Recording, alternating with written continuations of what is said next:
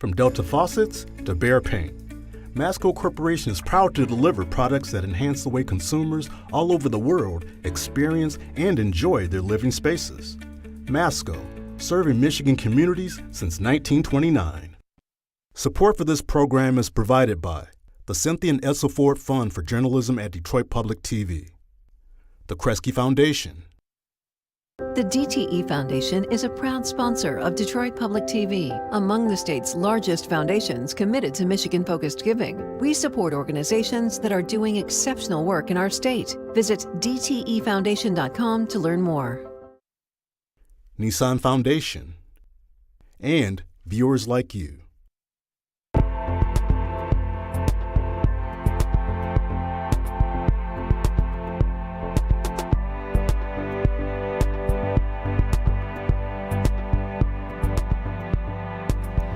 Good morning, and thanks so much for joining us for Detroit Public Television's live coverage of the Mackinac Policy Conference. I'm Christy McDonald, founding managing editor of One Detroit, and we are back here in the parlor of the Grand Hotel for our 12th year now, partnering with the Detroit Regional Chamber to provide an all-access pass to the conference. DPTV cameras are here to bring you all of the sessions and the critical conversations taking place this year, exploring the future of work and creating a plan for a prosperous and equitable Michigan. In the wake of misinformation and political polarization, social justice upheaval, and an increasing focus on the way we work, businesses and organizations alike are facing unprecedented challenges.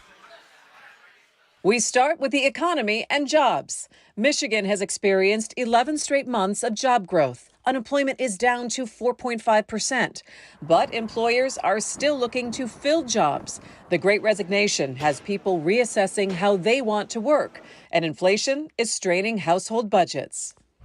We have a very stable geographic and climate in this region, which is only going to get better. And again, of course, the world's best access to fresh water, and eventually water is going to supplant oil as the world's most precious resource. And that is something we need to be thinking about as we attract talent to this region. Michigan is working to be the place for investment, and state business leaders are stressing the need for a long-term, cohesive plan. Site development. So we don't have shovel-ready sites in the same way that many states around the country, and particularly in the South, do. Incentives. A lot of times we put an incentive in place, and a few years later we change our mind and pull it back. That lack of consistency, that lack of certainty, kills us every time because no one can plan on it. And education is closely tied to economic development success, specifically the pipeline of high school graduates to college in the state, and funding to offset the cost of higher education. A more skilled workforce leads to more corporate investment in Michigan. The governor's 60 by 30 goal to have 60% of Michigan residents with an industry recognized degree or credential, really set the bar high. In Oakland County, County Executive Dave Coulter set the Oakland 80 goal, an ambitious goal to have 80% of Oakland County residents with that certificate or degree. That trickles down to K-12. Michigan ranks 41st in the nation for high school graduation rates. Kids are dealing with pandemic learning loss, and teachers are considering other professions. It's not a desirable field like it used to be. There's just too many other options that they can make a lot more money and have a lot less headaches. COVID is far from over, but we're learning how to adjust with the reality of more variants. Over $5 billion federal dollars in COVID relief now in the hands of the legislature and the governor. You have enduring money that's coming in through higher tax revenue, economic growth, and from the cuts that were made during the pandemic when we thought revenue would drop off a cliff. And then there is the one-time money, the billions of dollars in COVID relief money. It's important to keep those in two separate piles. The big question that remains is whether the legislature, which is of course controlled by Republicans, who don't seem automatically opposed to these things, but have their own list of things that they'd like to do. How do you reconcile those things in an election year, and whether you can get that through? In Detroit, Mike Duggan is in his third term as mayor. Large development projects continue downtown, and there's focus on small business owners finding the needed investment. We see through COVID-19 when it came to disbursement of capital into marginalized and underserved environments, it was tough to connect with Black-owned businesses. We see that technical assistance is still a major impediment towards capital getting to Black-owned firms. The 2020 census showed population loss in Detroit, and while the city is challenging that, more work needs to be done to bridge the gap in economic opportunity for the city's residents. The only jobs that have been growing in Detroit are low-wage jobs, for jobs in Detroit. The jobs in the region are middle-wage jobs. Now, you could say, well, a low-wage job is better than no job, but if those are the only jobs that are growing, right, then that's going to be problematic for everyone.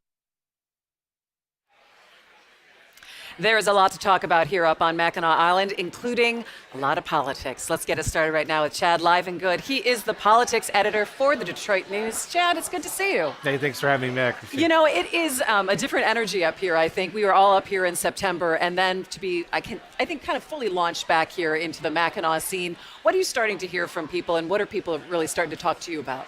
Yeah, I mean, last fall we were still in this pandemic fog, and everything was kind of a little subdued. Now, I mean, obviously with politics in the election year, things are in full swing. I mean, just last week, we saw 5 of the 10 Republican candidates for governor knocked off the ballot. Pretty extraordinary. That might not news. have been on your bingo card, was it? It was not. I mean, no one would expect to have 10, but yeah, to have 2 of the front runners like Perry Johnson and James Craig, the former Detroit police chief, knocked off over having insufficient ballot signatures. That really shakes up the race a lot, and it changes the dynamic of what's going on up here as well. And obviously, Thursday night we have the debate out on the Tea Garden, and that they're not going to be on stage, and we're going to have a different crew that'll be showcased here. And at the same time, there's a whole lot of other politics going on. I mean, we've got major congressional primaries going on. Yep. We've got obviously the whole legislature is being shaken up with redistricting, and so and then there's there's Secretary of State and Attorney General's race. Yeah, you have the top of the ticket. I think what's really interesting and what people start to understand about the Mackinac Policy Conference, it's a great place for sessions. We're talking about investment for business in the state. We're also talking about education, but it is really this arena, and especially in an election year, for politicians to be able to get with some of the business leaders and sort of talk about what the agenda could be in an election year. So it's important what's happening on the stage, but it's also really important, I think, when you see the parlor behind us right now, the conversations that are happening one-on-one. Yeah, I mean, you think about the headwinds coming across the straits. The headwinds of inflation right now are really bearing down on people like Governor Gretchen Whitmer. She's going to face immense pressure to do a deal with Republicans in the legislature on suspending the gas tax and the sales tax on gasoline to try to bring some relief to the pump for at least the next 3 months. Now, this proposal that the Senate passed just last week, and I think the House will take up next week, it would suspend the gas tax from June 15th to September 15th. I would make a prediction that we will not have a gas tax. If Governor Whitmer signs this, we won't have a gas tax till Christmas, because there's no way that the governor will let the gas tax go back on the price at the pump on September 15th, 6-7 weeks out from her election. Yeah, on her watch, because she's also dragged down a bit by Joe Biden's approval ratings. And even just looking at some of the numbers, the Detroit Regional Chamber came out with a couple of reports and some numbers yesterday, taking a look at 70% of people in Michigan think we are headed in the wrong direction. And those numbers aren't great. And people are naming inflation and the economy as the top issues at top of mind. Yeah, I mean, Democrats are already at a disadvantage in a midterm election with their president being in the White House, and this just makes it all that much sort of worse and hard for them. That's why you're going to just continue to see Governor Whitmer trying to talk about pocketbook issues, ways she's going to try to bring some relief to people. Obviously, we already had the $400 auto insurance refund checks. Yeah, that came out this spring. I think that this suspension of the sales tax on gasoline and the 27 cents per gallon tax on gasoline, that's roughly 50 cents of tax that people are paying, state tax. Now, the other side of that is the governor ran on an agenda of fix the damn roads. Yep. And you can't fix damn roads if you don't have the tax defund them. And so we have to start kind of deciding as a state, what's important, like short-term tax relief or a long-term repair of really crummy infrastructure that is only projected to get worse when federal stimulus money, when the bonding money, the $3.5 billion that Governor Whitmer borrowed, I call that the get out the damn credit card plan, where you have no other choice. When that money runs out in a couple years, we're going to see roads get precipitously worse. I mean, if you like the roads now, you're going to love them in 2026. So it almost goes back to the larger philosophy then of, should we stop these, I don't know, would you call it gimmicky things to appease the electorate? And where is the will to sit back and say, all right, we might take it, our party might here or there, but we have to come up with a cohesive strategy? Because when you talk about roads, infrastructure, and when you talk about certain spending items, that's what businesses are looking at when they want to relocate here in Michigan. If we're trying to go after all of these EV plants that have decided to go to Indiana, Tennessee, they're looking at the state as a whole and decisions that can be made across the board and for a long-term effect instead of a short-term grab. Yeah, I just moderated a panel for Mish Auto this morning with a couple of IT company executives talking about their problems getting people to work, and that maybe 1 out of 10 of their last 10 jobs they've filled have been filled by someone living physically in Michigan. These are Michigan-based companies. They are having to go elsewhere in the country to find workers. And that's just fewer and fewer people living in our communities, paying taxes, supporting the economy. We're talking about high-paid jobs. And is this because are we looking at education now? Is it because of the college degrees? Because we're in the lower third of the country when it comes to a population with a degree over high school. Yeah, we're in the lower third. We also 1/3 of our college graduates leave the state every year. Right. And so that is continuing to add to the brain drain. We've known it's been going on for years. People my age left in their 20s, and many of them never came back. Yeah, they all went to Chicago, Chad. They went to Chicago. Yeah, many of my buddies went to Chicago, and so or they went to the coast and such. And so I just talked to one CEO of a small tech company in Detroit. They're going out and micro-targeting people living what he could describe as a 600 square foot shoebox in San Francisco who they just got married, they just got pregnant, they need more space. Hey, come live in Royal Oak. You will have space. You will have a backyard, and you can grow your family and work here. And there needs to be more concentrated effort like that to get people to get a new great migration to Michigan. With utilizing all of our resources. I mean, where else to sort of promote that than here in the Grand Hotel, looking out at this. Looking at the most precious natural resource that in 25 years from now, we should be the most popular place on earth in terms of fresh water.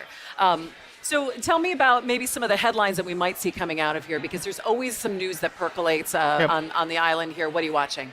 Well, the first headline is one that the Detroit News broke already, that Ford Motor Company is going to invest upward of $1 billion in reinvestment in up to 6 of its manufacturing facilities in Southeast Michigan, in Wayne and Macomb County. I think that announcement will be formally made on the porch tomorrow. I think the other big news is where does the governor stand on this gas tax? Her office has kind of hinted that this is going the right direction. She needs it out from a large income tax cut. That's what the Republicans want to do. They want to cut the income tax from 4.2 to 5 to 4%. And she needs something to do something. Looks like she's playing ball on taxes. I would expect the governor to make some news on that today. And then otherwise, this feels like a little more of a let loose Mackinac conference. I mean, they opened up with the golf outing yesterday. Had some pro sports players here and such. I mean, just feels like people are kind of like, okay, we're coming out of the pandemic. Last year we were walking around with red and yellow and green bracelets to say whether we wanted to be hugged or fist bump or just stay away. Stay the hell away. Yeah, exactly.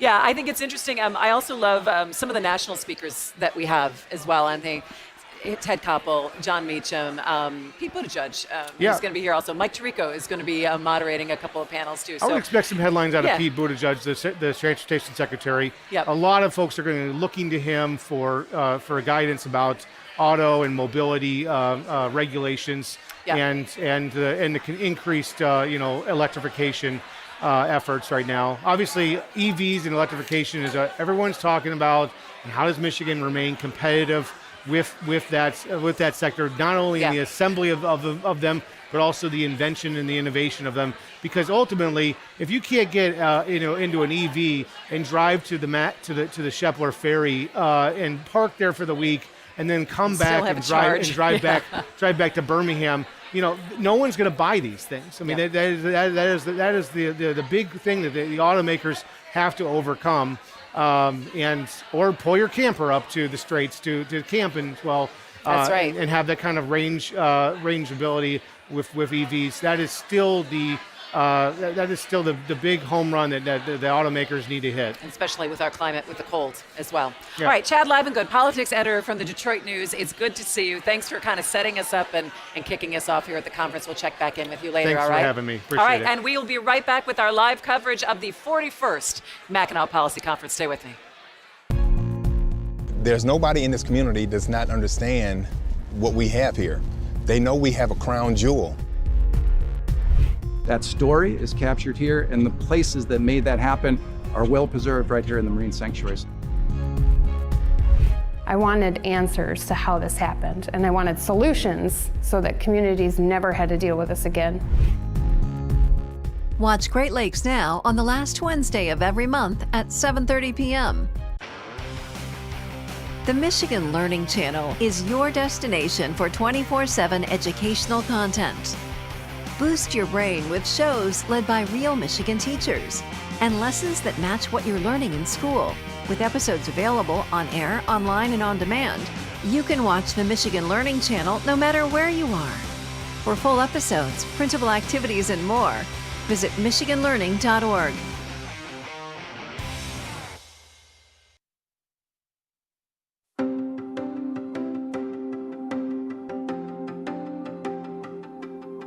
Good afternoon, everyone. I'm One Detroit News and Current Events producer, Will Glover. This is a really, really exciting time looking forward, at least from a workforce development perspective. I think it's also important that we extend the conversation beyond just the recent college graduate. Can you still make it to the middle class if you're working in a service industry? Is that possible? But right now, we cannot get enough people to write software code in this state right now. We're all in this together. We're not Southeast Michigan. We're not West Michigan. We're not the UP. We're Michigan. Make sure to come back for next month's Future of Work Town Hall. I'm Will Glover, and I'll see you in the future.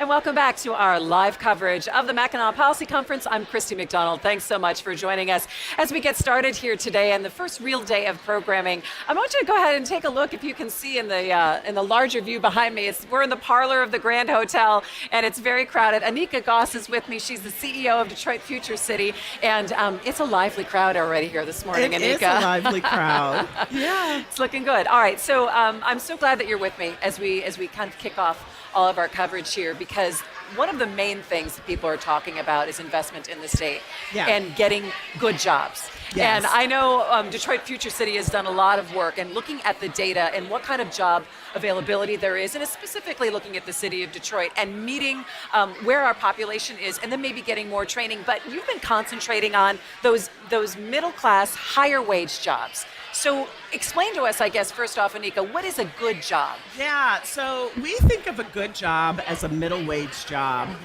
And a middle wage job is a job that maybe starts at around $18 an hour, but it can go up to as high as it can, but it doesn't require more than a high school degree. Okay. And 85% of Detroiters do not have a high school diploma.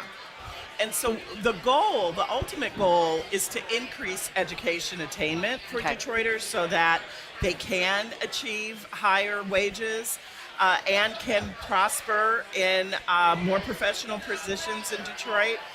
But until we get there, there should be an increase of more middle wage jobs. And these are things like bank tellers, plumbers, in the construction industry, higher level construction workers, higher level tree trimmers, skilled tree trimmers. Those are all considered middle wage jobs. Nurses. So sometimes you hear people say, well, a low-paying job or a job is better than no job at all, and that's a bit of a shift. You have to shift from that mindset. And talk to me about how deliberate a process it is to have these types of jobs, that companies create these sorts of opportunities, knowing full well that when you get someone that can achieve a higher wage, that totally changes quality of life and living. Absolutely. I think what we've learned, Christy, is that so many Detroiters are living at such a low income. And part of the reason that's happening is because the only jobs in Detroit that are growing are low-wage jobs. Low-wage jobs that don't really go anywhere. And in the rest of the region, and in the country, middle-wage jobs are actually the jobs that are growing, even post-pandemic, right? Okay. So what we're finding is that Detroiters have a much higher cost burden, meaning that they're paying more than a third of their income in housing costs. They're not able to afford transportation to get to some of the higher paying jobs.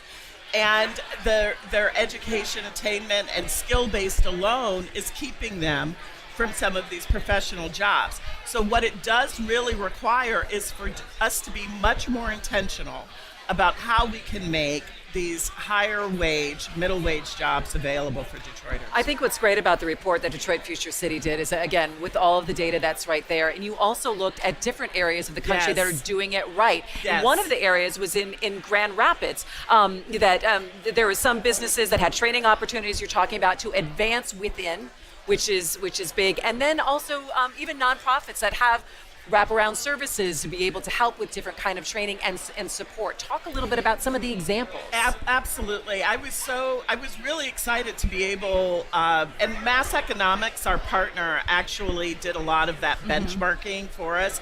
And we're so fortunate to have an economics firm to be able to do that.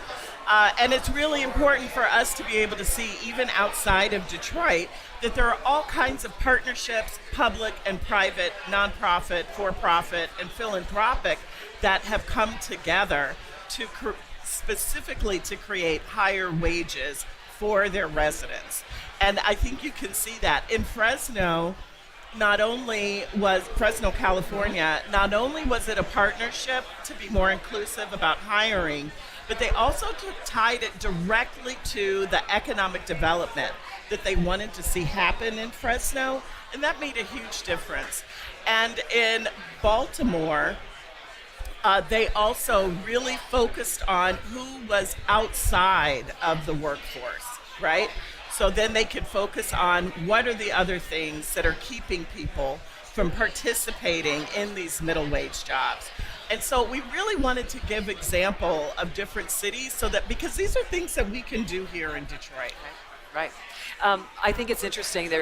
We've had a difficult time coming out of the pandemic in these last 2 years, and I know that you've looked at data, and it's like, this was tough even before the pandemic and then coming out. But I think what was interesting is showing, and you mentioned a little bit earlier, about how the middle wage jobs did not drop, that they're still on a growth pattern and there's opportunity.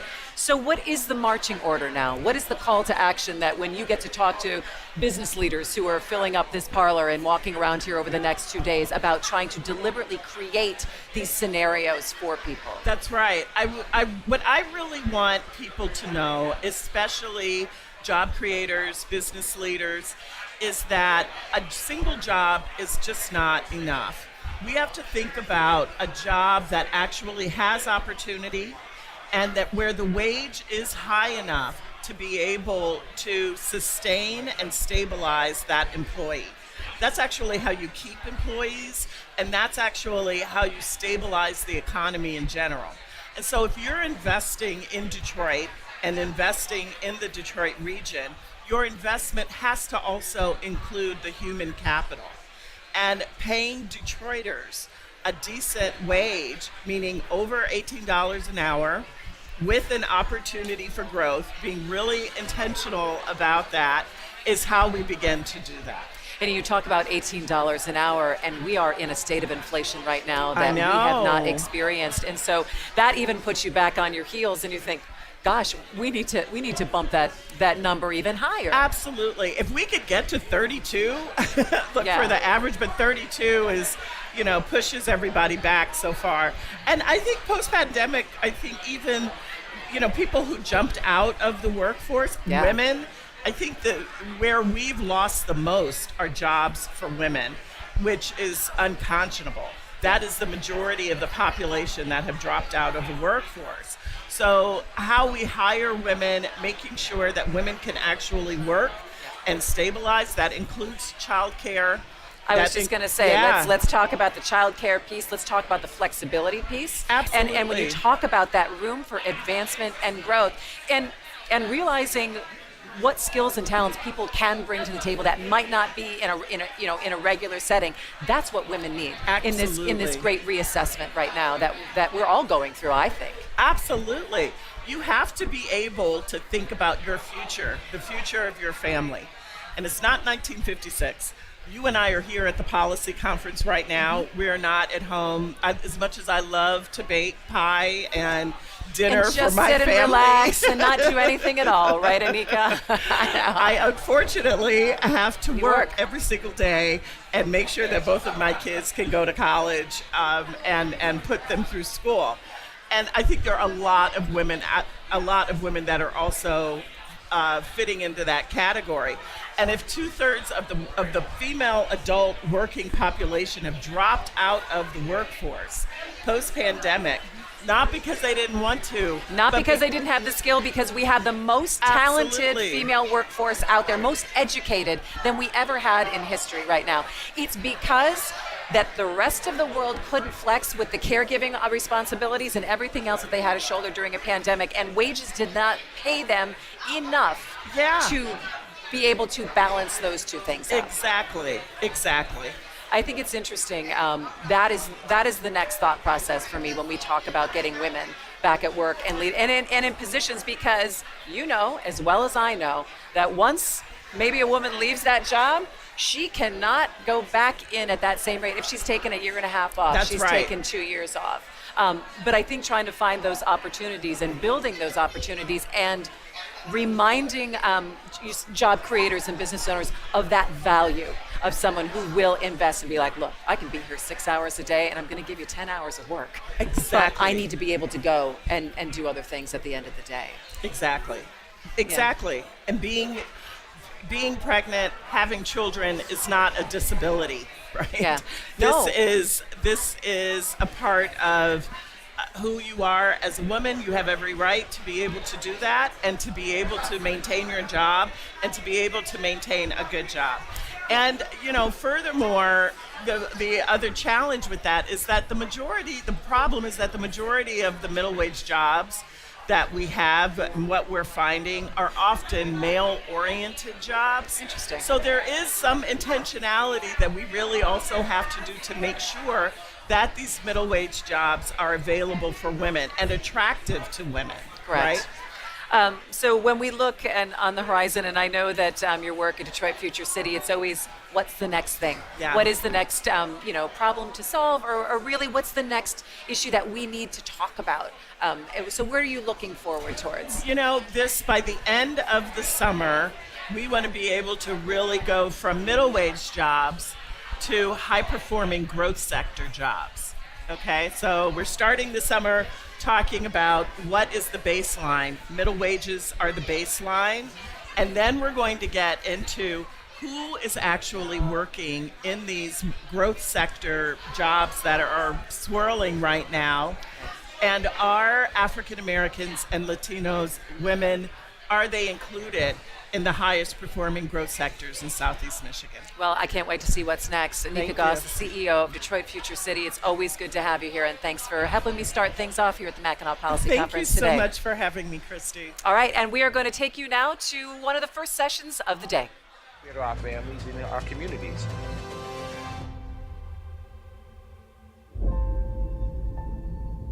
And here we are, witnessing the Great Resignation. The Great Resignation did not tell the full story. It really should be referred to as the Great Reevaluation. I actually don't have to put up with insane hours or a crazy commute. Just as women have borne the brunt of this recession in terms of the types of jobs that they work in and the caregiving responsibilities that they have had to add to their plate, they're leading this great resignation as well. In October alone, more than 4.2 million Americans left their positions in search of different opportunity. Office centricity is over. The challenges we face, amplified by COVID-19, are immense, and they cannot fall on individual workers and employees alone. We are facing burdens that can only be solved by all of us, collectively working together.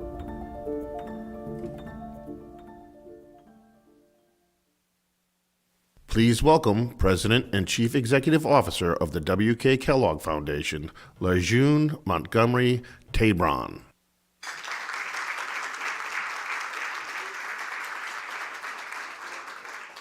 So good morning, everyone. It's great to be here with you this morning, and we're going to have a great conversation today, a very important conversation. But before I get started, how many of you were in this room and heard Van Jones speak? I just thought he was awesome, one of those awesome people that he spoke of. And many times people come up and say, boy, I hate to have followed Van Jones. I am so happy I am following Van Jones because his message will resonate throughout this particular conversation. He spoke a lot about bringing people together. He spoke a lot about action and how you make change and you make change happen through people. And this panel will talk about how change is happening. And we're going to share with you some awesome people who are making change happen throughout the state of Michigan. So I hope you enjoyed the video. I didn't need to remind any of you of this pandemic that we have been continuing to navigate for several years. And what we wanted to share with you is that there are many pandemics going on in our nation. Of course, COVID-19, as you saw in the video, and we'll speak more about that today. But we also have the pandemic of racially motivated violence in our nation. And as we start this session, particularly as I start this session as the president and CEO of the W.K. Kellogg Foundation, whose North Star is about children, and knowing that children are at the heart of everything we do, I just want to acknowledge our children who lost their lives in Uvalde and acknowledge the action that we must take to protect our children and bring safety to our children as they navigate normal lives in this nation. And I hope by the end of this session and the end of this time up here on Mackinac, that together we can determine what's needed for children to thrive. And that's action on the ground, and that's policy as well. And I'm hoping, as Van spoke about, that we can come together and build the type of policies that protect our young children as they go through their daily lives. And as I said to my team, children can't vote, unfortunately, because I know what they would vote for. But what we have to do is put the children in our hands and do what's right to protect them. So I thank you all for that. And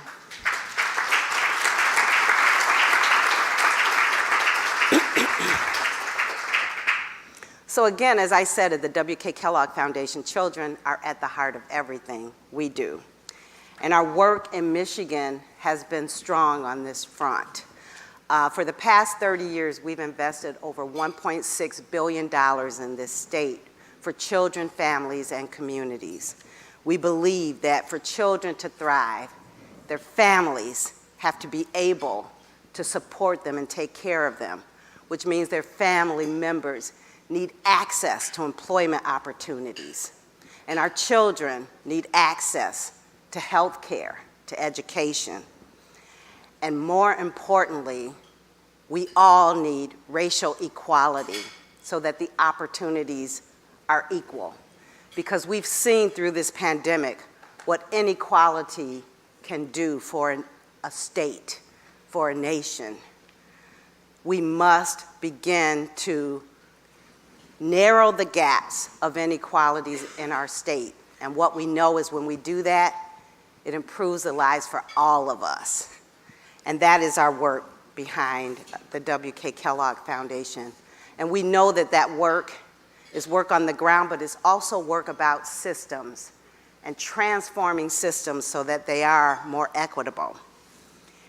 And our conversation this morning will be about great leaders across the state who are doing just that, who are leading in the action of removing barriers for people and families. We spoke about essential workers during the pandemic. And the definition of an essential worker became very clear to us. And we saw how much we needed them and how they are essential to our lives. And yet, when you look at those essential workers, many of them were people of color with less benefits and less access to greater opportunities. But now we understand that, and I think our work ahead must be to protect all workers and to allow every person to access their own pathway toward employment and vitality. And at the Kellogg Foundation, we look at that in three ways. One, we look at workforce development. We also look at removing barriers for people who are pursuing opportunities and need wraparound support in this regard. And we also look at entrepreneurship and how you build pathways of wealth and prosperity for people as they pursue their dreams. And what you'll hear today from these wonderful women, and it happens to be a Power Women panel today, but what you'll hear from them is how they have taken this on in their communities. And what we believe is at the end of the day, it's leadership that makes all of this happen. It's us, it's people. Systems do not materialize in and of themselves. They're created by people. And they're also transformed by people. And you'll see the type of transformation that's happening throughout the state. So with no further ado, I am honored to present our panelists. And first, I'd like to present, and please come up as I say your name, Cheryl Bergman. Cheryl is the CEO of Michigan Women's Commission. Cheryl was appointed by Governor Whitmer to this role in 2019 and works every day to talk to women in our state about their need to thrive. She and the Women's Commission have instituted an innovative program to support affordable, quality childcare for Michigan's families called TriShare. I'm so excited for you to hear about the work that Cheryl is doing. Cheryl Bergman.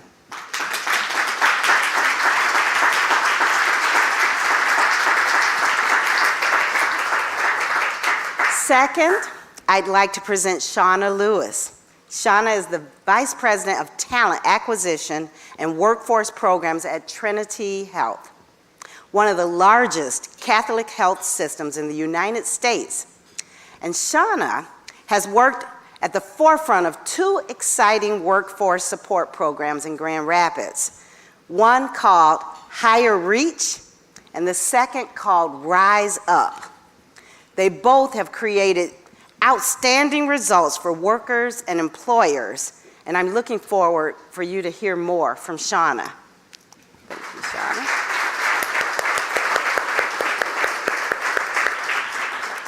And last but certainly not least, our moderator, Candace Fortman.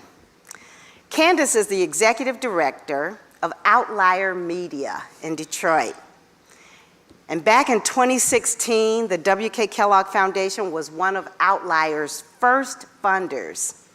And since then, we've just been inspired and amazed by their growth and the fantastic work that they do. Shauna is coming to us and will show us how their work is rooted in community and equitable access to information, which is what the children and families of Detroit really need.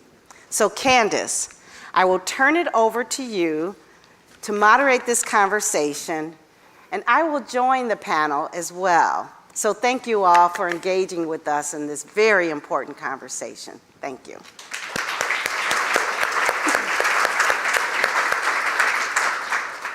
Thank you all so much for joining us this morning. I want to level set the room for a minute. I think that any room we enter into, we need to set an intention for that room, an intention for the conversation that we're going to have, so that when we leave here, we understand what our marching orders are. We all have work to do in order to accomplish the many goals we're going to talk about on this stage today. So I'm going to lead the conversation with a quote that is the reason I do the work that I do today. It's a quote by the incredible novelist Alice Walker. "Look closely at the present you are constructing. It should look like the future you are dreaming." And I think that speaks directly to what Lejeune just said. Each one of us has a role to play. I look out in this room and I see leaders from all across this state. We have the power to accomplish much more than we ever imagined. We have the power to build and imagine a radically new future for Michigan's families and particularly Michigan's children. And that is how we're going to level set this conversation today. And as you're thinking in your own lives about the work that you do, the power that you have, the possibilities that you can create, think about how you can walk out of this room and create change in your own community. So let's get started. I would like to hear a bit from Cheryl and Shayna. Give me a 1-minute elevator pitch of the work that you do in your community. I'm going to start with, I'll start with Cheryl. Yes. Okay, all right. So I'll talk about I'm with the Women's Commission, and the Women's Commission is administering the My TriShare Child Care Pilot Program, TriShare for short. And this pilot shares the cost equally of child care between the employer, the employee, and the state of Michigan. We launched the pilot in March of 21 with 3 pilot regions with bipartisan support from the legislature. In FY 2022, the legislature again afforded us funds to expand the pilot. So we expanded to 10 more pilot regions in February of this year. So we have a total of 13 pilots. We're serving 59 counties in the city of Detroit. The Kellogg Foundation is funding 2 of those pilots, one in the city of Detroit and one in Battle Creek. And the Balmer Group is funding 2 pilots in Southeast Michigan, one in the city of Detroit, and there's opportunity to fund another pilot currently in Southeast Michigan. And the idea of the pilot is to retain and attract employees for the employers, so give them a benefit that they can offer their employees, for families to be able to afford child care, affordable quality child care, and to provide some stability for child care providers in the regions that the pilots are running. Sure. Because we saw what happened to child care providers during the pandemic. Absolutely. And we know that they also need some support right now. That's correct. Program. All right, Shauna, same question, 1-minute elevator pitch, give it to me. Yeah, thank you. First, I want to say thank you for the incredible opportunity to share what we've been doing at Trinity Health. This journey started about 8 years ago in Grand Rapids under amazing leadership there, where we developed a process called the evidence-based selection process. And then standing on the success and the elements of the evidence-based selection process, we also created the evidence-based career navigation process. The evidence-based selection process helps us ensure that we are bringing the right people into the organization and putting them in the right seats. Our career navigation process helps us ensure that we're putting them into a series of jobs that are optimal for their career path. Both of these have been able to be scaled through the support and the commitment from the W.K. Kellogg Foundation.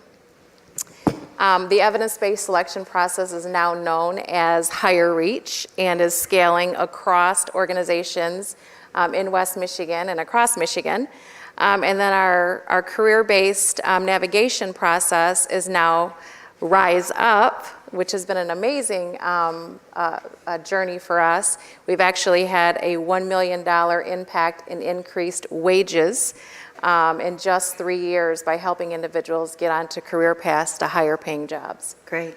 So we're going to come back and we're going to dive very deeply into both programs. But before we do that, Lejeune, I need to go back to the video. There was something that was said in that video that I really want to sit with for a second. So as we talk about the great reevaluation, which I think was really the right language to use there, because great resignation is one thing, but people are actually reevaluating their lives and thinking about how work should fit into their lives and can fit into their lives. So how do business leaders answer the call for this moment inside of the great reevaluation? Well, you know, there should be a reevaluation, first of all. And as employers, I think it's very important for us to think about the value proposition that we give to our employees and the value proposition that we contribute to society. And for the Kellogg Foundation, I think hopefully it's also a reevaluation for the employer, because we had to change everything we thought about how work gets done. We had to reevaluate where work gets done, when work gets done, how it's flexible and accommodating to our employees, and how we were being equitable in that regard. And so I think that is the work before us today, is to reevaluate this proposition of employer-employee, that relationship, and many relationships that happen in communities. How, for those who have boards, they need to make the case to, leadership that they need to make the case to, how do you make that case? How do you have that conversation about radical change? You know, not these small incremental changes, because that's not what folks are asking us for. They're asking us for big changes. Well, you know how they say never let a crisis go to waste. We have lived through this crisis, and it was compelling in that moment. And for us, you know, the doors closed, and we needed to continue to do work. And so technology and access was critical for us. But then we had to think about all of our grantees and whether they had the same access we had to continue work.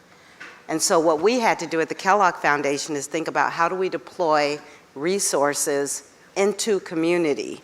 And the way we did that was we issued a social bond of $300 million because we saw our grantees were not accessing any PPP loans. Right. So we said, if they can't access the money, we can, so let's access it and give it to them.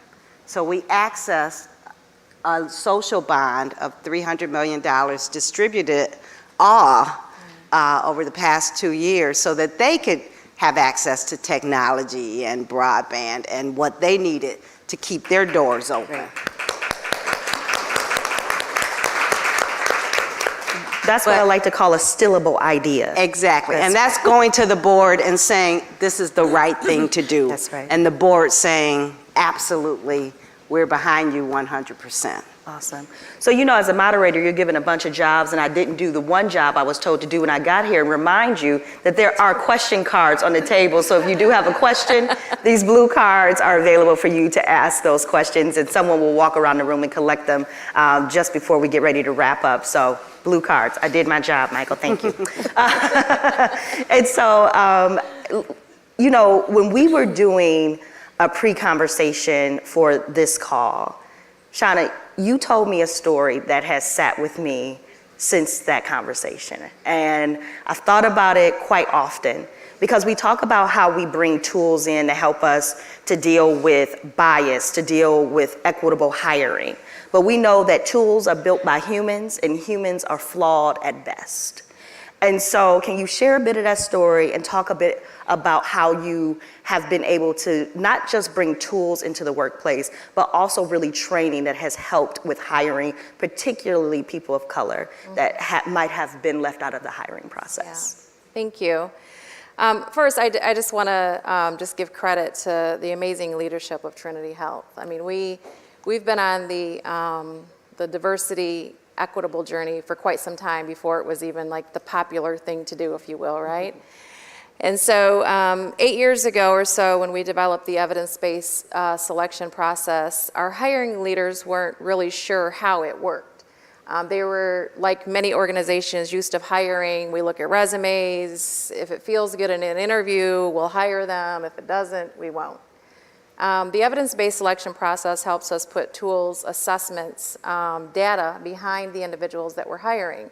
We do this before we send them to the hiring managers. So we already know the candidates that we're sending to our hiring managers are a fit for our organization in some way.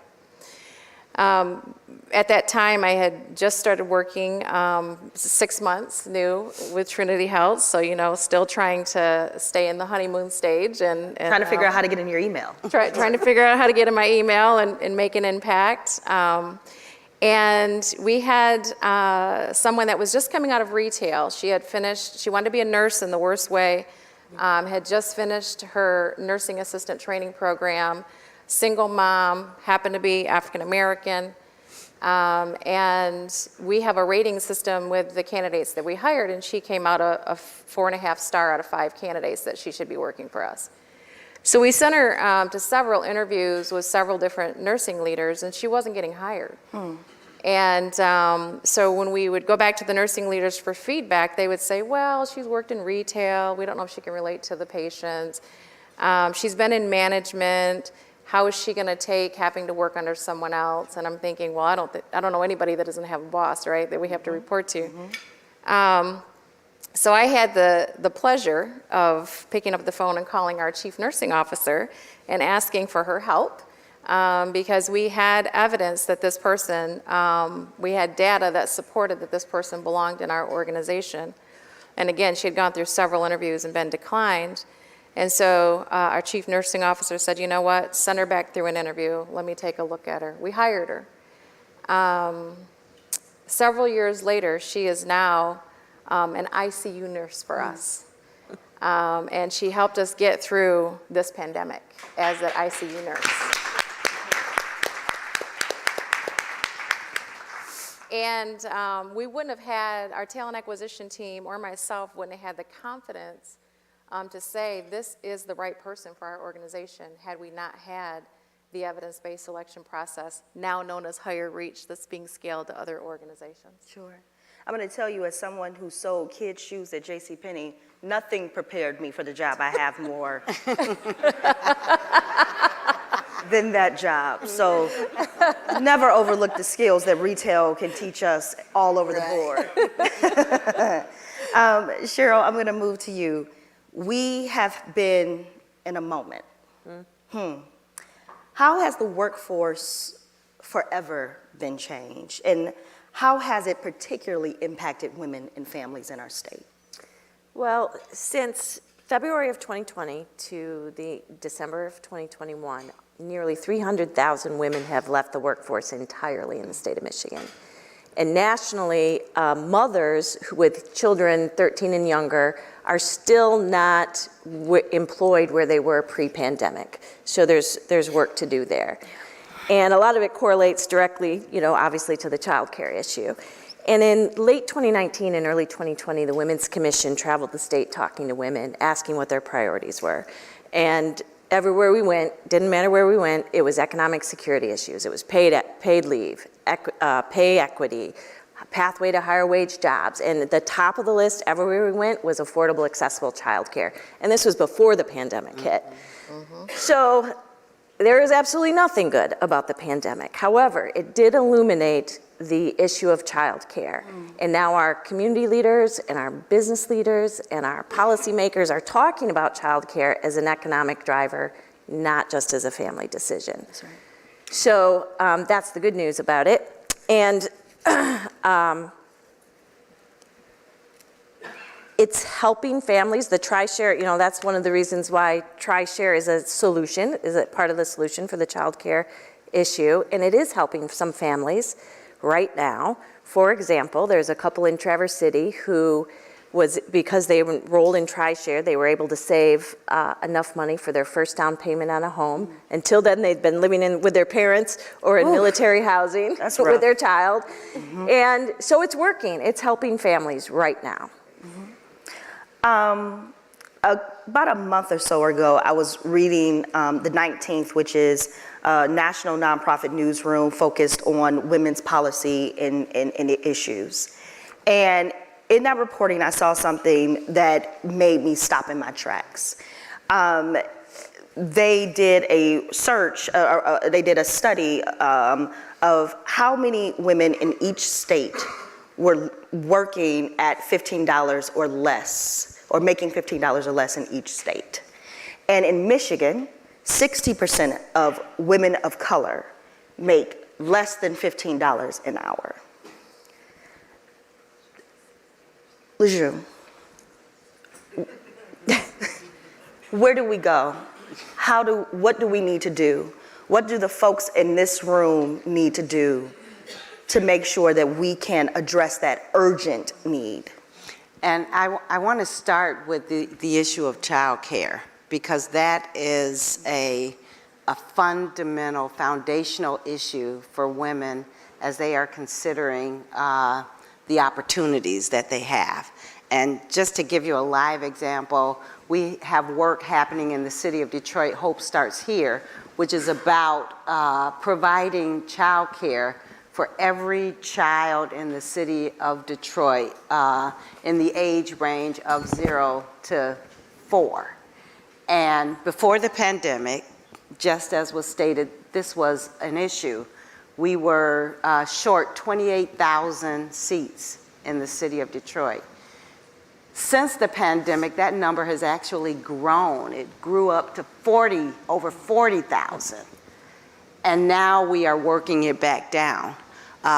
And so that will require many actions to be able to provide that. But the partnership between employers, people in community, and funders, et cetera, is critical as we weave the systems back together to take care of our children.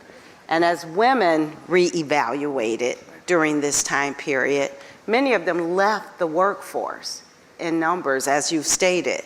And I think what we have to do is be very accommodating, again, for women as they're thinking about their careers. At the Kellogg Foundation, when you think about, just access to breastfeeding, a way to be able to be a mother and an employee at the same time. Those types of accommodations are critical for women if they're going to feel as if they can balance the different requirements that they have for having that stable family, as well as providing and working and having a career. And I think those are the types of accommodations that employers have to think about in order for us to make sure that we have an environment where women can thrive. Yeah. And particularly women leadership. One thing that I'd like to point out is we're not just talking about getting women to $15 an hour. We're talking about getting women to the C-suite and letting them run organizations.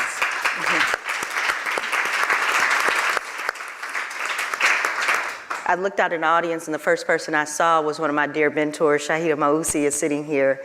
And we've talked often about women of color and leading for-profit organizations in particular, and about the very low rate of women of color who are able to get the funding needed in order to build organizations like the one she and many other women in this state have been able to build. And so as I think about those numbers, Cheryl, I want to come back to you a bit. You are addressing the child care issue, but as you hear a statistic like that, 60% of women of color in Michigan making less than $15 an hour, what else do you think we need to do? Who isn't at the table? Who isn't a part of that conversation? Who do you need to come to the table so that we can address this large gap? Right. We see it as we need a culture change. And we're looking at care work, and we need a culture change around caregiving work, where most of the women, and especially women of color, those are the jobs they have. Let's take the childcare industry, for example. 85% of small businesses, childcare providers, are women-owned. 40% of those are owned by women of color. So it's important that we value this work. The average pay for a childcare worker is $11 an hour, which is not a living wage. So if we can't change the culture right now, we need to have some good policy. And Governor Whitmer just unveiled, I think last week, the Caring for My Future program, which is investing $100 million to help pay providers more, childcare providers more, prop up the existing childcare providers, as well as have 1,000 new child care providers in the state by 2024. So this kind of policy, until we have a culture change and we actually value the care for our elders and our children, and this kind of policy can help. Sure. Lejeune and Shauna, I want to ask you both this question. What is the role of racial healing work in the conversation that we're having today? Because it's impossible to have this conversation about equity without talking about the role of racism in this country, of misogyny, of course, but particularly I want to stick here with racial healing. Yeah. So what is the role that plays, and how do we begin to address it in our individual organizations? That's great. And I'd like to answer by just sharing the story of the W.K. Kellogg Foundation in this regard. In 2007, our board, after engaging in some critical racial work training, proclaimed that the W.K. Kellogg Foundation would be an anti-racist organization. And again, 2007. But this took then great commitment throughout the organization to make this happen. And so the entire organization took a journey together. And it was about understanding what being an anti-racist organization means. And for us, it started with racial healing, because while we were working together, we didn't have those kind of relationships that were rooted in trust and from knowing one another as human beings, as people who were very different one to another, but yet could come together around a common mission for an organization. So as an organization, we began a journey of training. We have an actual publication called One Journey, where we documented this work over decades. But if you think about that time period, we now are an organization where over 50% of our employees are people of color, and our board is 60% people of color. That's a big change, that's right. And you know, that didn't just happen overnight. And it wasn't about quotas. It was about training people to heal. And healing is about trust building. Healing is about relationship building. It's about bringing people together. And for us, what we believe is healing is at the heart of racial equity. You don't achieve racial equity if you're not first going through this process of racial healing. Right. So that everyone is creating that transformation together. Is not a mandate. It's not people who continue to believe that if you're a person of color, you're inferior, you automatically aren't qualified. But instead, it's about building relationships where people trust and honor one another and support one another. Because actually, if you have a colleague that needs support, you don't judge them, you help them. That's what an organization is all about. And that's what the healing journey is all about, is how do we lift one another up and be supportive. And so that's been, we call it our inside out game. So we don't fund anything about racial equity that we haven't also engaged in and committed ourselves to as an organization, which I think makes us better partners, but it's a journey that I think any employer must take. That's right. Shauna, let's talk about implicit bias training, the work that Trinity Health has done around implicit bias training. Yeah, thank you. And thank you for that response. It was so thoughtful, and I just want to back up for a moment and recognize that our own CEO and president, Mike Sabowski of Trinity Health, has come out and said that racism is a public national health crisis. And he did that very quickly. And that type of leadership at the very top has cascaded down to the rest of the leadership. So we have, again, been on this journey for a very long time, but as of recent, you know, the climate has gotten worse, right? But back to your question about implicit bias. So when we started down this journey many, many years ago, we realized that it wasn't just enough to have a process that identified the very best people to come into the organization.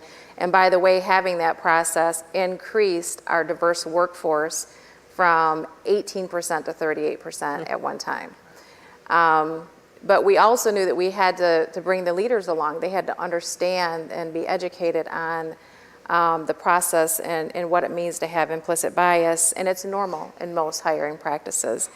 So Trinity Health in Grand Rapids at the time was one of the only organizations that took close to 600 of their leaders offline for an entire day and put them through an implicit bias training. And it was very eye-opening, and when you talk about trust, there had to be a lot of trust in that room. And just to have dialogue back and forth about what we experience as individuals.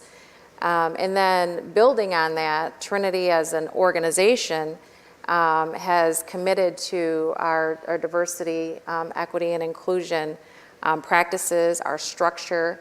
We have leaders in every single one of our regions. We're doing monthly Together Strong webcasts and training. We have mandatory training that our new leaders have to go through. So at every turn, you know, it's a journey. It isn't something that gets fixed overnight. It's a culture change. It's a mind shift. And so we've been on that journey, and we continue, like everyone else, to keep trying to find the secret sauce to make things better. And I want to point out, she said building on. Because it's not a one-day training, it's a process, it's a continuous process. Because you change leadership and things change in the world, so it is a consistent and continuous process. I think this is the point, I was just about to say it, look at that. Thank you very much.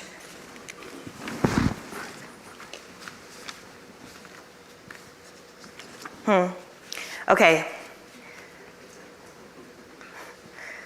All right, so this is the point at which I have to remember how to read cursive, so here we go. I'm telling on myself here. Okay, so this is a question for each of you, and Cheryl, I'll start with you and we'll just go down the row here. So with so much focus on diversity, equity, and inclusion since George Floyd, how do each of you define equity, especially in the city of Detroit, where more than 77% of the residents are Black? So Cheryl, we'll start with you and go down. How do we define equity? Diversity, equity, and inclusion. Diversity, equity, and inclusion. Opportunity for everybody, and making the playing level equal, and equity as far as providing the tools necessary, like childcare, to let everyone work if they want to work and have a career path, a higher path. Shauna? Yeah. So I look at it two ways, and I've this is how I kind of measure the success of some of the programs that I've been able to influence and help lead. One is, how many diverse participants do we have? How many diverse individuals are we hiring? How many diverse participants do we have going through workforce development programs? And then what's the economic impact? What's the economic added value? Once they're entrusted to us as our colleagues, what are we doing with them to ensure that they have economic opportunities within our organization? And then what is that value? Going back to the program that the W.K. Kellogg Foundation is funding for us, Rise Up, Just in 3 years, we've been able to have over $1 million economic impact in increased wages for individuals. And so for myself and for the programs that we're leading around workforce development, those are the two main areas that we look at, is the participation of diverse individuals and then the economic value that we're adding to their lives. Sure. And I want to say I love that question because it said, you know, in Detroit, where there's almost 80% people of color, what does racial equity mean? And I think it's important to, first of all, the fundamental definition is that everyone should have an opportunity to thrive regardless of their skin color, of their zip code, of their physical attributes, etc. So we believe that this is a very expansive definition, and it means that all people should not be predetermined based on physical traits. But when you look at a city of Detroit, you also have to think about structural racism and how structural racism works in that community. And when I say structural racism, it's things like housing policy, is things like mass incarceration and how does policing work in a community. And unfortunately, in the city of Detroit, what you find is some of these structures and systems have disadvantaged some people and advantaged others. And so you may say, what's at work in the city of Detroit? It's definitely not racism from one person to the other. It's systemic racism. It's how our people denied access to opportunities systemically, and that's why it's perpetual. The system is actually working to produce the exact result that it was intended to produce. And that's what we're trying to break down and transform. It's looking at what policies are producing these results repeatedly, and how do we change those so that people do have real opportunities to thrive. So that's what we think about when we look at racial equity, particularly in a city like Detroit, where the disparities track by demographic and color very specifically is correlated, and we want to prevent that from happening in the future. That's right. I think if anybody reads the census data, which you should, you can see exactly what you're talking about. It is right in the data. The data is telling the story very directly. Shauna, this question is actually, I believe, addressed directly to you. Can you describe the evidence-based hiring selection process in more detail? And what evidence was gathered? And then how did you collect the evidence? And I would be happy to talk to anyone offline as well and introduce them to the Higher Reach program so that they can learn more. But really, at the essence of it, we're using structured interview guides every time so that we are being consistent in our interviewing process. We're using assessments that are measuring an individual's competency to do the job and not look at them and say, oh, they've worked in retail, so they can't possibly take care of patients. And then we're looking at the different personality traits that also fit the different jobs and how they'll be successful in that role. And then we have a system that actually will say, based on the data that we're putting in, this is a 3-star candidate, this is a 4-star candidate, 5-star candidate, whatever that might be. And we can go back and look at where the candidates may be lagging at a little bit. And oftentimes, if we say, well, a candidate's come out and they're like, oh, this is a 3-star candidate, we stop, we pause, and we say, that doesn't mean we're not going to hire them. We just need to understand why they're a 3-star candidate and where they might fit differently in the organization. And so it's actually helped us move individuals into other jobs that they wouldn't have considered by saying, hey, have you thought about this role or this type of role? So that's basically how we're using it. And then our hiring leaders can have the confidence that talent acquisition has done their job as talent partners and identifying and bringing forth the right candidates for them to interview for those particular roles. Sure.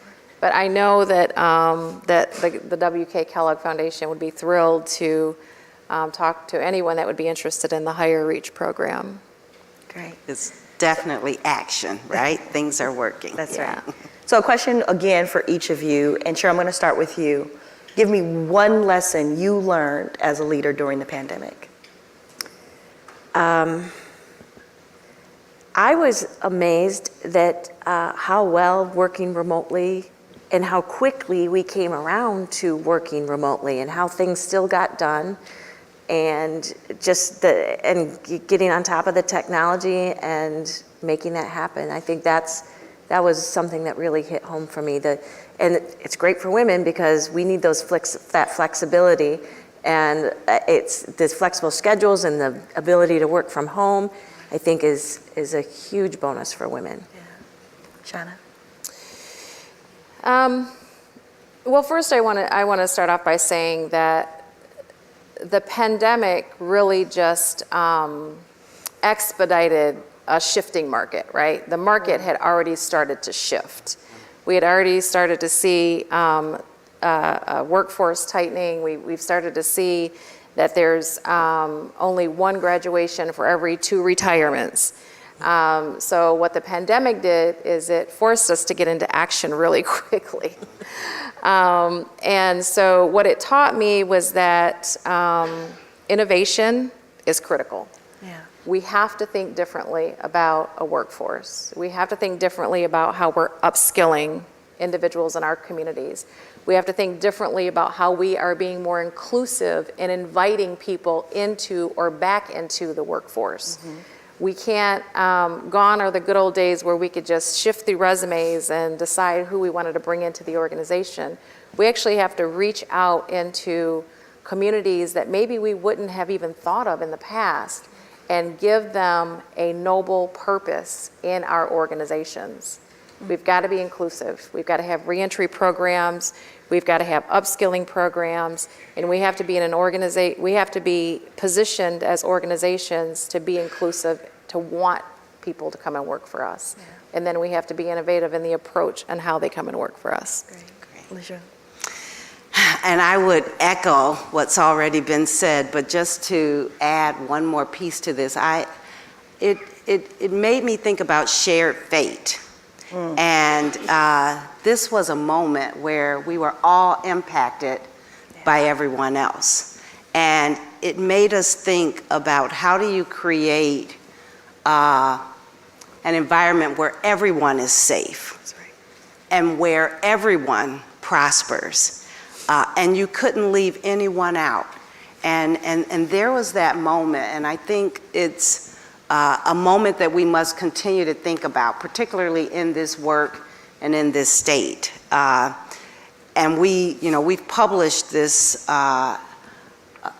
piece of research called The Business Case for Racial Equity. And it's about shared fate. It says that if all of us in our state would make sure that every person had an opportunity to thrive and could live within their own capabilities, that we would actually create $92 billion of GDP for the state of Michigan by 2050 by including everyone and making sure that we're not leaving anyone behind.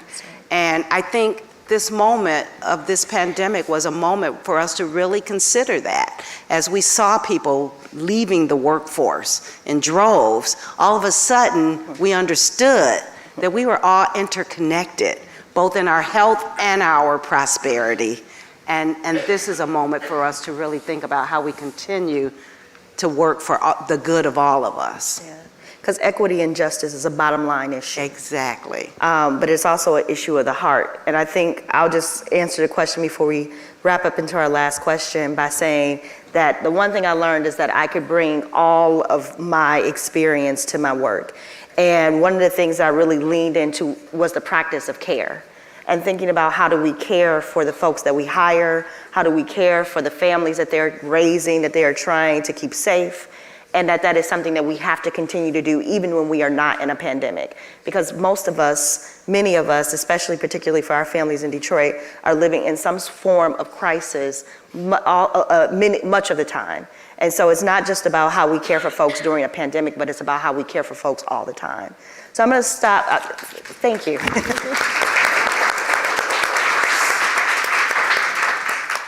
So as we wrap up our conversation today, Lejeune, I have one final question for you, and it's for this room. So this is the one part where if you have not been paying attention, you must pay attention now. This is it. So what is your call to action for the folks in this room? And then what can they do tomorrow as they walk into their work to take action to better support the workforce? And then, of course, I will ask the most important question I'm sure many people in this room want to know. What are the resources that the W.K. Kellogg Foundation can assist them with in getting to that work? Great. Okay. Well, ears on. This is it, folks. As I said as we began this conversation, we wanted this to be about action. This wasn't just a conversation. This was to really think about what can we do, each and every one of us as leaders. And so we think this is a moment now to act, right? We've all been through this experience that I think has allowed us all to grow and understand one another. And so as we think about this being our moment, there are some things that we can do. First of all, we can work better together. And again, that's why I said I was so happy to follow Van Jones as he talked about how we can work together. No matter who we are and what we believe, we can work together across the aisles and across the sectors. And what we really want to do is to begin that conversation in this space of healing, in a space of love. How do we connect with one another and respect one another for what we bring to the table, respecting our individual truths, and our love for our communities, and our love for the people and children and families in the communities. So we can do that. We can begin to just connect and talk to one another. We also want to talk a little bit about this concept of healing. And some people, think it's soft. And as I said earlier, it's actually the hard work, connecting with another person and thinking about how you understand and respect the differences that they bring together, but also then to think about how you work together within that. And then we also think there are some policy opportunities out there that we all should reflect upon. The one that you've heard about is early learning and education. And we believe that we can increase the number of children who are served by the Michigan's Great Start Readiness Program. And we want to be able to help prepare the state's youngest residents for academic success and economic outcomes. But we have to remove the barriers that our working families and children have. And at the core of that is access to the earliest form of development. So there are policies that speak to the issue of early learning and education that we should pay very close attention to. We also want to respect what works already. And we know that the Earned Income Tax Credit works for people and children.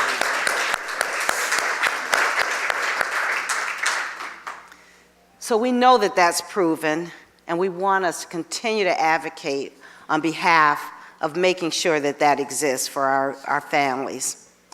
And then finally, as ARPA dollars are being deployed, we must make sure that the funds are deployed in a way that create equitable opportunities for access and success. We've said that.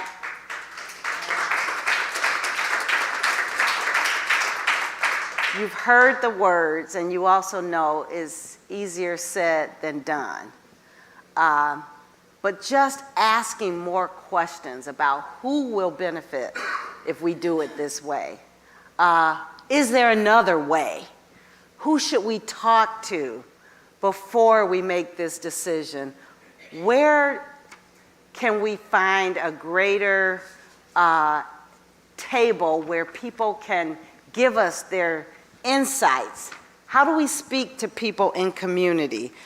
And most importantly, because we are all leaders in our own respect, how do we demand that we pause and really reflect on whether we are creating new opportunities and access for all people, and not just status quo, because this state deserves better than status quo. So we want to commit to making sure that we seize this moment for our children and families of Michigan. And as I said before, it behooves all of us to do so because it helps all of us. And finally, when we talk about racial equity, I want you to know that that is a very expansive definition. We're not just talking black people or white people. We are speaking about all people and all children. And we want all children, regardless of who they love, regardless of their religion, their race, to be able to feel that this world is here for them and the opportunities exist for them. And so with that, I just want you to leave this room knowing that we all have a moment. And it's a moment where we can act to transform what we see as a future for children. And our moment is now. So thank you, and please engage as the leader as you are to make sure that tomorrow is different for children than yesterday. Thank you.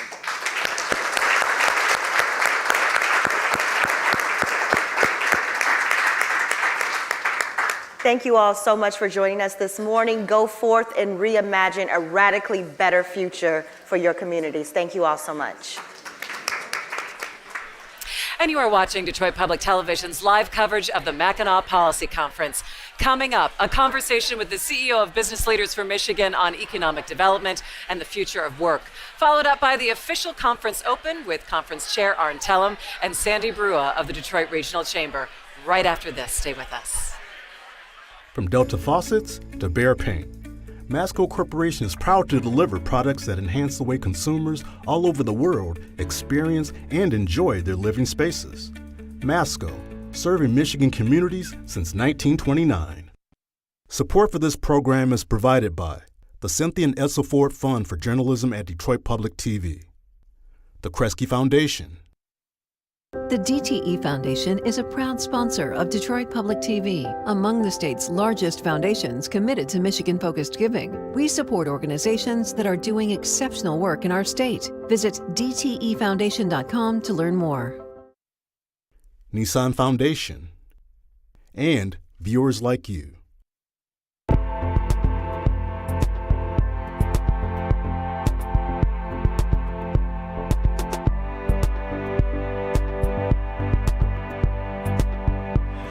And welcome back to day one of the Mackinac Policy Conference. I'm Christy McDonald. Thanks so much for joining us from the parlor of the Grand Hotel. We are going to be taking you through the week as we cover some of the most important issues that Michigan is facing today, and one of them is investment and business investment here in the state of Michigan. Joining me now to talk about that is Jeff Donofrio. He is the CEO of Business Leaders for Michigan. And Jeff, it's good to see you. I think you're one of the people that people really want to bend their ear at this conference, talking about how do we grow our business community right now? Well, there's lots to talk about. Yeah. We have, I think, a lot to celebrate in Michigan that has gone right. When we look back in 2009, where we were as a state, we were 49th out of 50. We were at the bottom of the barrel. Since then, we've come to 29th as a state. So we've gone from bottom to middle, and that's something to celebrate. But getting from middle to top is going to be harder. It's going to take more, I think, persistence and investment and trying to make sure that we're taking on the headwinds that are facing Michigan. You know, I think we keep coming back to the phrase cohesive strategy and making sure that everyone is on board, from policies that make it easier for business to do business in the state to being something called, you said, shovel ready. The Detroit Econ Club just a couple of weeks ago saying that we are not a shovel ready state, and you look around and that there are other states that are. What do we need to have in place? Or talk to me about some of the things that we need as Michigan to be more competitive, to get out of that 29th place and move. Well, I think it's important because, states are not waiting for Michigan to compete to win. They're not waiting for Michigan to catch up. States like Tennessee that just received that Blue Oval investment from Ford, they've been investing in shovel-ready sites for more than 20 years.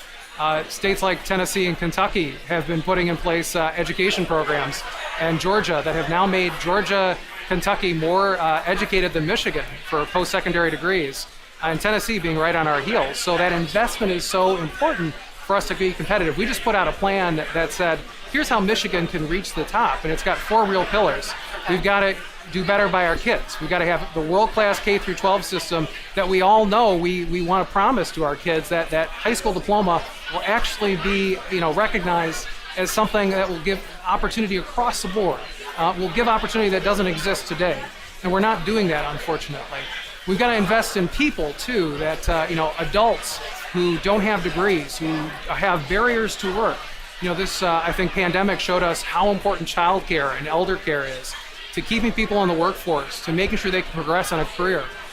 We got to do more of that barrier removal. We've got to help people get back into the workforce because we're 41st in labor force participation in this state. And then we've got to make sure that we have an accelerating economy, right? That we are growing, that we are competitive with those shovel-ready sites, with the best-in-class incentives and workforce development talent solutions so that companies want to come here and invest. We make it easy for them. And then finally, we got to get the fundamentals right. We have to have infrastructure where we don't have roads that are going to, cost us thousands of dollars a year with car repairs that are not going to allow shipping to be easy. We've got to make sure that we're a welcoming state, that we have protections for individuals in the workplace, including our LGBTQ plus community. And we've got to make sure that we're, attracting people, immigrants in particular, to the state to help us grow. So that is a multi-pronged, plan there. And when you start having these conversations, what do you think the biggest sticking point for Michigan is right now? Or the first, I guess, not to be cheap about it, but the lowest hanging fruit that you can achieve to then get to the next phase? So we've got this unique opportunity in our history, $10 billion of one-time money, of surpluses in the state budget, and of federal dollars that we can invest to make Michigan a more competitive state, to help us accelerate towards a path of being top 10. Now, what is, I think, unclear is, are we going to choose to invest today? Are we going to let this opportunity pass us by? Or are we going to look back in 10 years and say, man, we were smart, we did strategic things, and today we're on a different path? Now, when you look at what is potentially the most opportunistic right now, I think there's some really important K-12 investments that have to happen. We are losing thousands of teachers every year, and that only accelerated during the pandemic. We've got to get more teachers into the profession. We've got to make sure that they're in the classroom and supported. How do you incentivize that? Are we looking at maybe wiping away some college debt for people who want to go into teaching? Is that raising a salary, or what are we looking at? All of the above, right? We need to make sure teaching is a respected position that people want to go into. I think today teachers are telling, younger people coming up, don't go into the profession, right? We're 41st in terms of entry wage for the teaching profession. We see that, if you go through a program at one of our universities, you're not being paid for your student teaching. You're actually paying for that tuition. That fifth year, fifth year of undergrad, yeah. So can we do something to reverse that? Could we do some debt forgiveness? Because it's very expensive to become a teacher and to have that continuous learning that happens. We should be supporting teachers in every way possible. We've also got to make sure we get more money in the classroom so that kids are getting the best possible education. When we look at top 10 states in education, we're underinvesting by $2,000 a year. So we've got to find ways to build more efficiencies into the system. Does every school district need to have its own accounting department or IT department? Maybe we can combine some of those. Yeah, maybe some of the ISDs can step in and take care of some of those things with the district. Let's talk, though, about higher ed, because we have not invested in higher ed in the state of Michigan. We pulled back starting in the early 2000s, and it has been abysmal. And we see the cost of college just rising and rising. What is being done, or what are some of the conversations about investing more in higher ed? Because we need to have a population that has that advanced degree. And this is not just for the sake of education and for getting a degree, right? This is about competitiveness. This is about our future economy and what it's going to look like. Because we know the top states in the country with the best economies, the most resilient economies to recession, are those that have the most educated workforce. So we have to help people be able to get into college. So programs like the Reconnect that Tennessee actually pursued first, where you get anybody who doesn't have a college diploma who's over the age of 25, and you give them a tuition-free pathway to a community college to get that degree, to start on their pathway to a 4-year.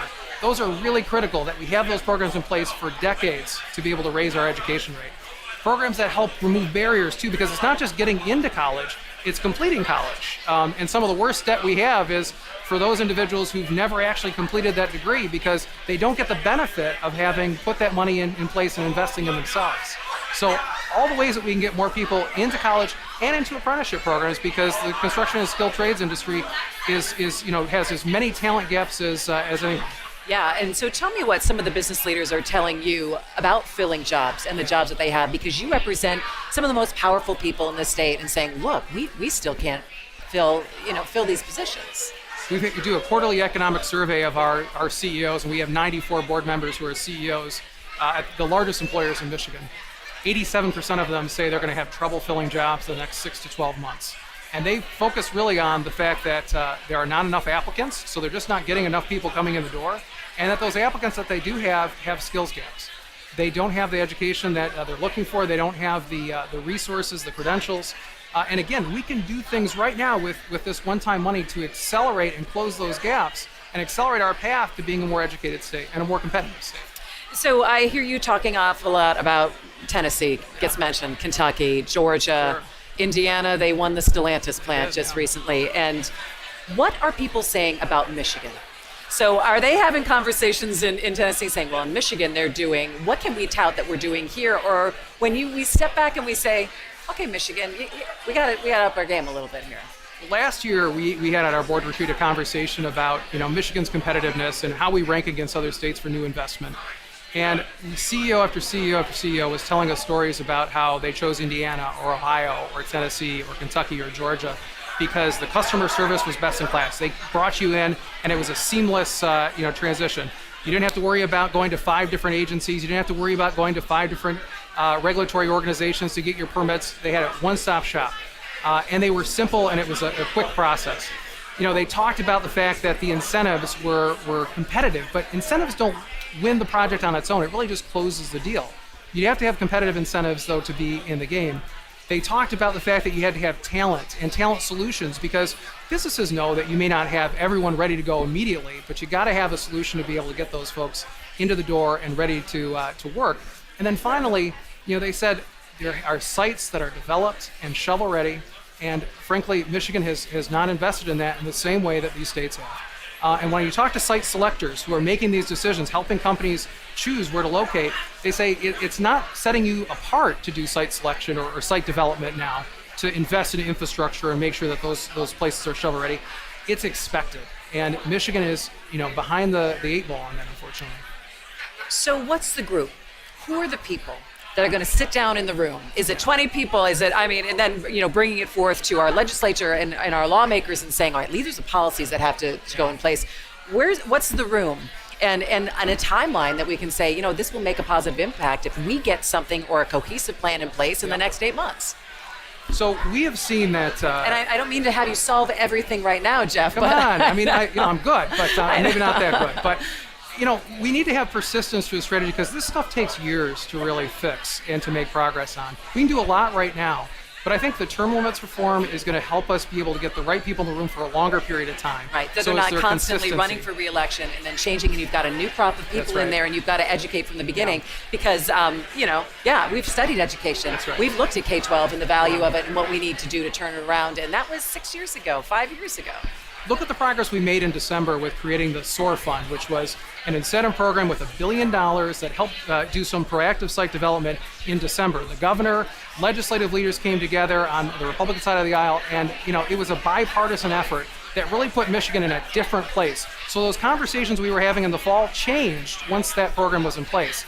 Now, we have to continue, to expand on that, to deepen our work in economic development. But those leaders who were in place in December, they'll be gone in January. So, the governor, of course, may be in place, should she be reelected, and I think that's looking more and more likely, but the legislative leaders will be gone. So there's not that consistency. So we need to be able to form this coalition both inside and outside government, with the business community, with foundations, with, I think, average voters who demand that we are persistent towards a strategy that's going to make Michigan more competitive. And, this is the room. to do it in. I mean, That's we right. looked through the parlor and I saw you sitting back there and having a couple of conversations. I'm like, I wonder what Jeff is talking about, and I'll ask him when he comes and sits on the desk. But I think it's really interesting that this is finally, a place. In the Mackinac Policy Conference has always been that opportunity to be able to talk to people. It feels so for the last 2 years we've been in our silos a bit because of the pandemic and only really concentrating on what our organizations are doing and kind of just getting through. What are the things that you hope to take out of this week when you leave the island on Friday then? I hope there's more of an urgency recognized that we have issues, we have headwinds that are facing Michigan, and there's got to be an urgency at addressing those. But we have lots of ability to solve them if we come together. And we have this once-in-a-generation opportunity to have $10 billion invested, and again, solving these problems, accelerating our growth. We've seen over the last couple of decades, we've underinvested. I think transportation alone, we've underinvested at the $3 billion a year annually. We need to find ways to continue to build more of that investment so that in 10 or 20 years, we're going to look different as a state. The other thing we've got to do is have a recognition that all of us having conversations here on the island is a really good thing. And if we align ourselves, that's great. But we've got to make sure the voters and the public understand the issues as well. And this is key in education because we did a voter survey in February and asked, where do you rank Michigan in education? And they put us right in the middle at average. They said their local school district was above average or excellent. If they don't recognize that there's a problem, because every statistic and data point that we have says we are below average as a state, and that every district is underperforming its peers in other states. So if we don't recognize that, the urgency to change is not going to be there. It's not going to come. All right, Jeff Donofrio, the CEO of Business Leaders for Michigan. It's always good to see you. A lot to think about, and can't wait to check in with you in the next couple of months and to see where things stand. Great to see you too. Thanks for having me. Take care. And we'll be right back. Stay with us.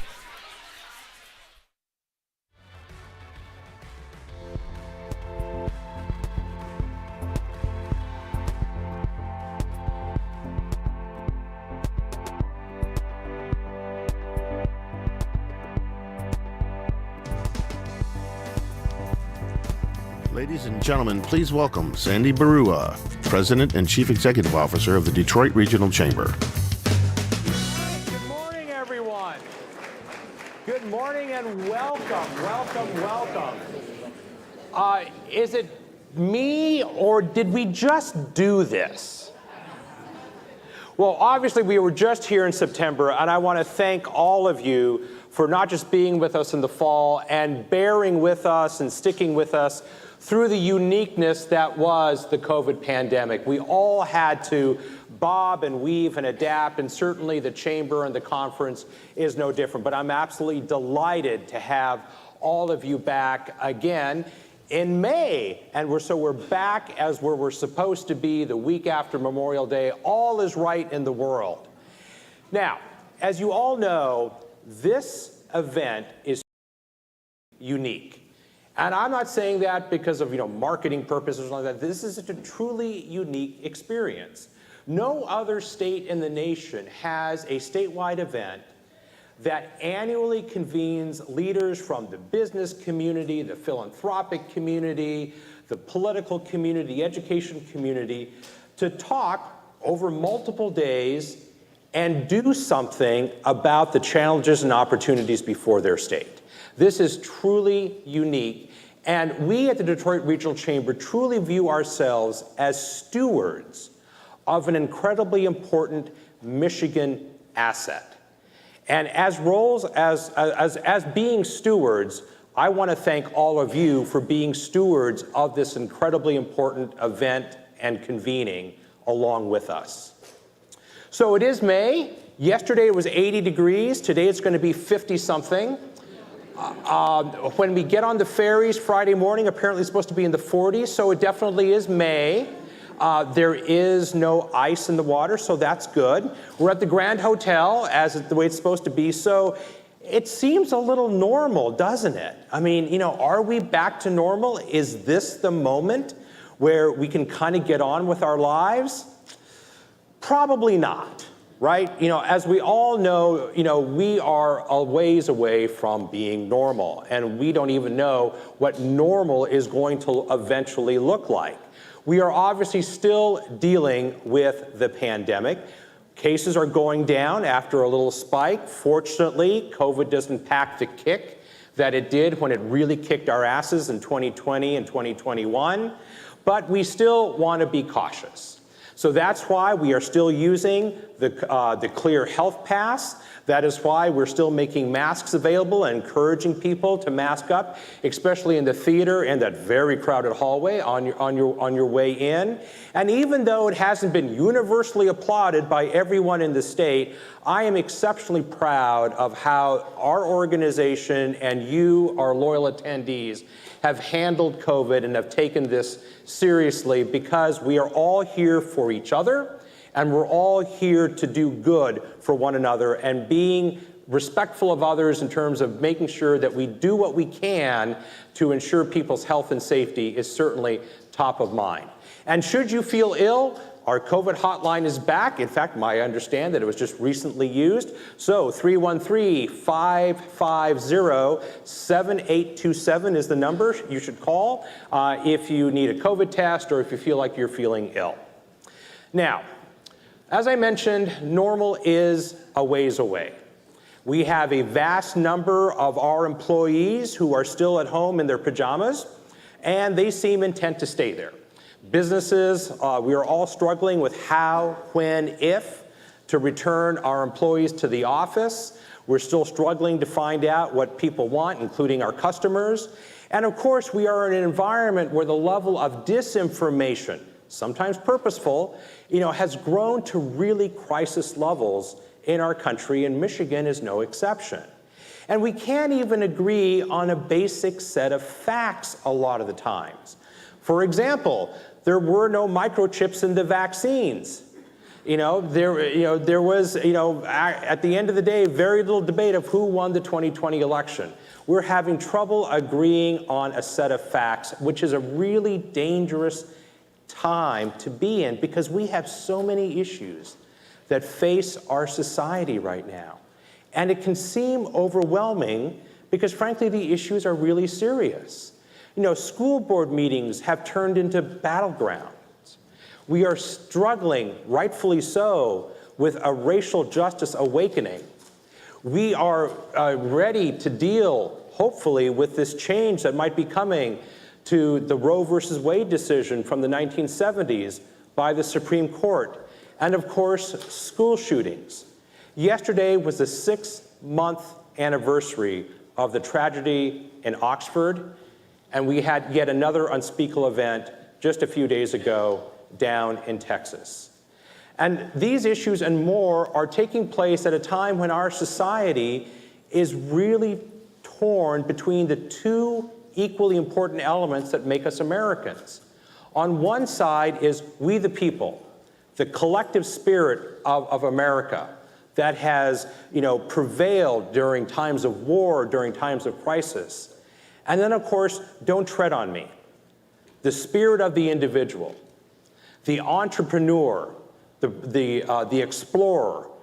Both of these elements, we the people, the collective us, and don't tread on me, the individualistic spirit, are both equally valuable parts of the American experience.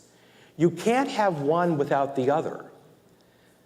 But right now, we are kind of pegged over as a society on the don't tread on me when we have big problems to solve. That is a challenge for all of us, especially as we come together here at this conference. And no matter where you stand, if you are a Democrat, a Republican, unaffiliated, or just generally pissed off, civility lives here, and it lives with all of you. And that's one of the things that I'm most proud of this convening. No matter who you are, what leader, what organization you lead, what your political views are, if you live in an urban area, rural area, the east part of the state, the west part of the state, we all come here with a spirit of civility. We come here to enjoy each other and to learn from each other, and frankly, make policy fun. And I want to thank you all for this very proud tradition that lives in you and lives at this conference, which is civility lives here. And this proud tradition is brought to all of us by a set of amazing, wonderful friends of the Detroit Regional Chamber. First off, leading the way is our friends at Blue Cross Blue Shield of Michigan. Want to thank Dan Lepp for everything that he does for us and for our community, and I look forward to having Dan on this stage later in the conference. Also, our Ruby level sponsors, DTE Energy, Huntington, Piston Sports and Entertainment, Ralph C. Wilson Jr. Foundation, and the W.K. Kellogg Foundation. And our platinum sponsors include Consumers Energy, Dow, General Motors Company, the Grand Hotel, the MEDC, Michigan Health and Hospital Association, PNC Bank, the Rocket Companies, Strategic Staffing Solutions, and UPS. Please, a round of applause for all of our wonderful sponsors.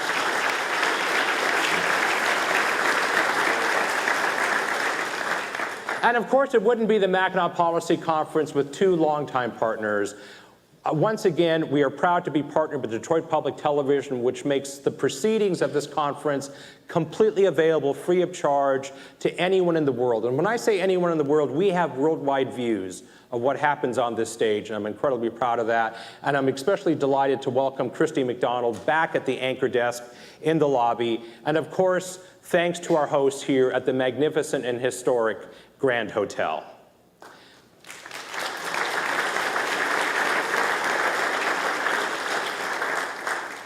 And once again, thanks to our friends at Bank of America, who are sponsoring our Mackinac Young Leaders Initiative in partnership with Harvard Business School. So thank you to Bank of America.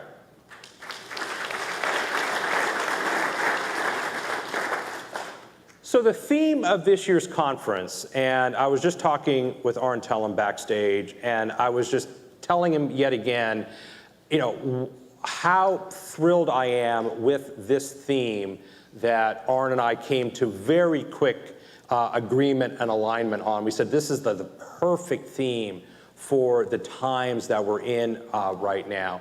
And also, I want to add that, you know, having, you know, Arn Tellem, Nancy Tellem, and the entire Piston Sports and Entertainment team as partners for this conference has been just an amazing experience. Everything from thought leadership to content providing to, you know, all the things that they have done to make this conference incredibly special. I just want to thank Arn and the Pistons for everything that they've done. It's been fantastic.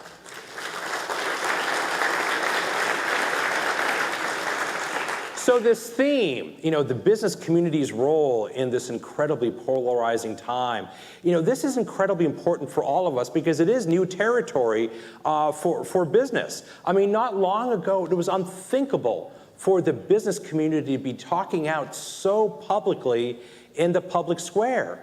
But from social justice to the integrity of our elections, to access to the ballot box, to promoting vaccines for public safety, the business community has really found itself in a new world and frankly with some uncertain footing. When do we speak out? When do we not? Because this is not a role the business community asked for. But the business community is responding, one, because it was demanded of the community around them, because folks in the community want to know that the businesses that operate in their community care about the community. It was demanded by employees because our employees want to know that they work for and with an organization that cares about the things that they care about. Our customers want to know that they're doing business with a company that has the right values. This is new territory. It's beyond, I'm offering a good service at a good price. The rules have changed for business. And hopefully this conference will help us navigate that. And in fact, in light of the drop in public confidence in the government, media, even religious institutions, business is now the de facto top trusted entity in the public square. Again, who would have thunk it? And in this era of extreme disinformation, extreme polarization, it's business leaders who are stepping into the breach to provide level, common sense, information to their employees and the community around them. In fact, the Edelman Trust Barometer not only places businesses at the top of the trust index, they have said that business is now core to societal leadership. Again, new territory for the business community. And of course, we have an incredible stable of thought leaders to think through these issues. We have amazing journalists like Ted Koppel and Van Jones. We have an incredible array of sports team owners with deep Michigan ties, all friends of Arn, by the way. He just made one call and here they are. But they're here not to talk about their win-loss record. They're not here to talk about their sports teams. They're here to talk about their engagement in the community.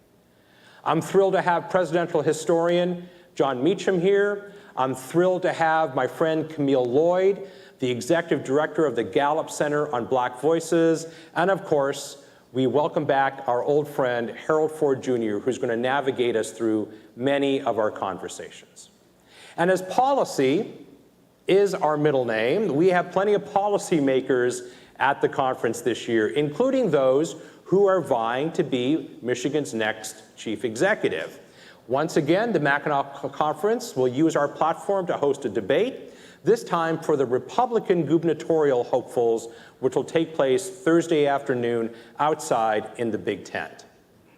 And while I am thrilled to welcome this amazing array of speakers that we have assembled for you this conference, and I'm thrilled that the governor is about to take the stage in just a few minutes, I want to thank the most important element and the most important attendees of this conference, and that is you. Our loyal attendees who have made this event so special, so iconic. You have made this a place where policy is fun, but most importantly, you have made this a place and made this gathering a place where civility still lives. Thank you very much.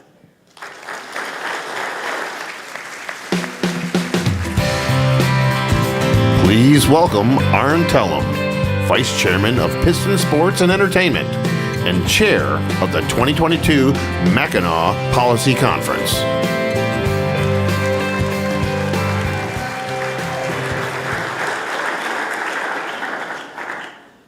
Thank you. Good afternoon. It's an honor to serve as chairman of this year's Mackinac Policy Conference.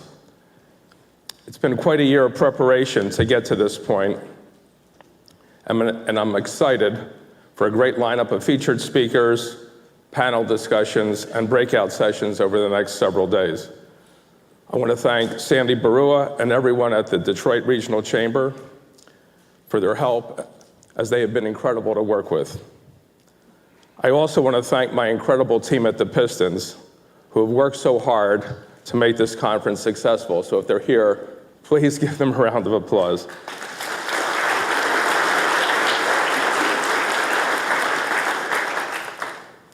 It's been an enjoyable and rewarding experience, but I have to admit, I'll be very happy and relieved when the conference ends on Friday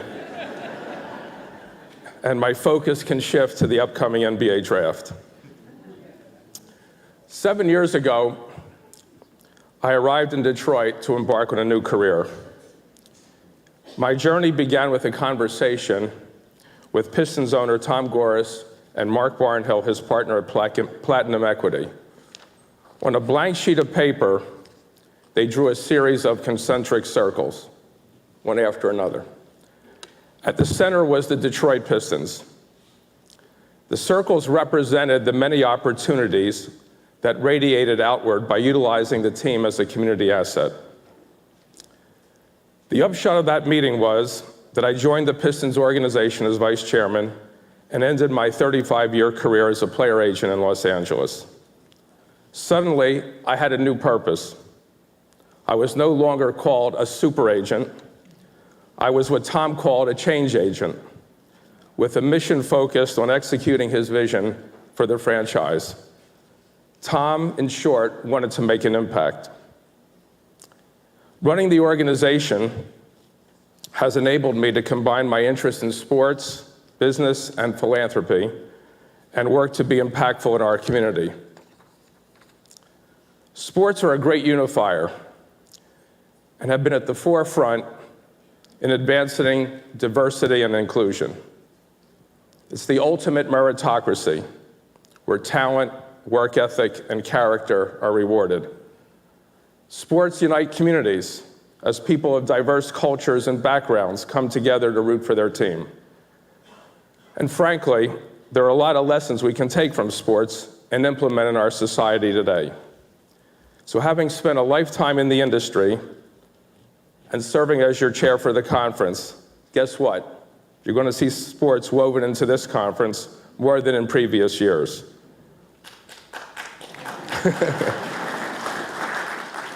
Yesterday's kickoff event at the beautiful Jewel Golf Course brought together Michigan business, government, and civic leaders with some of the most accomplished figures in sports. The purpose was to use the game of golf as a fun and relaxing way to bring people from different political points of view together for an afternoon of relationship building. It was followed by dinner and a roundtable discussion with Hall of Famers Isaiah Thomas and Tom Izzo, PGA legend and Hall of Famer Lee Trevino, two-time Olympic gold medalist Mia Hamm, and five-time Olympic medalist Alana Myers-Taylor. They discussed how the world of sports and business has evolved and the role it plays in our society. They also shared their personal stories on overcoming adversity, tackling challenges, and achieving incredible results on and off the sporting stage. Their stories can't help but inspire our leaders to come together, bridge divides, and unite in finding common ground for the betterment of our state. Detroit is fortunate to have 4 professional sports teams with great owners. All have contributed significantly to the revitalization of Detroit. And it goes without saying that the rebirth of the city would not have been started without the vision and passion of Dan Gilbert. I would also like to thank 3 of Michigan's native sons, Steve Ballmer, Stephen Ross, and Tom Goris, for their participation in this year's conference. When I asked each of them if they would attend, they didn't hesitate, not for a minute, as they are true Michiganders through and through.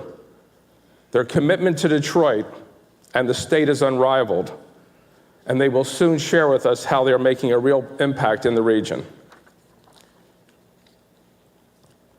On a personal level, working with Tom and executing his vision has been a real honor.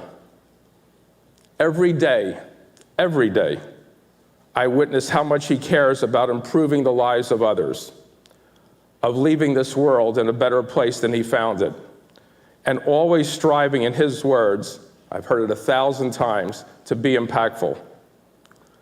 Most significantly, we moved the franchise back to the city, where it belongs.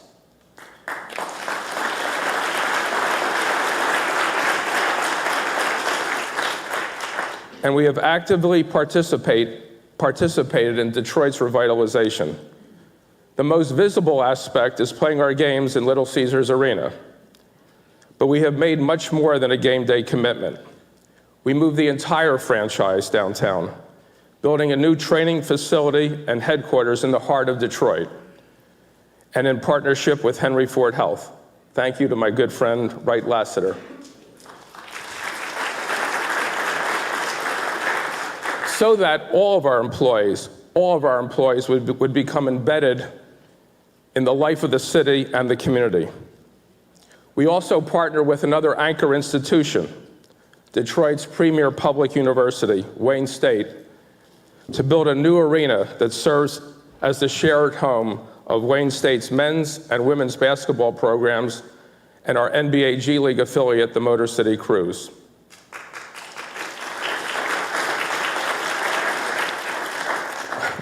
Perhaps most importantly, the Pistons have engaged with many civic and charitable organizations, committing millions of dollars to improve the lives of the region's youth and provide them with a foundation for a better future. Just this morning, Tom Goris announced a $20 million commitment to build a new community center on the city's west side at the Rouge Park Brennan Pool site.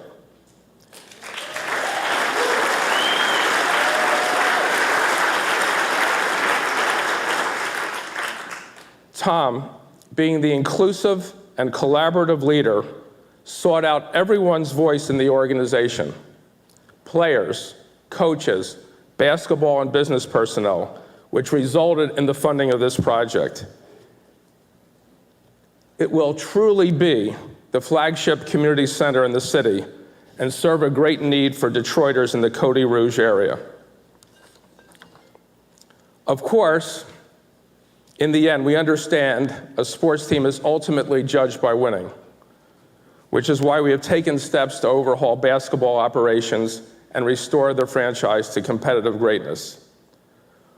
Our roadmap to sustainable success requires rebuilding through the college draft and being strategic in free agency, which is what we are doing. We now have a solid nucleus of young talent to build around.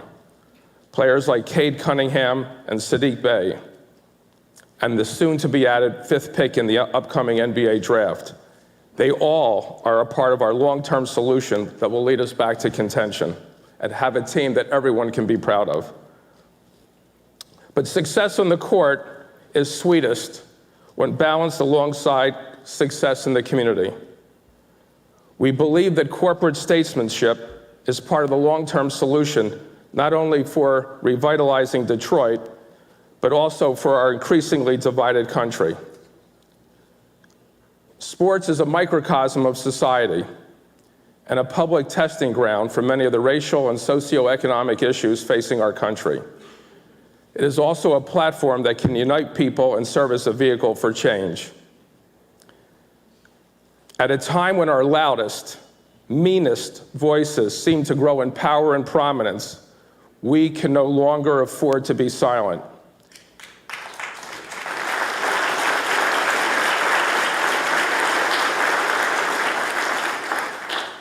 Inaction is not an option. It's our belief that companies should play a more visible public role in social and political issues. It's our belief that businesses whose leaders publicly stand up for shared values and advocate for issues of consequence to their employees, customers, and other stakeholders generally see a positive impact to their reputation. It's our belief that corporate leaders have an obligation to speak out on matters like racial and gender equity and climate change, and then back up statements with tangible actions.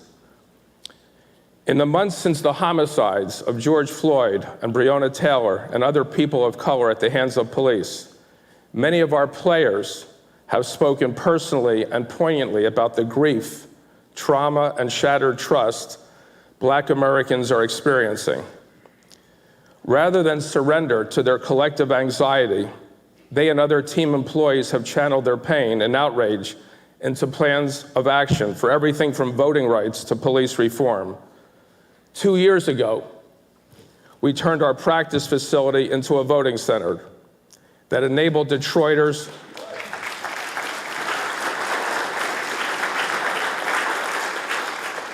to register and vote on site. We have also launched programs that encourage local police to engage in open, honest dialogue with community leaders and Black youth. The theme of this conference is the changing role of business in polarizing times. I feel duty-bound to use the same unifying spirit that is rooted in sports to bring our political, business, and civic leaders together to develop greater empathy and build stronger relationships so that we can have a more civil society and better address the challenges that lie before us. Sadly, during these last few weeks,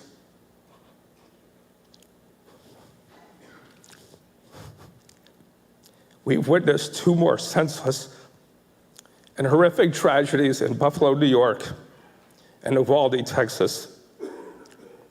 If there ever was a time that we need to come together, it's now. And why not start here?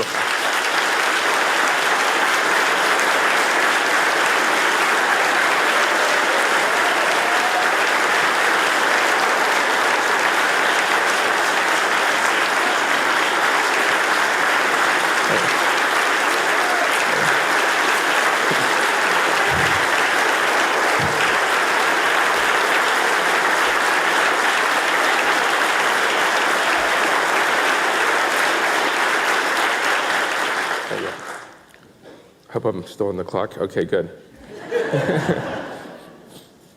Our next speaker is someone I greatly admire and respect, Governor Gretchen Whitmer. Governor Whitmer has faced extraordinary challenges and adversity, but has always remained focused on protecting and improving the lives of Michiganders. It all starts with her character. She's a person with great integrity, decency, and empathy who places the needs of Michiganders first and above all else. She has the courage and conviction to do what's right, not what's popular, convenient, or expedient. And of course, the governor couldn't be where she is today without being a little competitive. I saw it firsthand when she took on the Pistons team in a game of knockout and earned the respect of all of our players. They too now call her Big Gretch. Ladies and gentlemen, please join me in welcoming Governor Gretchen Whitmer.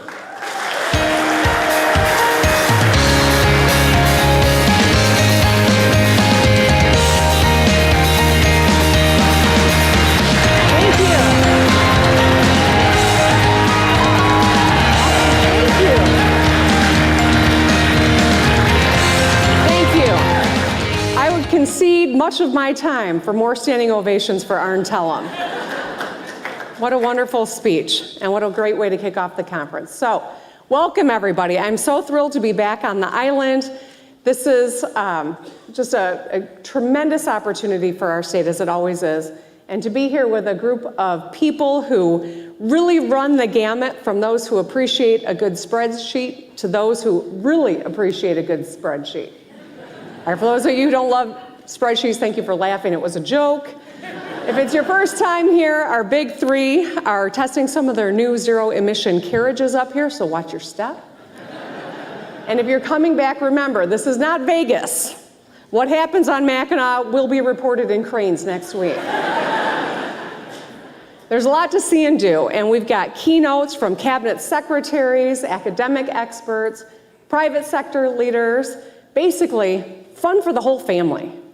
And in all seriousness, though, this event is really a great event every single year. I want to thank the Detroit Regional Chamber for their hard work to make it happen. I want to thank all the staff. It is a wild bunch of activity that happens behind the scenes to make sure that this works. And obviously, the wait staff at the restaurant, at the hotel, housekeeping, landscaping, the AV crews, chefs, the folks who get here before any of us do and stay long after the rest of us leave. So let's thank them.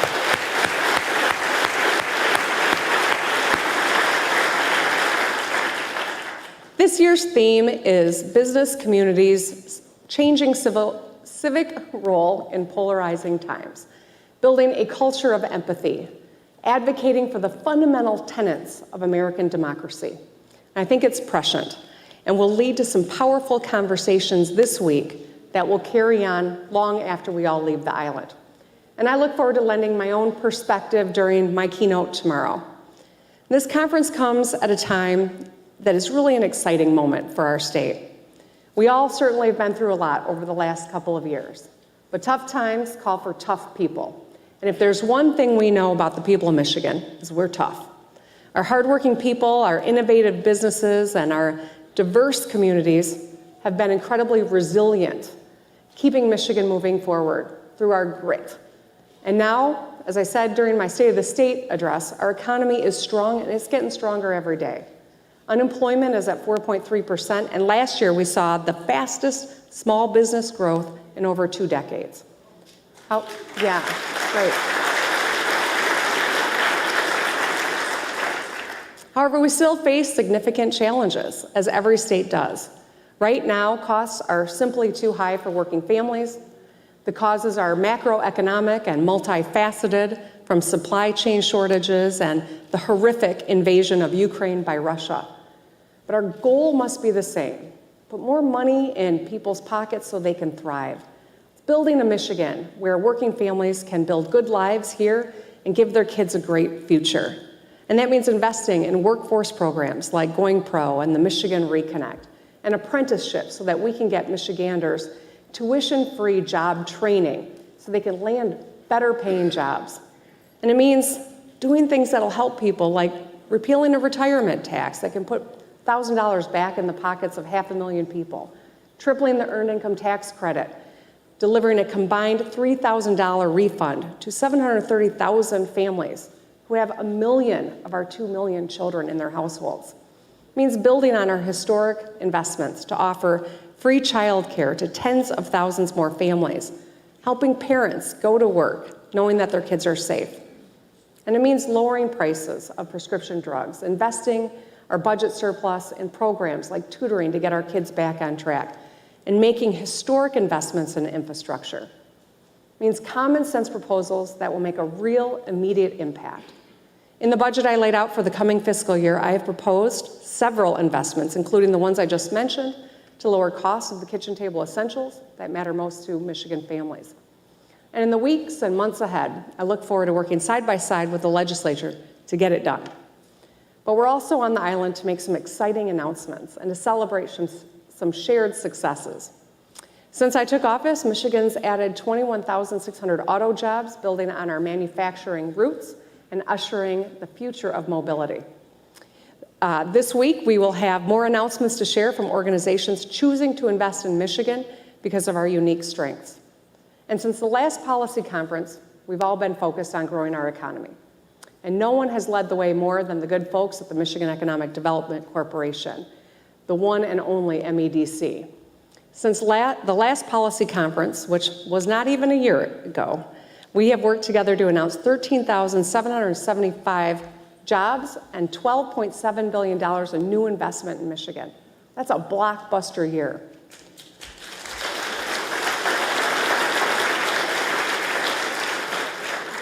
Just for a little context, in fiscal year 2021, we announced just over 13,000 jobs and $3.7 billion of investment.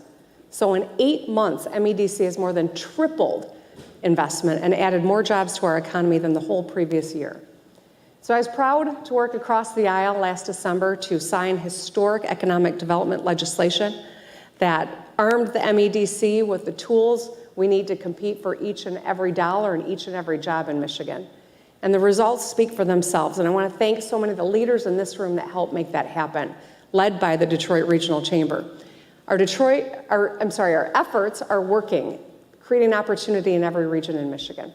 And that's why I love this conference, because it brings people together, thoughtful people together, to think about how we can do more work to secure Michigan's future. And that's really what this conference is about every year. Building a Michigan worthy of our kids and future generations of Michiganders. So I hope you'll join me in this hall tomorrow afternoon when I give my keynote address. I'll talk about our collective success. I'll lay out a little bit about the vision for next year and longer term, thinking about 2100. And I hope you all enjoy and have a great, productive time on the island. It really is a phenomenal opportunity to share thoughts, debate issues, make contacts, and see if we can find common ground on the things that really matter most to our businesses and to our people. When each of you succeeds, the state of Michigan succeeds. So I'm looking forward to this week, and I'm excited to be here with all of you. Have a great time, and I'll see you out there on the porch. Thanks.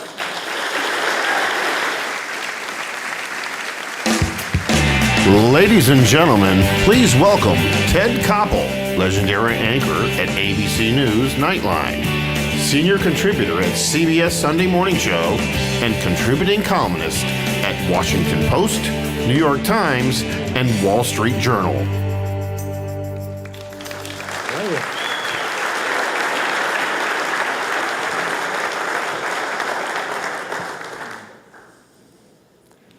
kind of hard to know where to stand here, isn't it?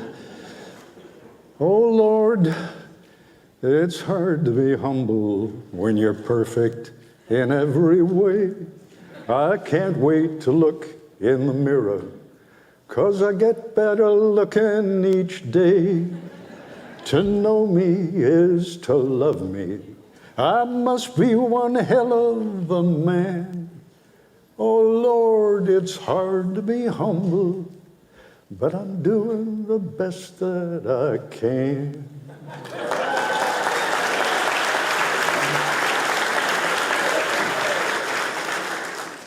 I was prompted to do that for two reasons.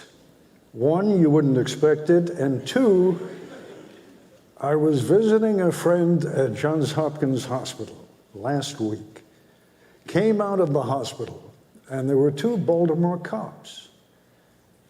We kind of waved to each other, and as I'm walking past, the one cop says, "The man." Well, I had a little more spring in my step. The second cop says, "A national treasure." Well, now I can barely contain myself. I'm almost out of earshot, and I hear the first cop say, "What's his name again?"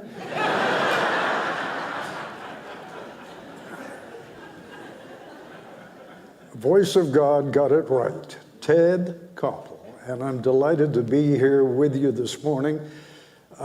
I figured I'd give you a chuckle or two to start with, because the rest of what I have to say is truly depressing.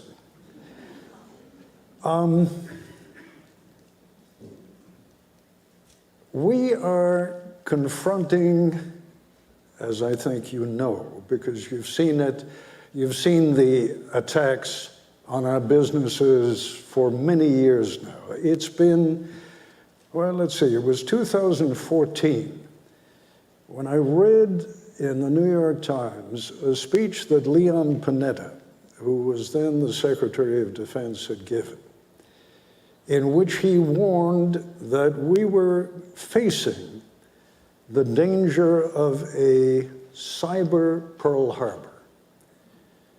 And I thought to myself, that sounds pretty terrifying.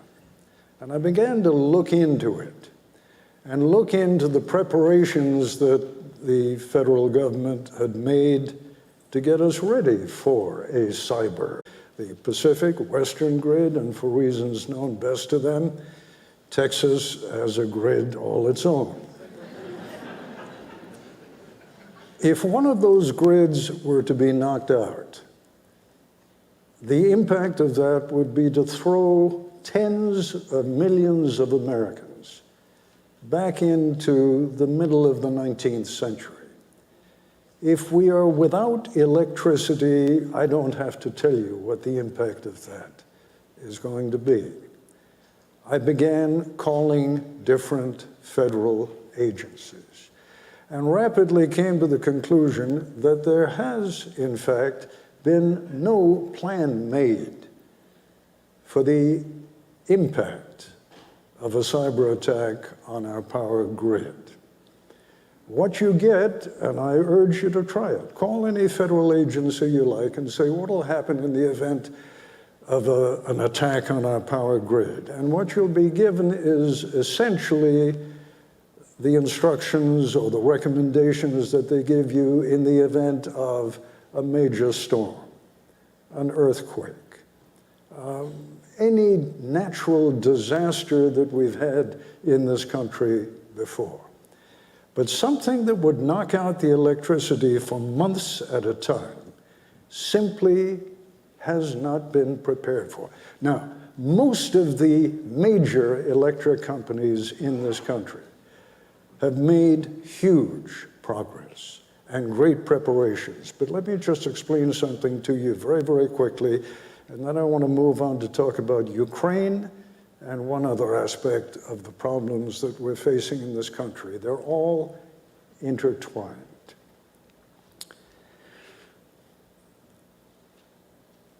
Electric power in this country is controlled by something called a SCADA system, Supervisory Control and Data Acquisition. I want you to imagine a gigantic balloon that has thousands of little input and output valves to it. As long as the amount of air that's coming in is equivalent to the amount of air that's going out, the balloon remains perfectly inflated. Too much air in, the balloon bursts. Too much air out, the balloon collapses. In a sense, that is the same situation that you have with our power grid. The power system, the distribution of electricity in this country, has been arranged so that, and from an economic point of view, it makes wonderfully good sense. It has been arranged so that, imagine, for example, we're in wintertime. Here in Michigan, it's very cold. Down in Florida, it's still very balmy and warm. They have more electricity than they need. You need more electricity than you have. It can be arranged in such a way that their excess electricity is transferred to Michigan so you have what you need. This is happening thousands of times, tens of thousands of times. If someone, however, can get into that SCADA system, that supervisory control and data acquisition system, and knock it out, we can no longer supply electricity in this country within that particular power grid. Set that aside for one moment.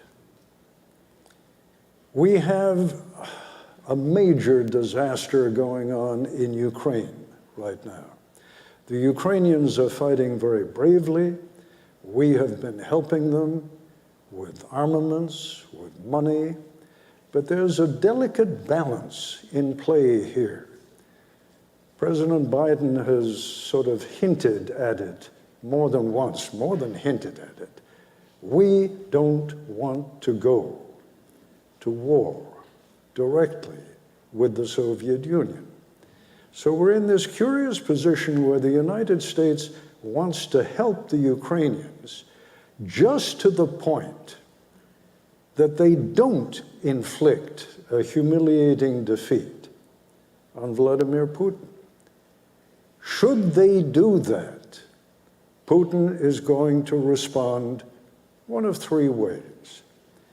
Tactical nuclear weapons, I consider that the least likely. Chemical weapons, possible. That would be only in Ukraine, most likely. But the other possibility is that the Russians, who have probably the most sophisticated technology when it comes to affecting these SCADA systems, they already have landmines, technical cyber landmines, planted in our grid system. If it gives you any confidence at all, we have similar technical landmines planted in theirs.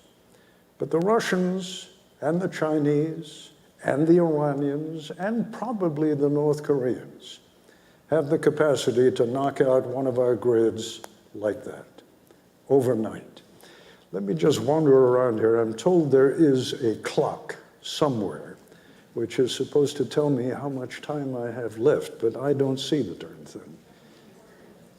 Where is it? Ah, up there, 10:24. Okay, I'm fine. Thank you. Here we are in a situation in Ukraine right now where we want desperately to help the Ukrainians regain their independence. When Henry Kissinger the other day suggested that we would probably, or they would probably have to give up the Donbass in the east and the port cities down in the south on the Black Sea, there was wild criticism. I urge you to consider Dr. Kissinger's proposal a little more. because we are in no position to inflict a complete defeat on the Russians. Can we do it? Do we have the capacity to do it? Yes, we do, but not without triggering what I mentioned to you a moment ago.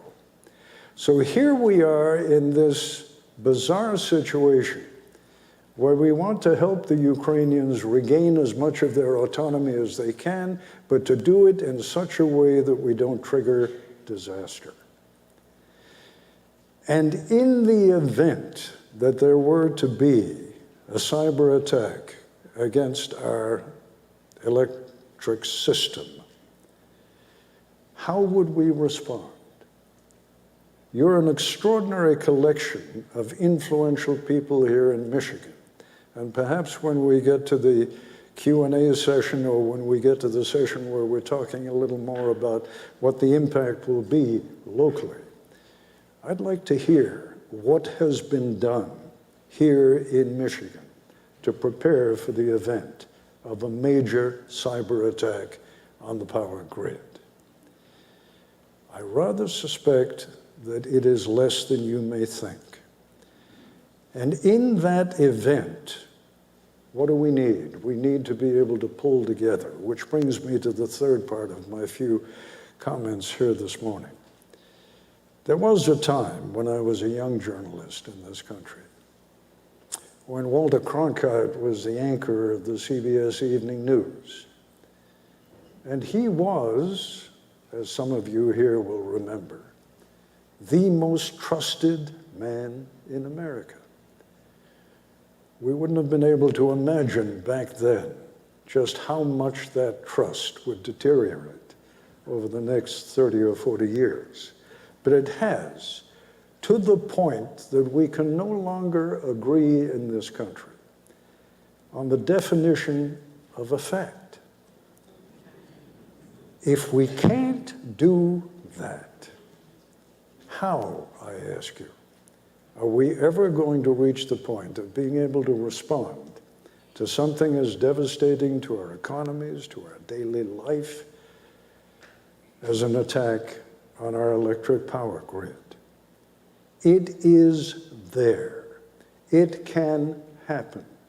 It almost certainly will happen at one point or another.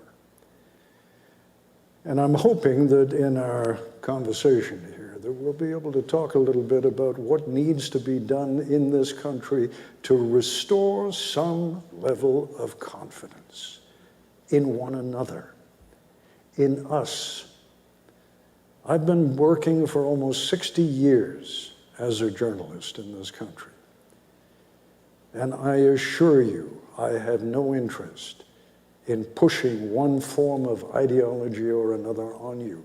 But I also know that the days when we were more or less trusted to present you with the facts, with realities that you could understand, and to which you could react, those days seem to be over. The question is, are they over forever? Or is it just a temporary aberration and something that we can restore in this country? Let me leave you on a little lighter note, and then we'll go to the conversational part of this.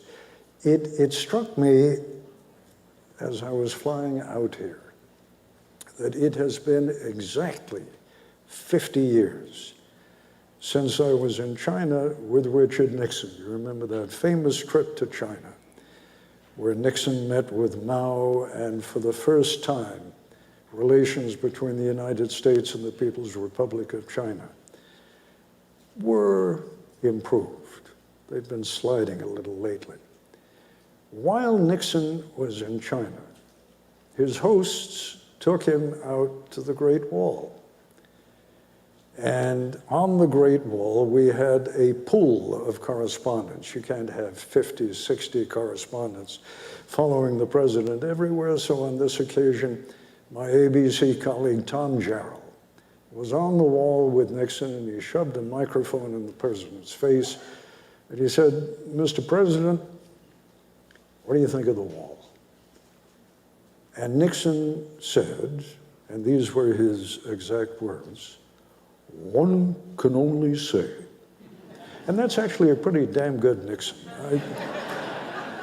One can only say, upon looking at this wall, that this is truly a great wall. So on the plane flying from Beijing to Shanghai, I thought to myself, he's got all these bright people around him. He's got the speechwriter. Surely they could have anticipated the question. And I was sort of sleepless after a week in China. And in that fog, in that haze, I wrote a little song, which I'm going to sing for you now. It goes something like this. In fact, it goes exactly like this. This is the song that I imagined Henry Kissinger singing in response to the question, what do you think of the Great Wall? It's a grand old wall. It's a long-standing wall, wins the prize for its size and its age. It gave just rewards to the Mongol hordes, drove the kulaks away in a rage. From Beijing to the seas, it has saved the Chinese till the days of the Kuomintang. From Ming to Han and on and on, with the Great Wall, you can't go wrong. All right.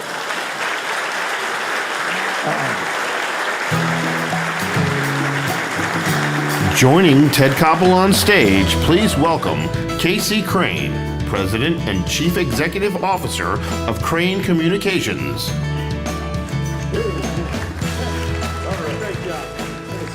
Thank you, Casey. So Ted, that was so uplifting. Do you have any more songs? Sure.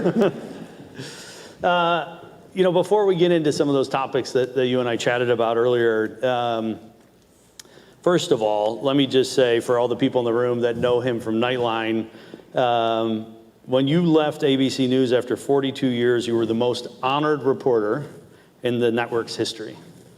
Television's equivalent to the Pulitzer Prize is the Columbia DuPont Award. You've won 12 of them. You've also been awarded 43 Emmys, including one for Lifetime Achievement. Ladies and gentlemen, Ted Koppel.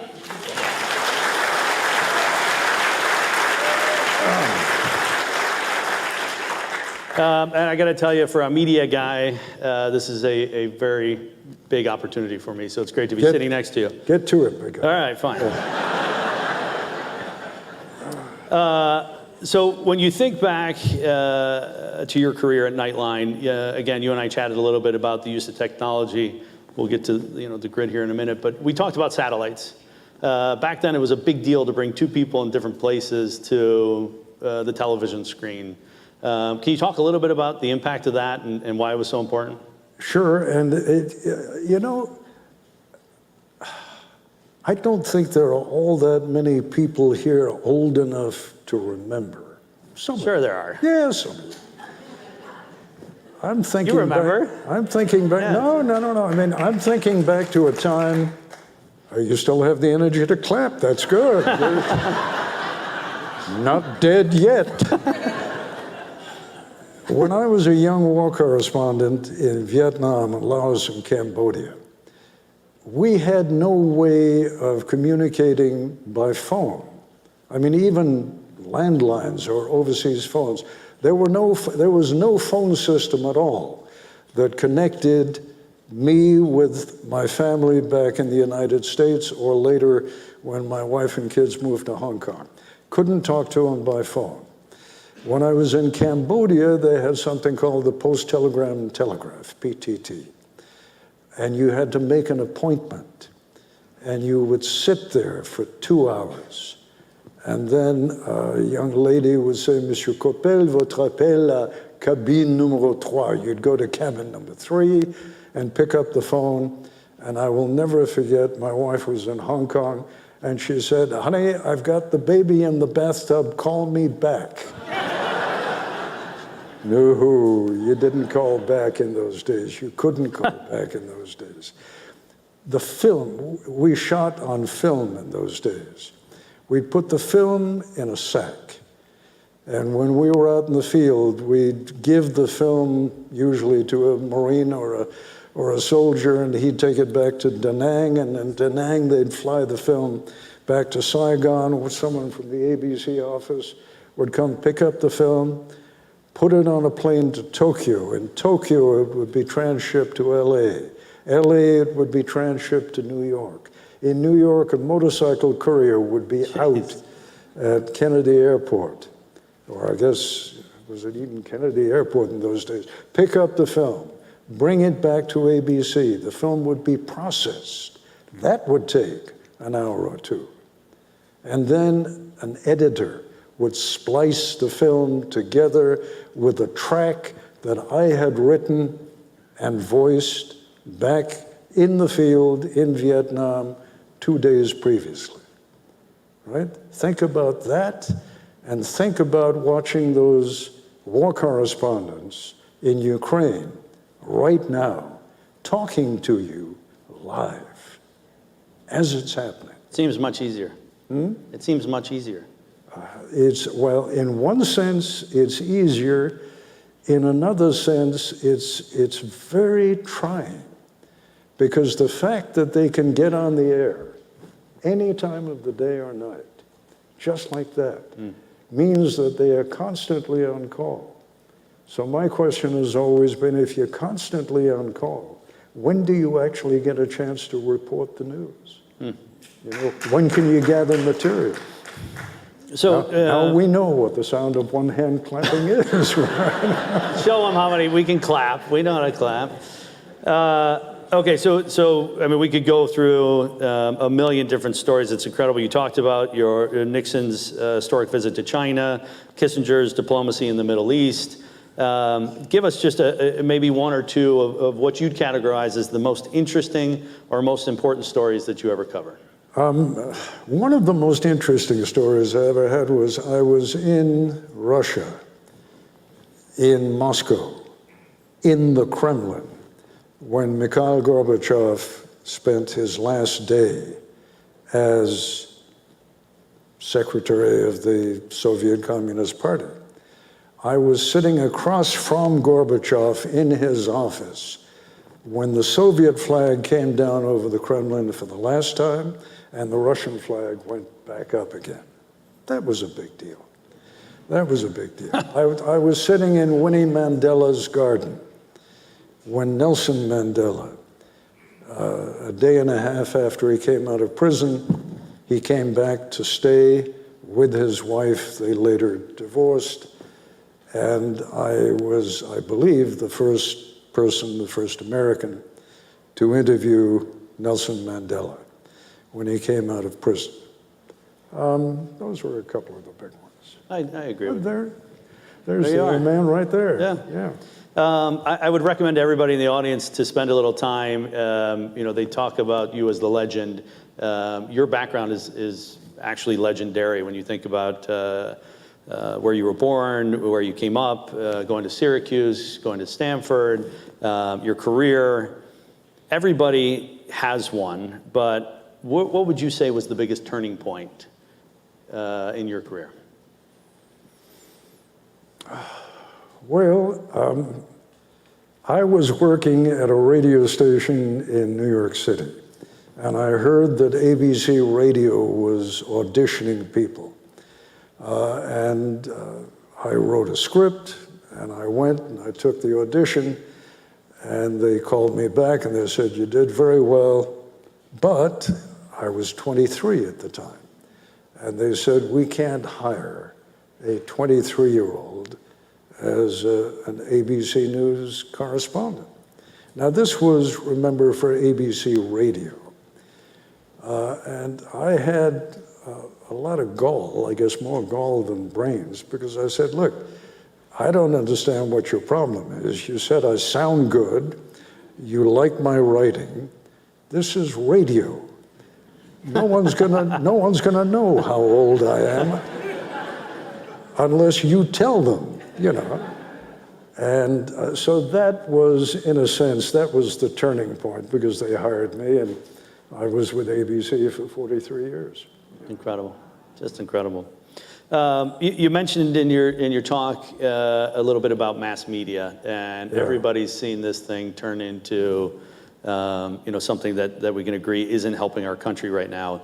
You've freelanced, you've worked with many of these institutions. What do you see as the biggest changes, other than a few of the things you mentioned, but on the positive and the negative side, when it comes to mass media, what have been the biggest changes and maybe some of the causes for them? Well, I think the biggest change happened back in 1987. In 1987, Congress voted down the, what did they call it? Help me out here, was the fair... The which? I'm trying to, well, whatever the hell it was, it required that it... People time. No, it wasn't. Free and fair? What? No, it wasn't equal time, and it was the Fairness Doctrine. Fairness Doctrine. Is what it was called. Thank you. The Fairness Doctrine. The Fairness Doctrine required that if we were interviewing someone who clearly was liberal, we had to, balance that by interviewing someone who was conservative. At its simplest level, that was it. Congress got rid of it in 1987. And a year later, a young fellow by the name of Rush Limbaugh came from Michigan, didn't he? Was Rush from Michigan? Rush? I don't think so. No? Ohio. Ohio. Oh my gosh. Now you got their attention. Isn't that roughly the same? You want to make it out of here alive. It's nice to wake you up a little. So anyway, Rush Limbaugh started this radio program in which clearly he was under no obligation anymore to provide balance, fairness, and what he did is he gave a clearly conservative point of view, and it was immensely popular. The program did extraordinarily well. It had lots of imitators. A couple of years later, Rupert Murdoch comes along, and he creates Fox News. And Fox News does the same thing on television that Rush had done on radio. And they were making a ton of money. It got to the point that within a few years, they were making about $1 billion a year. And so over at NBC, they had their own little network, their own little cable network, MSNBC, that was doing pathetically. So someone at NBC came up with the bright idea, if Rush can do it on the right, why don't we do it on the left? And they did. And they're not making $1 billion a year, but over the years, they began making a very healthy amount of money. And the fact of the matter is that it is the success, the business success of cable news, the business success of these radio talk shows that are either way over on the right or way over on the left, that has appealed to a significant portion of the audience, but has taken an America that, as I was saying before, was largely united every night in front of that flickering altar of the 6:30 news, which in effect brought all of us together. And now what cable news is doing and what these radio talk shows are doing, and of course the internet itself, which requires a whole separate chapter. But the fact of the matter is, it has divided this country as rarely before. And the right doesn't trust the left, and the left doesn't trust the right, and all of you are skeptical of what you see and hear on television. And the worst thing of all is the internet. Now, I understand the internet has provided some wonderful gifts to us all.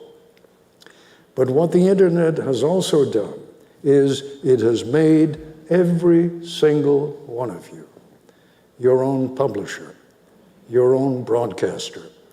You can, I'm not saying any of you do, but clearly many in this country do, put out your own newscast, put out your own stories. And the sad fact of the matter is that the more outrageous those stories are, the more clicks they get. And the more clicks they get, the more money the person who's putting that garbage out makes. And the end result has been that we are awash in bad information. I don't care what you think about journalism in general, but really believe me for this one moment, if you can. 20, 30 years ago, those of us working in this business tried very, very hard, are still trying to this day, but with less impact, to be as impartial, as apolitical as we could possibly be. And the country was the better for it. I don't think that the country has been helped by everyone having the capacity to be his or her own newspaper or broadcast outlet. Ted, I tell you,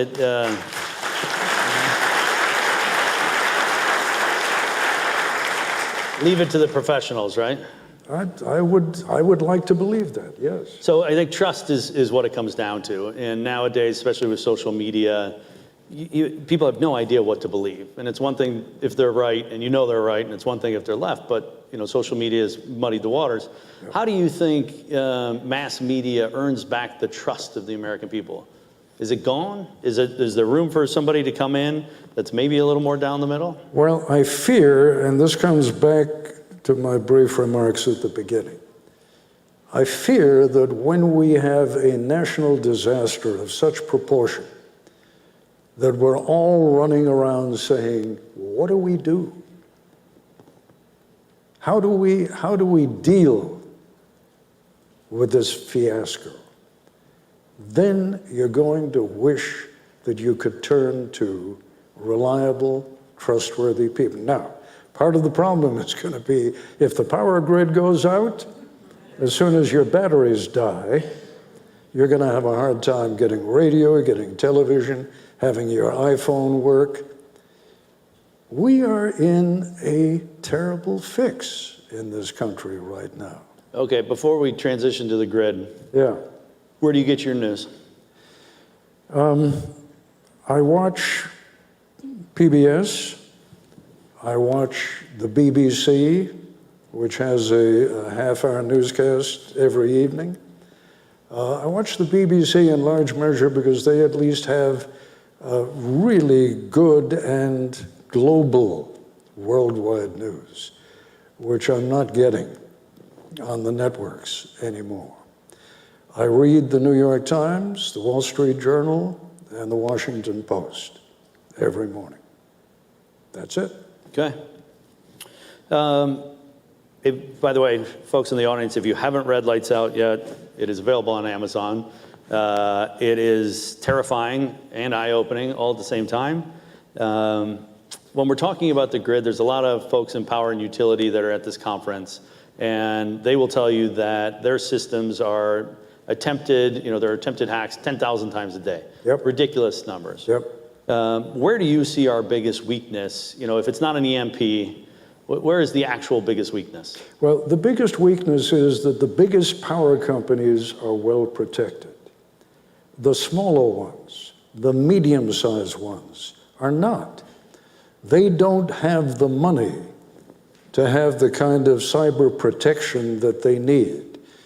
And one of the reasons that I spent a little bit of time trying to tell you about that balloon with thousands of valves, if you can access the grid through one of these small companies that doesn't have the money for good cyber protection, then I'm not suggesting to you that it's easy. It's very, very complicated. But what I am saying to you is that if you can gain access to the grid through one of these small companies, you can eventually work your way back to one of the larger ones. And, you know, we're dealing with human beings. We're dealing with human beings who sometimes take something home from the office with them, plug it into their home computer, right? And the home computer does not necessarily have all the protections that the computer back at the office does. And all of a sudden, the bad guys are in.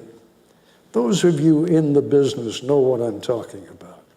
And I do understand and appreciate that the large electrical companies have made major progress in protecting, but they're still vulnerable. And I'm telling you, and if you read the book, you'll see the sources that I had to lead me to this conclusion. I'm telling you that the Russians are already inside the grid. We spend a lot of time in this conference and in Michigan in general talking about the future of transportation, and we'll have the Secretary of Transportation up right behind us.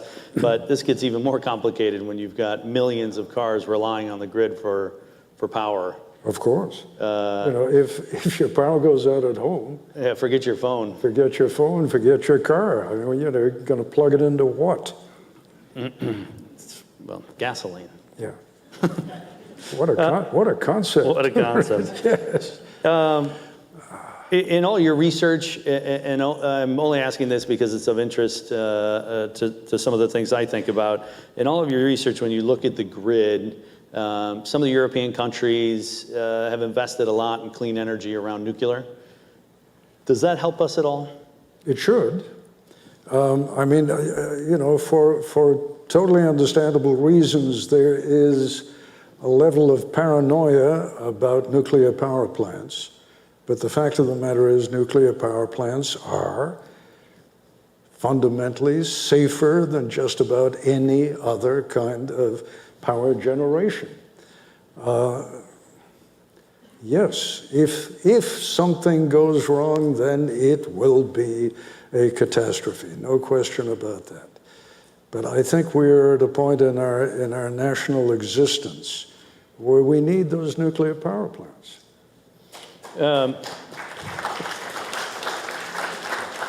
Told you they could clap. So, you know, we'll think about the power plants. When we think about our readiness, our preparedness, you asked in your comments, what has Michigan done? Has anything changed since you wrote the book? 2015, 2016, it's been a long time. Look, I must confess, Casey, I have not kept up with it. Okay. I did 1 year of intensive research, wrote the book, and then, you know, forgot about it. I am not up to speed. I can't tell you. Maybe time for a sequel. Yeah, writing a book is a lot of hard work. I mean, those of you who've written books know it's not an easy process. We're at a policy conference. Yeah. Does protection of our infrastructure, readiness, preparedness, does that have to be a partisan issue? As long as it is a partisan issue, it cannot and will not be resolved.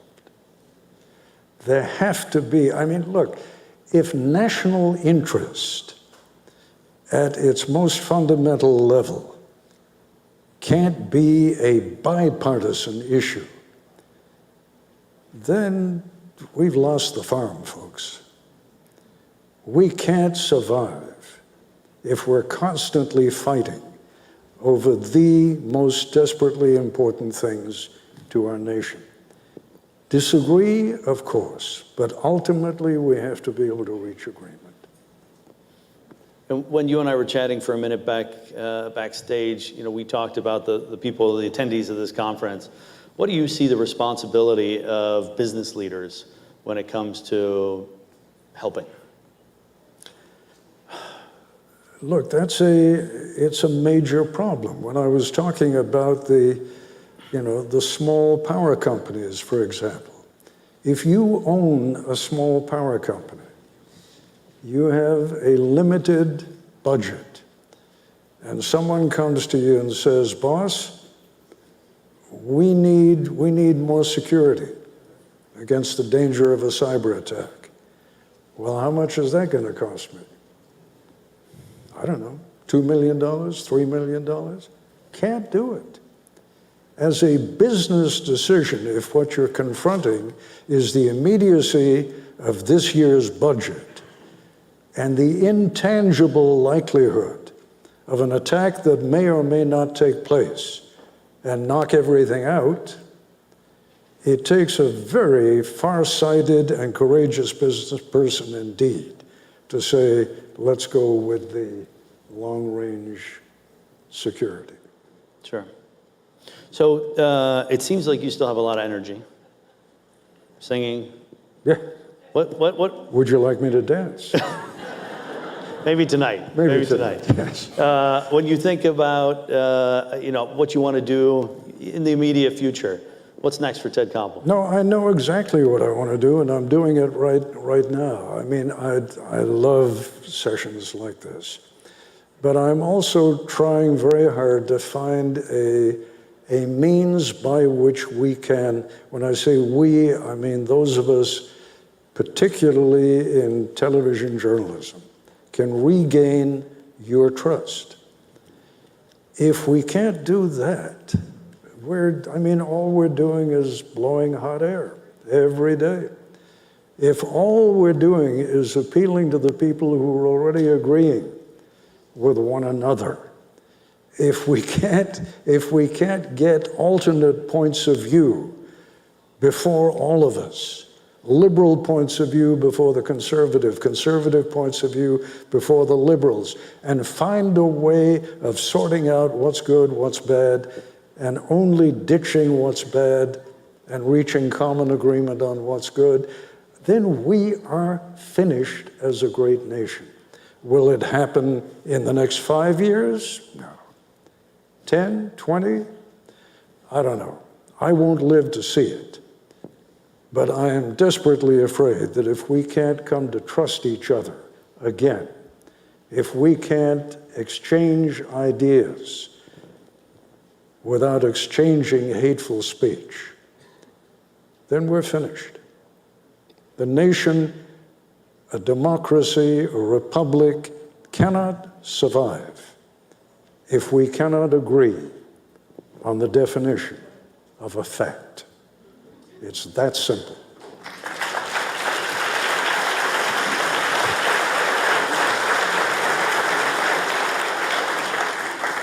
And ladies and gentlemen, the bar will be open immediately after this session.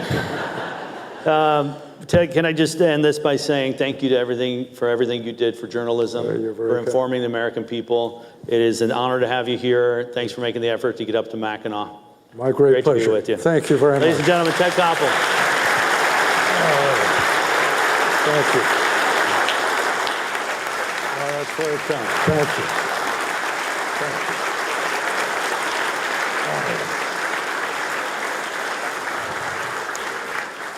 Okay.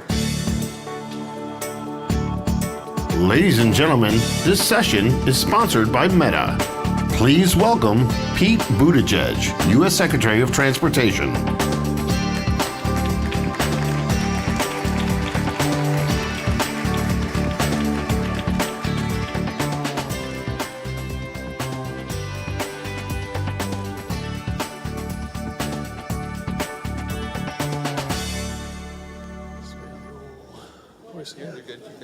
Oh, very good. Good afternoon.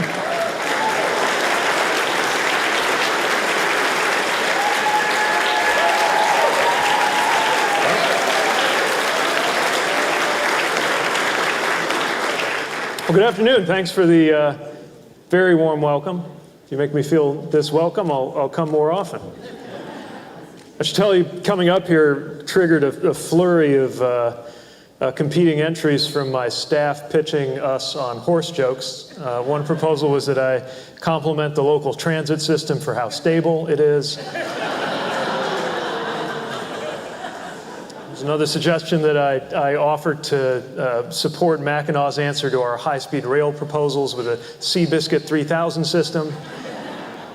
We went through a lot of these and then concluded it was best that we all stick to our day jobs, but I just wanted to give you a flavor of the preparation. Before I get into the substance of what I'd like to say in the conversation we're going to have, I want to say what a pleasure it really is to be here. This is actually the first time since getting this job that I've had the chance to make an official appearance within driving distance of the house that Chasten and I got near Traverse City a couple years ago, which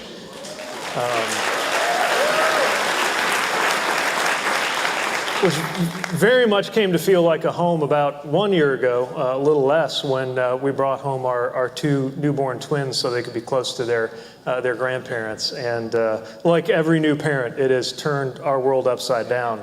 But Northern Michigan was a wonderful place to get up and running with them. And I've always felt a very close connection to this state. I won't channel the former Alaska governor and say that I could see Michigan from my house, but you could in fact see it from the mayor's office window out there in South Bend. And when I was a consultant, my first client assignment was in Detroit. And I have to tell you, it's been extraordinary to see the growth, the investment, and most importantly, the pride that has grown in the heart of that city in the 15 years since I found myself working there. And I know that that is a tribute to so many of the people at this convening and so many of the people in this room. And I believe it's part of the broader and too often overlooked story of how the industrial Midwest has found its way to a more promising future by staying true to its greatest strengths without allowing itself to be held back by nostalgia or any kind of fear of the future. And of course, that's a story that we were very proud of during my time as mayor in South Bend, too. And now that I am in front of you in this new capacity as Secretary of Transportation, I'm mindful that I'm addressing leaders from a state that lives and breathes transportation in so many ways, including, but by no means limited to, the role that this state plays in our nation's all-important auto industry. And I'm here to tell you that this role, this work that so many of you are involved in, connected to our transportation, connected to our infrastructure, has never mattered more. And I'm here on behalf of the Biden-Harris administration to let you know that the American transportation and infrastructure sector now has a level of federal support that we haven't seen in most of our lifetimes. After years and years, decades and decades of so-called infrastructure weeks coming and going in Washington without result, we have finally delivered the basis for an infrastructure decade. And some 6 months since the president signed that bill into law, that infrastructure decade is very much underway. I want to acknowledge Governor Whitmer for understanding the importance of transportation infrastructure from day one of this administration. And frankly, challenging Washington to catch up to the work that state leaders like her have been doing as those infrastructure weeks had come and gone. Matter of fact, she likes to call me the Secretary of Fix the Damn Roads, which sounds about right to me. And as a result of her leadership, now that we have delivered this legislation on the federal level, this is a state that will be exceptionally well poised to take advantage of that infrastructure law, thanks to the running start that you have here. And I especially want to thank the members of the federal delegation here in Michigan, Senator Peters and Senator Stabenow, who played such an important role in crafting the Senate side of the legislation, and the 7 Michigan House members, 6 Democrats and 1 Republican, who supported the bipartisan infrastructure law at a time when a lot of people were skeptical that you could get a bipartisan anything law done in today's Washington. They refused to let it get bogged down in the politics. They refused to give up, and they defied the idea that in today's Washington you couldn't get anything done at all. And I want to thank the Detroit Chamber for your support, because seeing so many sectors across America come together in support of this work, including business leadership and union leadership alike, it's a big part of what made it possible for us to deliver. So let's talk about the state of play. 6 months and counting since the president signed that law on the South Lawn of the White House, we've already put forward $100 billion in funding. We're proceeding swiftly but judiciously to make a reality out of these planned improvements in our roads and our bridges, our trains and transit systems, our ports and our airports, not to mention the water and grid and broadband improvements beyond the transportation portfolio that are going to be so meaningful, especially in states like Michigan. In that period, $3 billion has already been announced as heading to Michigan alone, with more announcements coming as soon as tomorrow. State and local departments are gearing up, calls are going out, bids are coming in, and we are getting to enter the shovel-turning season. We can discuss the programs and the projects in more detail, but I want to do just briefly to frame the conversation is paint a picture of what success looks like. Because for this to succeed, it has to be something that's meaningful, even if you're by no means an infrastructure buff. This isn't about infrastructure for its own sake. This is about producing benefits for Americans that remind us why we care about our infrastructure. Success means that we will have a safer transportation system, saving tens of thousands of American lives. Success means that we will create family wealth for millions of households, both from actually working directly on the improvements as laborers or professionals, and from living in communities that have the cleaner water and the smoother roads and the better rail and air and sea links to the rest of the country and the rest of the world. Success means that we will help to decarbonize the transportation of people and goods, which is a task that represents a large portion of the overall work that America and humanity have to do on climate change in order to save millions of lives and trillions of dollars in property and economic value that will otherwise be destroyed by extreme weather, droughts, floods, and fires. Success means America will be a fairer country, where old patterns of racial exclusion and the exclusion of rural economies in our transportation systems are replaced by a new insistence that those systems help everyone to have a fair shot at thriving. And success in that implementation means that America's position as the world's leading economy will be secure for the balance of this century. Those are the stakes. Those are the opportunities if we succeed. And if we don't, we won't get this opportunity to get again. So, success means partnerships at every level. And I'm pleased to report that there have been fantastic alignments and engagements already between different levels of government, different communities, between the public, private, academic, and labor sectors. And that is going to have to continue in order to ensure that our future of transportation is better than anything that we've seen before, with a laser-like focus on getting things done. I am convinced that the 2020s are going to go down in history as one of the most transformative periods ever in U.S. transportation. Our job is to make sure that those transformations not only happen, but they work for all of us, and there's no better place to talk about that than right here. So I'm looking forward to digging into the discussion, and thank you again for having me this afternoon. Joining Secretary Buttigieg on stage, please welcome Devin Skillian, anchor at WDIV-TV4, NBC. Whichever seat you want. I'll take the other. Mr. Secretary, it's great to have you here. Really tickled to get to talk to you.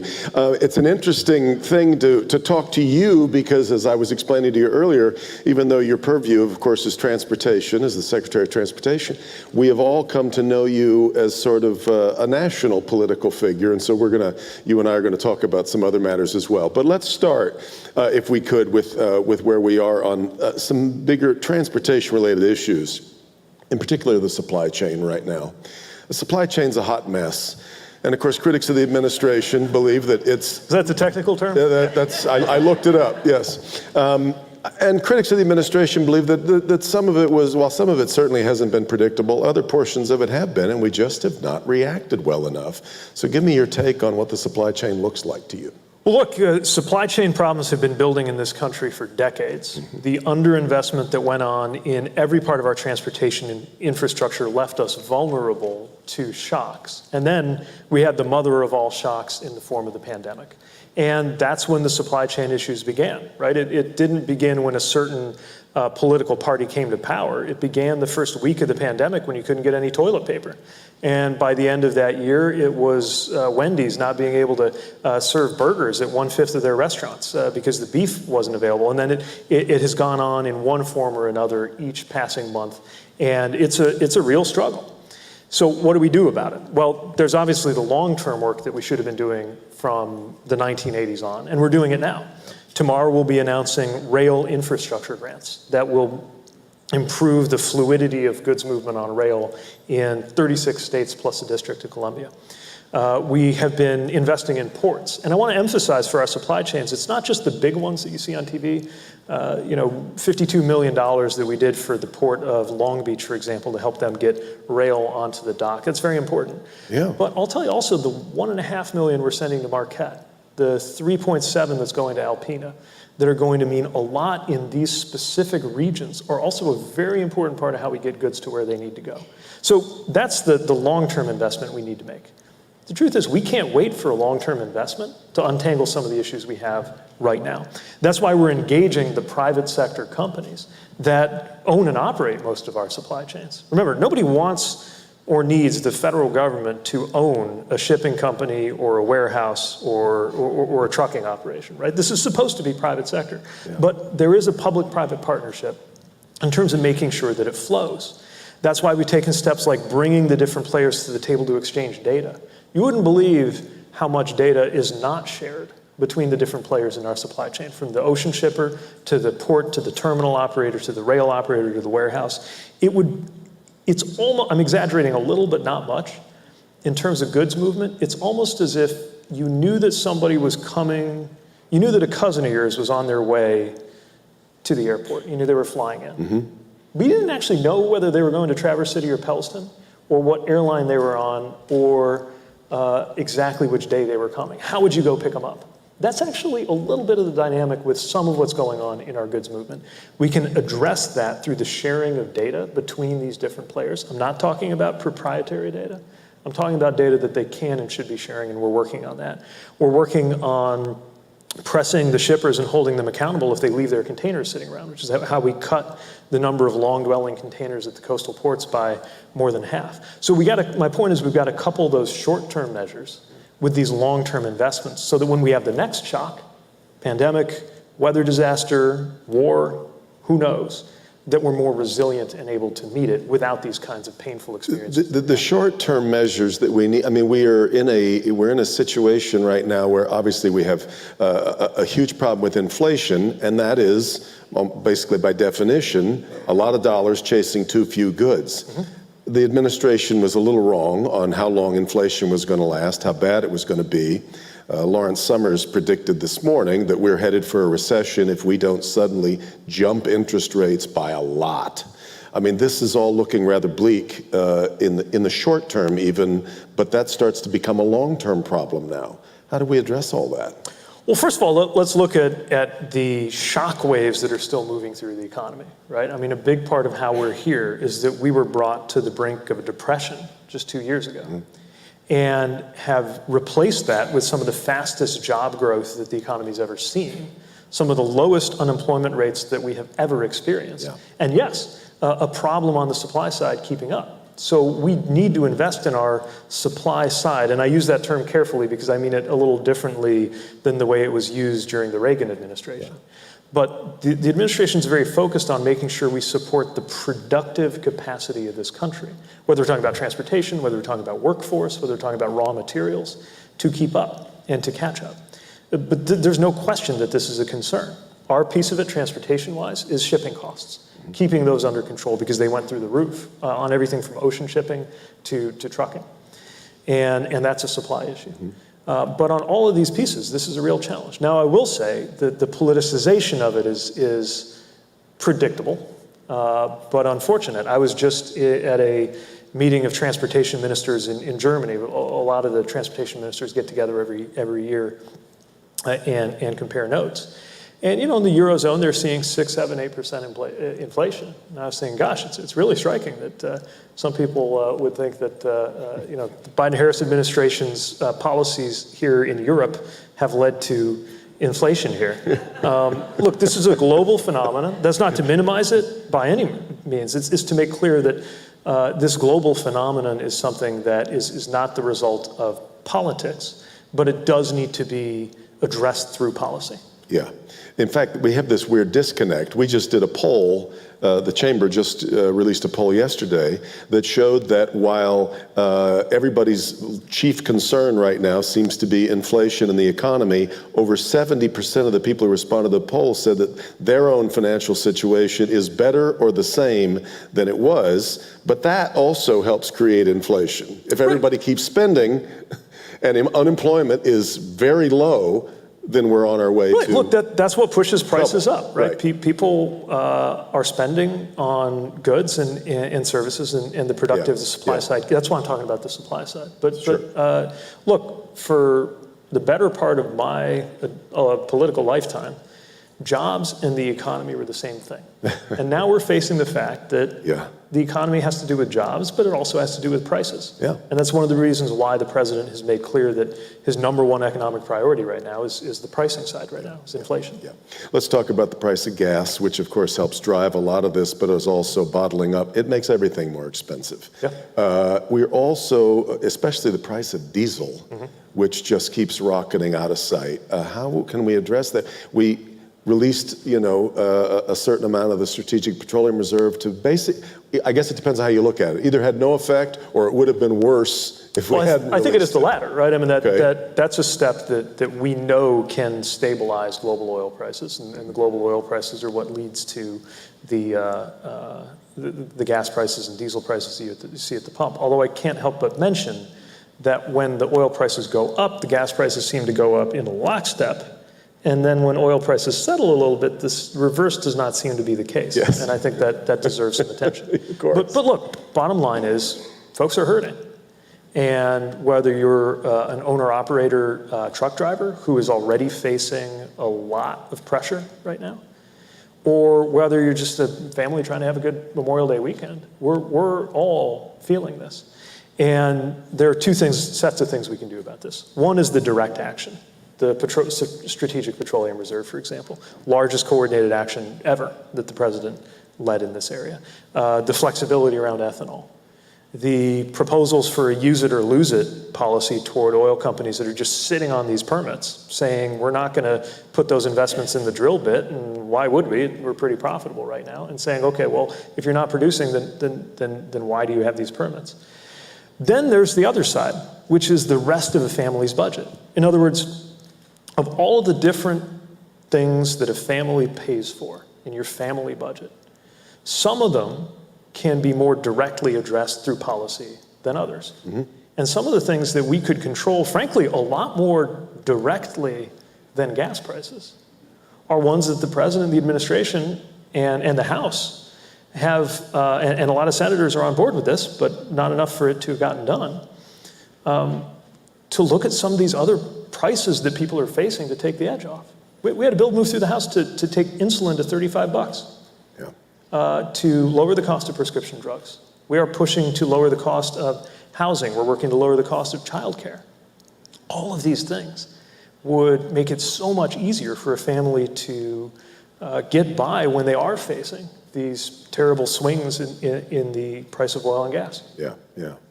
Let's move to transportation in broader terms. 10 years ago, we might have been hard-pressed to describe the transportation world of today. I'm not sure we understood what Lyft and Uber were going to become. I'm not sure we saw how quickly the automakers were going to try to adapt to the electrification of their fleets. Tell me a little bit about, if you close your eyes and think about what our transportation world looks like 10 years from now, what do you see? Well, first, we should approach any predictions with a lot of humility for the reasons you just raised, right? Think about one of the lessons of Uber and Lyft. For all the transportation technology that's been developed in the last 10, 20, 30 years, the most important piece of transportation technology of the last decade isn't even a piece of transportation equipment, it's a phone, right? That's what actually changed everything from how you board an airplane to how you summon a ride. And so there's a big unknown factor about some of the changes, but there are some that we can see. Electrification is going to accelerate, and I think it's only going to become more important. The OEMs have made big bets on this, and we need to do it as a country in order to meet our climate goals and in order to make sure that American workers on American soil get the benefit of this electric revolution. And so we're investing $7.5 billion in charging stations. And we've also proposed measures to make those EVs more affordable, so the more families can realize the gas savings that come with owning one. So we know electrification is going to matter. We know automation is going to develop in some very fast-moving, well, let me put an asterisk on that. Fast-moving, but we don't know when some of the fastest movements will happen. Yep. Again, we need some humility here.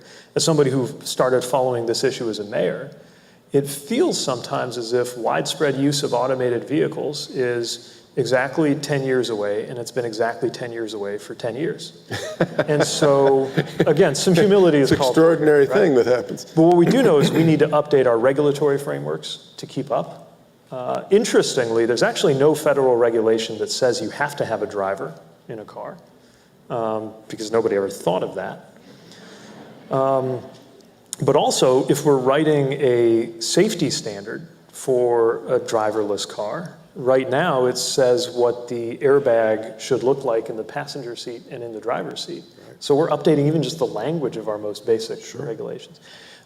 There's a lot of interest in Congress right now on a framework for how we handle automation, not so much to create it, that's what industry's got to do. Yeah. Again, the private sector has its role, but our role is to make sure that it's safe. And by the way, the potential for safety improvements from automation is colossal in a country where human drivers are killing 40,000 people a year. Exactly. We should be up in arms about that. But how will insurance work if I'm willing to turn my car over to the system? Right. Where's the liability? That's this is complicated. Yes, that's one of the biggest issues that we've got to work through. And of course, we've got to make sure it unfolds in a way that benefits American workers. And it absolutely could, but that's far from guaranteed. Now, then there are the things that people don't think about a lot in terms of technology and development. And the most exciting, unsexy one that I'm paying attention to is materials. And I know this does not sizzle the way self-driving cars or drones or EVs do. But if you just think about literally how much paving we do, for example, as a country, and how much a hit to the budgets of cities and states that is, if you can make it just a little bit better, and there are amazing technologies right now around recycled material in pavement, porous pavement. There are even solar roadways being developed to see if you can generate energy through these materials. And this is, I think the business minds here in particular should think about this. Right now, the incentives are such that if you're a local or state decision maker, and you were presented an opportunity to have asphalt or another paving material that lasts, let's say, 50% longer in a northern Michigan winter, but you have to pay a 30% premium in order to get it, even though textbook economics says that's a no-brainer, you might actually be compelled to say no because you need to get more done right now, right this year. Yeah.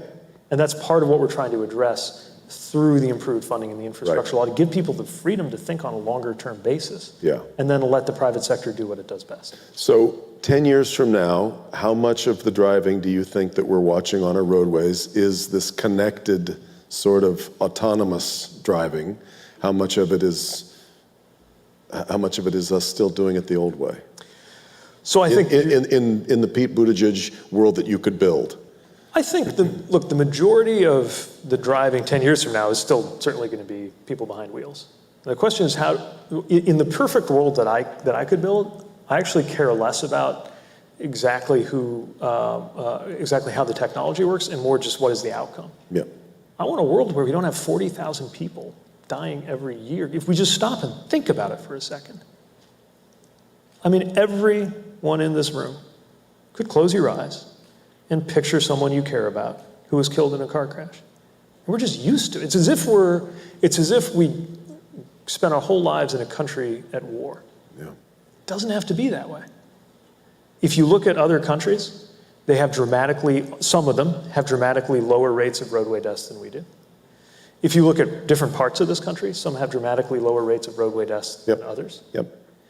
We should be working toward a time when dying in a car crash is as quaint and anachronistic as dying of cholera or dysentery. And I think we can get there.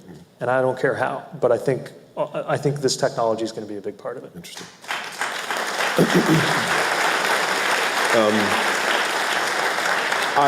I drive an electric car, so I'm already in the choir. But I know that every day you hear from people who believe that, A, the push to electrification has gone so fast and so far out in front of what's reasonable that that's part of what's helped create our gasoline problems that we have right now. You also hear continually that this electricity that I'm pouring into an electric car and that other people are is still made largely by fossil fuels. So we're not as green as we look, and we're just kind of kidding ourselves. So all of the foibles that you are presented with, how do you answer that about our drive to be electric? That are we too early for what's really reasonable given how green we want to be? Yeah, and the answer is no, because we're running out of time. This is not that it's easy. This is a complicated transition. But when somebody says, oh, I'm worried about the raw materials, or I'm worried about the grid, usually that question comes in one of two forms. If it comes in the form of, how are we going to fix it? I'm right there with you. If it comes in the form of, therefore, let's do the status quo for as long as possible. We literally don't have time. We can't afford to do that. I don't know how more bluntly to put it than the scientists have. But I would also add that a Great Lakes state is exceptionally vulnerable. And you don't have to be next to the water. You could be, well, in Midland, for example, right? Or things like what just happened in Gaylord. Like, there's going to be more of this. And it's going to cost trillions of dollars. And the biggest part of climate, the biggest sector contributing to climate, greenhouse gases, is transportation. And the most actionable part of that is electric. Now, to take a few of these critiques in turn quickly. First of all, is it zero emissions? Well, no. If your electricity is made with fossil fuels, not it might net, not be. yes. But it's getting cleaner by the day, and it is already likely more efficient, even if you're only using fossil fuels, which we're trying to advance away from. It's more efficient, if you just think about it, to take all that fuel in a power plant, turn it into electrons, and then transmit it to a battery, than it is to put it individually in millions of gas tanks and into an engine to set it on fire there and turn it into power. It's just more efficient at utility scale. So that's one thing to think about. Another thing to think about that I think is really important, and one of the reasons I'm excited about what I see in the industry, is that, look, early on, EVs read as this very urban, it's the kind of, you're sipping your latte, listening to NPR, on your way to yoga, and you're in your electric car. That was the perception, right? But actually, a lot of the biggest wins here in terms of fuel savings are in rural America. Just think about it. First of all, you're driving longer distances, means you're burning more gas, means you're going to save more money if you got an electric car or a truck. And I'm amazed by how many people are still learning about electric pickup trucks. Yep. And the truth is, the Super Bowl ads will do more than any speech from me on this. But I think as people see that, plus you have the added fact that it is in rural America that people are more likely to live in single-family homes, which means for all this talk about charging infrastructure that makes it sound like a super complicated, obscure thing you got to get your hands on, you already have some. It's the plug in your wall. That's how we charge our hybrid electric minivan. Reluctantly became a minivan dad as soon as the twins arrived. You'll be all right. And it happens to all of us. It happens to all of us. I guess it's inevitable. Yes. We plug it in. We'll get a level 2 charger eventually, which will be more efficient, but we just plug it in. So the bigger issue is cost, and that's a real issue. Mm-hmm. Right now, even though your car payment's higher, your gas bill's lower, depending on the vehicle, you may be close to the point of evening out. We got more work to do to bring the cost down. And so anybody who tries to mount a political attack on the subject of EVs being expensive should answer a simple question. When you had the opportunity to lower EV costs through tax credits, did you vote for it or did you vote against it? And we can continue the conversation after getting that answer. I want to ask you one question about air travel, maybe two, because I never hear a whole lot of advances. I mean, airplanes still seem to run on the, nobody's talking about, I don't hear a lot of talk about electric planes yet. Not in the near term. Not in the near term. But you got sustainable aviation fuel, which goes into existing aircraft, which is exciting. That helps. I talked to a friend who works for an airline who said that the U.S. is being obstinate and ridiculous with the pre-testing requirements right now for return to the U.S. Surrounding COVID, that the rest of the world has pretty much done away with that, and right now we're in alliance with China as a nation, requiring, and that it's putting a real damper on domestic travel has returned, international travel has not. Is it time to get rid of that rule?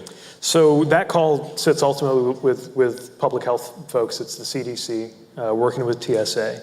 But even the CDC has now made it a 5-day, from the time that you've had, and it's still, I believe, a 2-week quarantine if you test positive before you can come back. I believe that's where it still stands. But anyway, right. The overall thing. So yeah, look, that's a restriction that still gets in the way of travel, and we recognize that. And nobody will be happier than me when we get the clearance to move forward. But of course, the CDC has to get there. I saw here I had a note that I forgot to get to when we were talking about supply chain issues. We've got a real problem with the driver shortage right now that goes immense implications. Glad you asked. Well, I guess I didn't let you get to a question. No, what do we do about that? If unemployment is as low as it is, where are we going to find drivers? So we got to treat drivers better. That's a really big part of it. We got to treat drivers a lot better. Right now, the industry estimates there's a gap of about 80,000.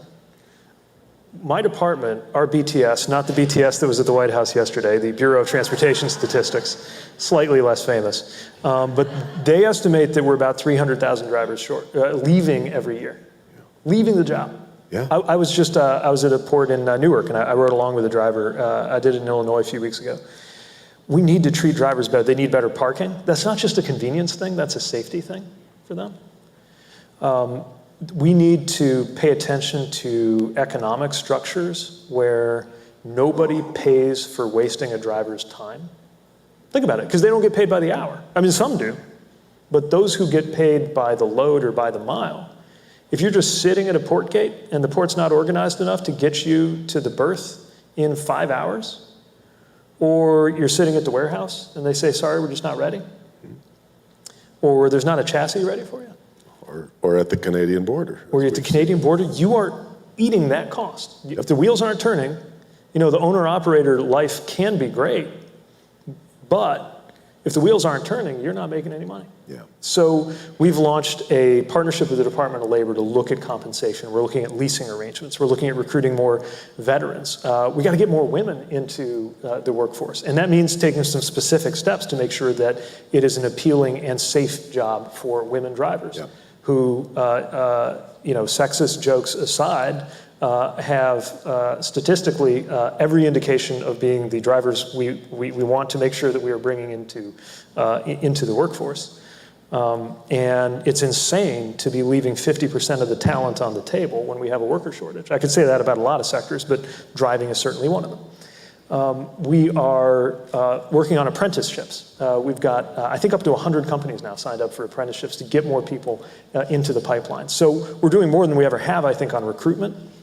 But it will be a leaky bucket unless we do just as much on retention. That's why we got to treat our drivers better. Everything you're wearing, whatever you ate for breakfast today, maybe even the vehicle that you drive got to you thanks to a truck driver. A driver. And if we really mean it when we say they're essential workers, we ought to show it. Yeah.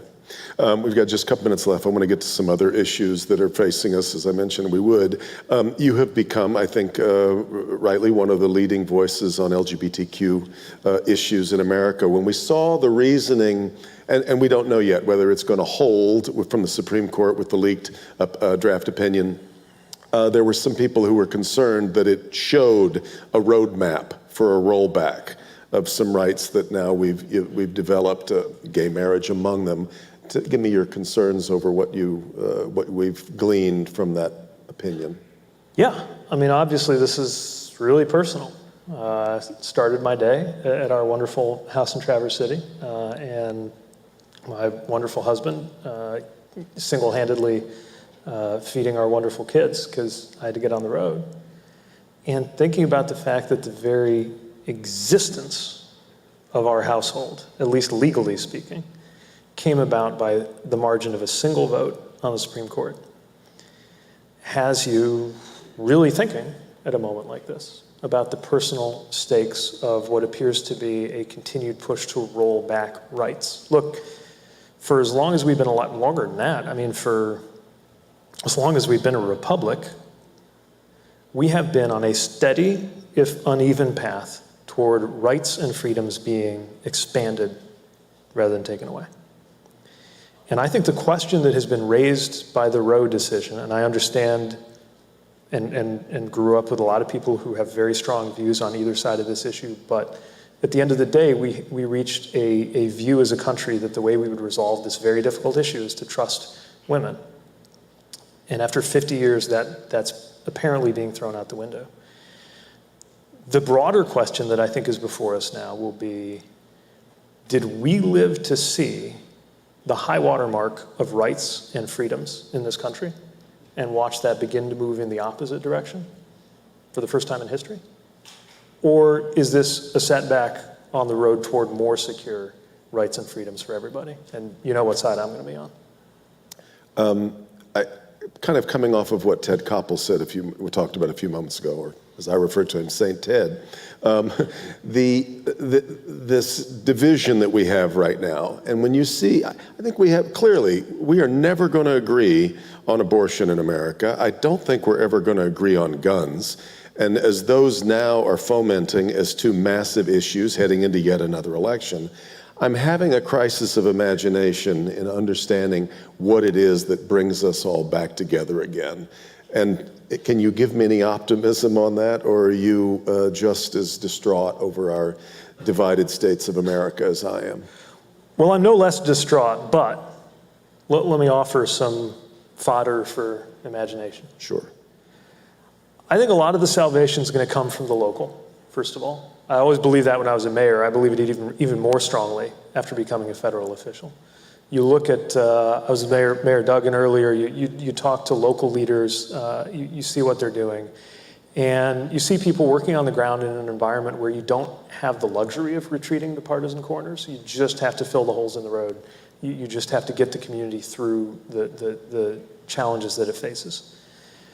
I also believe that the fundamental principles that make America America, however imperfectly we've risen to them over the years, matter, that they're the right ones, that this is a better way to organize a society than some of the other models that are throwing their weight around right now, like China's model.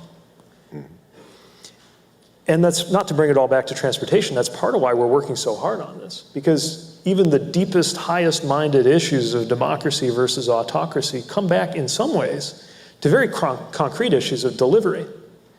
This is not the first time that the question has been called on whether democracy is the way to go. As recently as the 1930s, it was fashionable in certain circles of business and political elites in America to start talking approvingly about this fascism stuff going on in Europe. And part of what they used to say, famously, by way of an excuse for Mussolini was, well, he's kind of a rough guy, but he makes the trains run on time. It came back to transportation as an example. By the way, that wasn't true, but we can talk about that another day. So my point is, we need to deliver on some of the basics right now, just for our country to tiptoe back from the brink of the cliff that we have been wrestling alongside, so that we can have more adult conversations about some of the heavier stuff. But let me also offer, and I caught the tail end of what Ted Koppel was saying, and I think it's profound, and I think he's absolutely right. But since he mentioned that kind of dark potential, and thankfully, in his view, at least won't happen in the next 5 or 10 years, but I'm thinking a lot about the middle of this century, when I'll be getting ready to retire, and my kids will be, I guess, of kind of young professional age, when I think we really will have decisively gone one way or the other. And since we've seen a vision of what going off the cliff looks like, let me offer the other side of that. The world has never actually seen a large-scale, fully functioning, fully inclusive, multi-ethnic, multiracial, democratic republic that represented everybody. We've never actually had that all the way, but we could. And I believe that will happen for humanity, if and only if we deliver it here in America. And if we can figure out how to do it, which does mean building trust, it does mean taking care of the basics, and it does mean transcending these divisions of this moment. But if we can do it, that will be as big a contribution to humanity as 1776 was. And we could be the ones who actually brought it about. So that's my best shot at imagination about what the other side of that coin looks like. Ladies and gentlemen, Pete Buttigieg. Thank you. Thanks so much. Thank you. Thank you very much. Appreciate it. Thanks so much.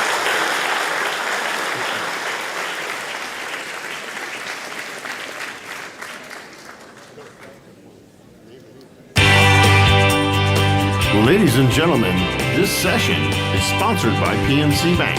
Please welcome John Meacham, presidential historian and Pulitzer Prize-winning author.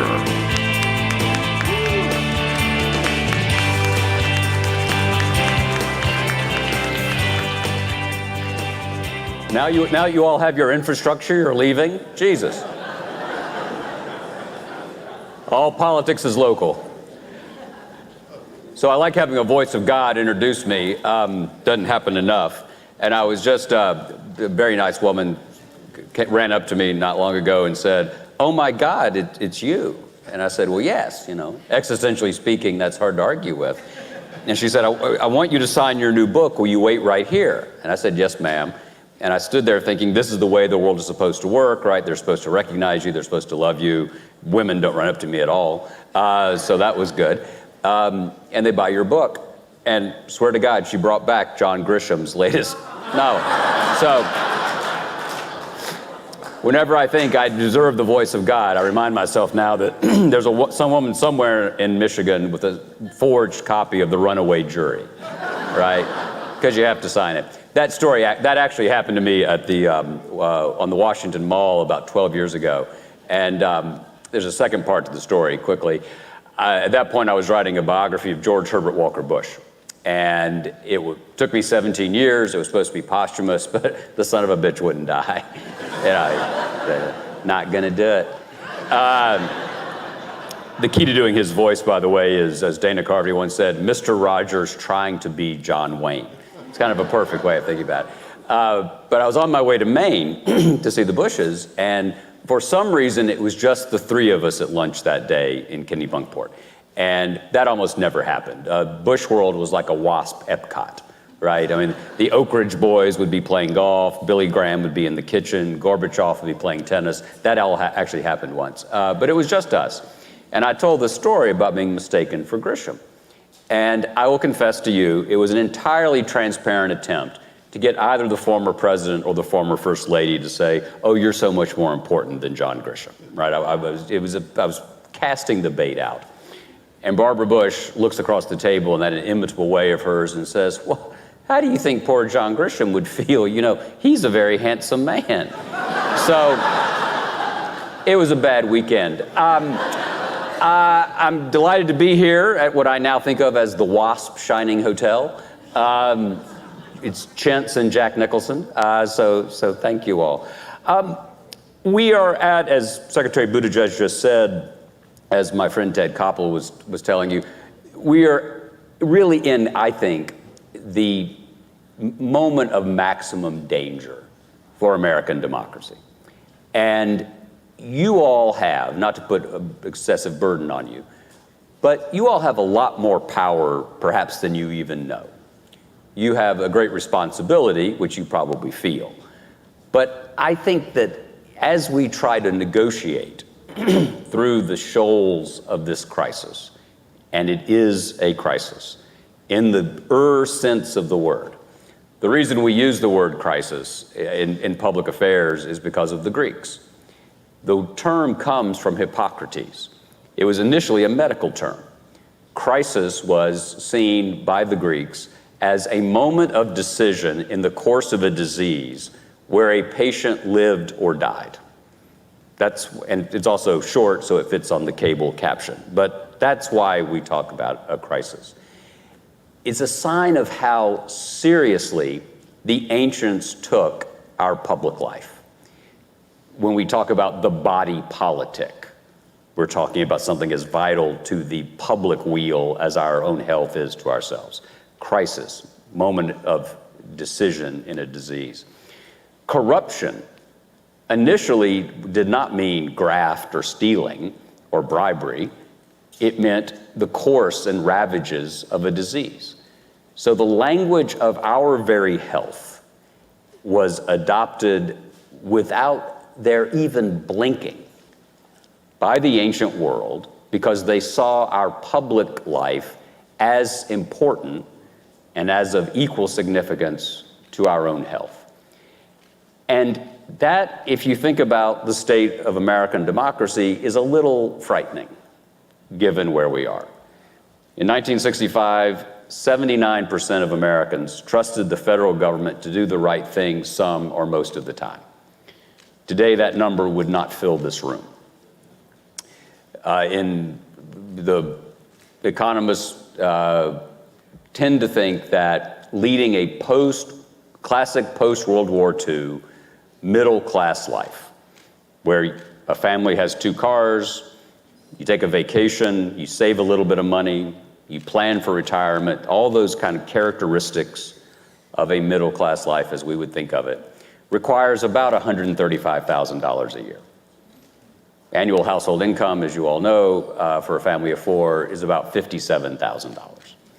So if you look at that fall in trust, if you look at that gap in the income that is required to lead the life that was more prevalent in what was, as Henry Luce called it, the American century. In the 1950s, 1960s, more Americans were able to live that kind of life.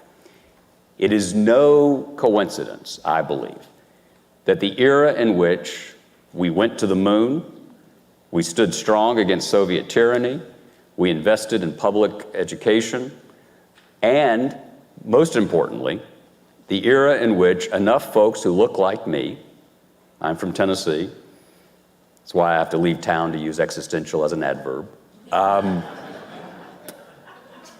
Thank you. Don't get that. Now, Michigan has its problems, so y'all don't get too cocky, all right? I've been out west. One of my bucket list items was someday to lay a wreath at the grave of a president, and President Ford's family asked me to do it. When I said this was on my bucket list, my wife said, "I think it's time to go." But if we don't, it's no mistake, I believe, no coincidence, that civil rights and voting rights unfolded and were finally realized, at least to the extent they've been realized, at a moment when people who looked like me were more economically comfortable than they ever had been before. Because the politics of fear is our besetting sin. Fear, Edmund Burke said, there's no more unreasoning emotion than fear. But when you feel your back is to a wall, or to shift the metaphor, you're at the edge of a cliff, you're gonna do anything you have to do, aren't you? To get away from that wall or away from that cliff. And that's, in many ways, I think at the root of where we are today, is that too many Americans fear that a mythic vision of an America that they think existed once can, by this election or that election, come into being again. I'm here to tell you that there was never a once upon a time in American history, and there's never going to be a happily ever after. And why is that? Because history is us. It's a human enterprise. And I'm sure you all are better people than I am, but I'm fallen, frail, and fallible. I make more mistakes before breakfast than I can count. And if I can do the right thing slightly more than half the time, that's a hell of a good day. And I don't have many of those. And I think most folks are rather like that. And so is the country, because the country is us. And American democracy fundamentally requires a sense of neighborliness, of seeing ourselves as neighbors, not as adversaries, not as rivals, and God knows not as enemies. And you don't have to love your neighbor, right? People weren't doing it in the New Testament. You don't issue commandments if people are already doing it. Right? You don't say, hate your neighbor. I mean, we're good there. We got it. Don't listen to the other guy. We got that. All right? Jesus issued the commandment because folks weren't doing it. My argument is that you don't have to love them. It'd be good if you did, but that's for your preacher or your cleric or whatever. But you have to respect them, and it's in your interest to do that.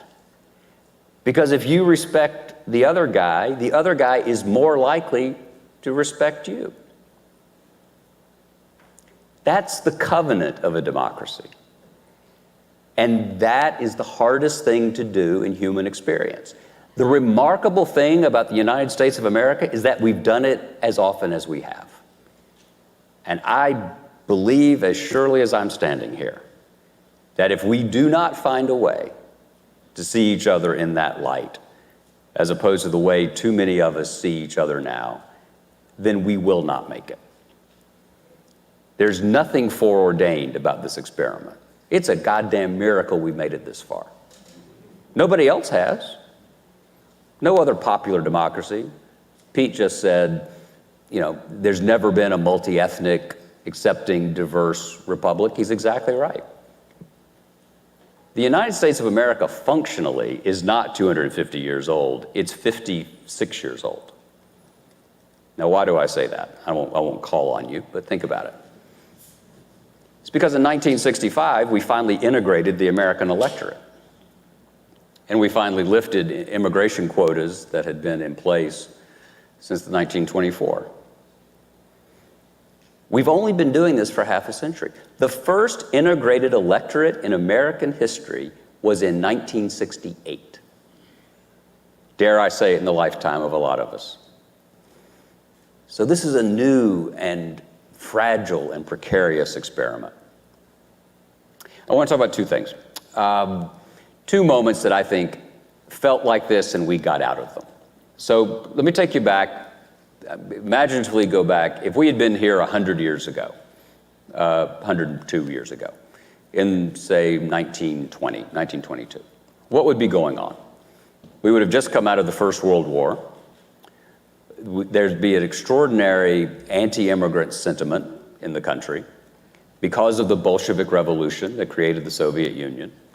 There was a fear of socialism, that socialism was coming from overseas to change fundamentally the life of the nation. There were warrantless raids launched on suspected dissidents that were so egregious in reaction it created the ACLU. If this were 1919, about half of you could not vote. Women could not vote in federal elections until 1920. And on the Saturday after Thanksgiving in 1915 at Stone Mountain, Georgia, not far from where I grew up, the Ku Klux Klan was refounded, and the flames from that cross went across America. There were 12 members of the House of Representatives, 7 or 8 United States senators, and the governors of 5 states who were members of the KKK 100 years ago. Governors of Texas and Georgia, which given American history may not be all that surprising, but also the governors of Indiana, Colorado, and Oregon were members of the KKK 100 years ago. In my native state, see if any of this sounds familiar, we had a legislature that passed a law saying you could not teach a controversial theory because it offended people of faith. As Mark Twain once said, history may not repeat itself, but it does rhyme. So what happened? What happened? How did the 1920s turn out? It ended with the stock market crash. It ended with the Great Depression. And in 1932, Franklin Roosevelt said the 2 most dangerous men in America were Douglas MacArthur and Huey Long, because Douglas MacArthur could lead a populist revolt from the right, and Huey Long could lead one from the left. And he believed, FDR fundamentally believed, that as flawed and imperfect as our experiment is, it was worth defending. And he did save capitalism for the capitalists. He understood something that is vital for us all to remember. People like you are the foundation, are the infrastructure of democracy, because citizens make good customers. Do you want to live in an oligarchy? Do you want to live in a kleptocracy? Do you want to try to run your business in a world where people don't have faith in the elections that send our federal officials to office? I don't think so. The rule of law makes your lives possible. No society that you or I would want to live in has ever long endured without a common respect for the rule of law. No society we would want to live in is without a middle class. People who have an expectation that tomorrow can be better than today if they play by the rules and prosper according to that system. FDR recognized that all of that was collapsing and insisted that the experiment would not die on his watch. The line we all remember from the first inaugural, right? The only thing we have to fear is fear itself, nameless, unreasoning fear that paralyzes our efforts and converts advance into retreat. Fascinating, isn't it, that he used the word paralyze. He had taught himself to walk again. He thought he could teach the country to walk again. But the line that got the biggest cheer that day, Friday, March 4th, 1933, on the east front of the Capitol, looking at the Supreme Court, looking at the Library of Congress, was when he said that our problems are of such scope that I might require wartime-like executive powers to govern as if we had been invaded by a foreign foe. And the crowd roared. Mrs. Roosevelt wrote that she was chilled to the bone because it suggested that the people were ready for a dictator. And he refused to do it. That night, like a good Episcopalian, he was having a glass of whiskey and going to bed. There are only 6 of us left, so we do try. Buttigieg is one, actually, so you all have a big representation. An aide came to him and said rather pretentiously, if you think about it, "Mr. President, if you solve the crisis of the Depression, you will go down as our greatest president, but if you fail, you'll go down as our worst." And FDR looked at him and said, "If I fail, I'll go down as our last." He understood. What if we'd been here 52 years ago, 55 years ago? 1968 begins with Tet, the North Vietnamese offensive that's of such ferocity that Lyndon Johnson gets out of the race on March 31st, 1968. It was a Sunday night. Eugene McCarthy from your neighborhood had run against him in New Hampshire, had almost won. That brought Robert Kennedy into the presidential race on March 16th. Johnson gets out. On that Sunday, the same Sunday, March 31st, Martin Luther King delivered the Sunday sermon at Washington National Cathedral. In that sermon, he said, "I can never be what I ought to be until you are what you ought to be, and you can never be what you ought to be until I am what I ought to be. That's the way God's universe is made. That's the way it's structured." He said, "The arc of a moral universe is long, but it bends toward justice." 4 days later, he'd be shot to death outside room 306 of the Rain Motel in Memphis, Tennessee. 6 weeks after that, Senator Kennedy would be shot to death at the Ambassador Hotel in Los Angeles. 6 weeks after that, the Democratic National Convention in Chicago would descend into chaos and violence. And on Election Day, 1968, Richard Nixon narrowly defeats Hubert Humphrey, and George Corley Wallace of Alabama wins 13.5% of the vote and carries 5 states in the Electoral College on an explicitly segregationist platform, again, in the lifetime of the people in this room. So things have been bad before. We have overcome. And how have we done it? We've done it because people like you insisted that the whole was more important than the parts, that your long-term interest was more important than short-term appetite, and that in the fullness of time, the rule of law was worth defending. One thing does set this moment apart, and that's very painful for a historian to say, trust me. It's counter to my economic interests. And that is that no president of the United States in American history ever launched a full-scale assault on the credibility of a federal election. It just hasn't happened. It's a grave crisis of distrust. And it's about appetite and ambition. And that's not a partisan point. I'm not a Democrat. I'm not a Republican. I have voted for both for president. The margin is narrowing, I will confess. Let me tell you a quick story about I'm going to tell you two quick stories about how to do this. Three of my favorite topics. This is a true story about Donald Trump, George Herbert Walker Bush, and Andrew Jackson. There was one parachute and the rabbi came. No. True story. So in March of 2017, President Trump is coming down to Nashville, where I live, to speak at the Hermitage, Andrew Jackson's house, and I'm a Jackson biographer. And the local newspaper called and said, do you have anything you'd want to write about this? And I said, well, so I decided to write an open letter to the president, saying, Mr. President, welcome, I'm delighted you're interested in history and doing this. But if you're going to embrace Andrew Jackson, don't just embrace the crazy parts. And there are plenty of crazy parts of Andrew Jackson to embrace, right? Jackson once said that his only two regrets in public life were that he had not hung John C. Calhoun, his own vice president, and shot Henry Clay, the Speaker of the House. Little did we know that Trump would end up wanting to do both. But Jackson believed in the Union. He believed in the sense of, for all of his problems. And so the newspaper ran it. It was this open letter. It was the entire front page of the local newspaper. It had no effect whatever, of course, on President Trump. The next day, true story, I'm walking into lunch and my phone rings. And it was George Herbert Walker Bush. And President Bush had spent a lot of that winter in the hospital down in Houston. And so his staff was printing out stuff for him to read. And so he'd read this thing. And so he called up. He said, how you doing? I said, I'm fine, Mr. President. How are you? He said, I'm fine. He said, I read your letter to Jackson. I said, oh, shit, the old boy's losing it, right? He thinks I'm writing letters to dead people. So I said, Mr. President, thank you. It's great to hear from you. Actually, that letter was to Trump, not to Jackson. He said, yeah, but Jackson will pay more attention.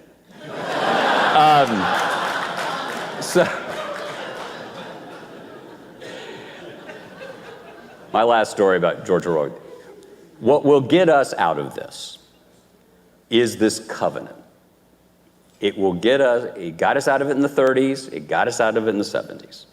And the covenant is that the rule of law matters, that the rules for the other guy are the same rules I have to follow. And here's the final story to demonstrate this, again, about President Bush. Quick story about someone you've never heard of, named Bennett McNichol. Bennett McNichol was a classmate of George Bush's at Greenwich Country Day School in the 1930s. Bennett was a fairly rotund lad. That's important to the story. He had not paid attention to Mrs. Obama's school lunch program at all. And George Bush was the best athlete in the school. And they had an annual obstacle course race. And every year, Bush won. He was about to go off to Andover to boarding school. And in that last year, the faculty came to him and said, would you let everybody else have a head start? And Bush said, okay, whatever that 15-year-old voice would be. Everybody goes off. Then Bush goes. And he's going through a series of barrels on the ground, and he gets out and he looks to his right, and Bennett McNichol is stuck in a barrel. Moment of maximum adolescent humiliation. Think about it. So what does George Bush do? He reaches down, he pulls him out, he says, come on, Bennett, we'll finish this together. Biggest moment of Bennett McNichol's life, because he tied George Bush in the annual obstacle course race. Right? Sweet story, right? But I didn't hear it from a Bush. I heard it from a McNichol. The guy told the story for 70 years because no one had ever done anything as nice before or since. So I took the story to the president. I said, Mr. President, I just heard the story about Bennett McNichol. And the old man, the first thing he said was, Bennett, he loved lunch. I said, no. It's not the point, sir. He says, he's still big? I said, that's not the point, Mr. President. Focus. I said, why did you pull him out of the barrel? And the president said, he looked at me really as if I were crazy. He said, well, I'd never been stuck in a barrel, but if I had been, I'd want somebody to pull me out. You idiot, He didn't say, I pulled him out of the barrel because I'm a good person. He didn't say I pulled him out because I loved him. He didn't say I pulled him out because my mother taught me that. He pulled him out because he was thinking That might be me. That's the essence of America. Help the other guy because we might need help. Thank you.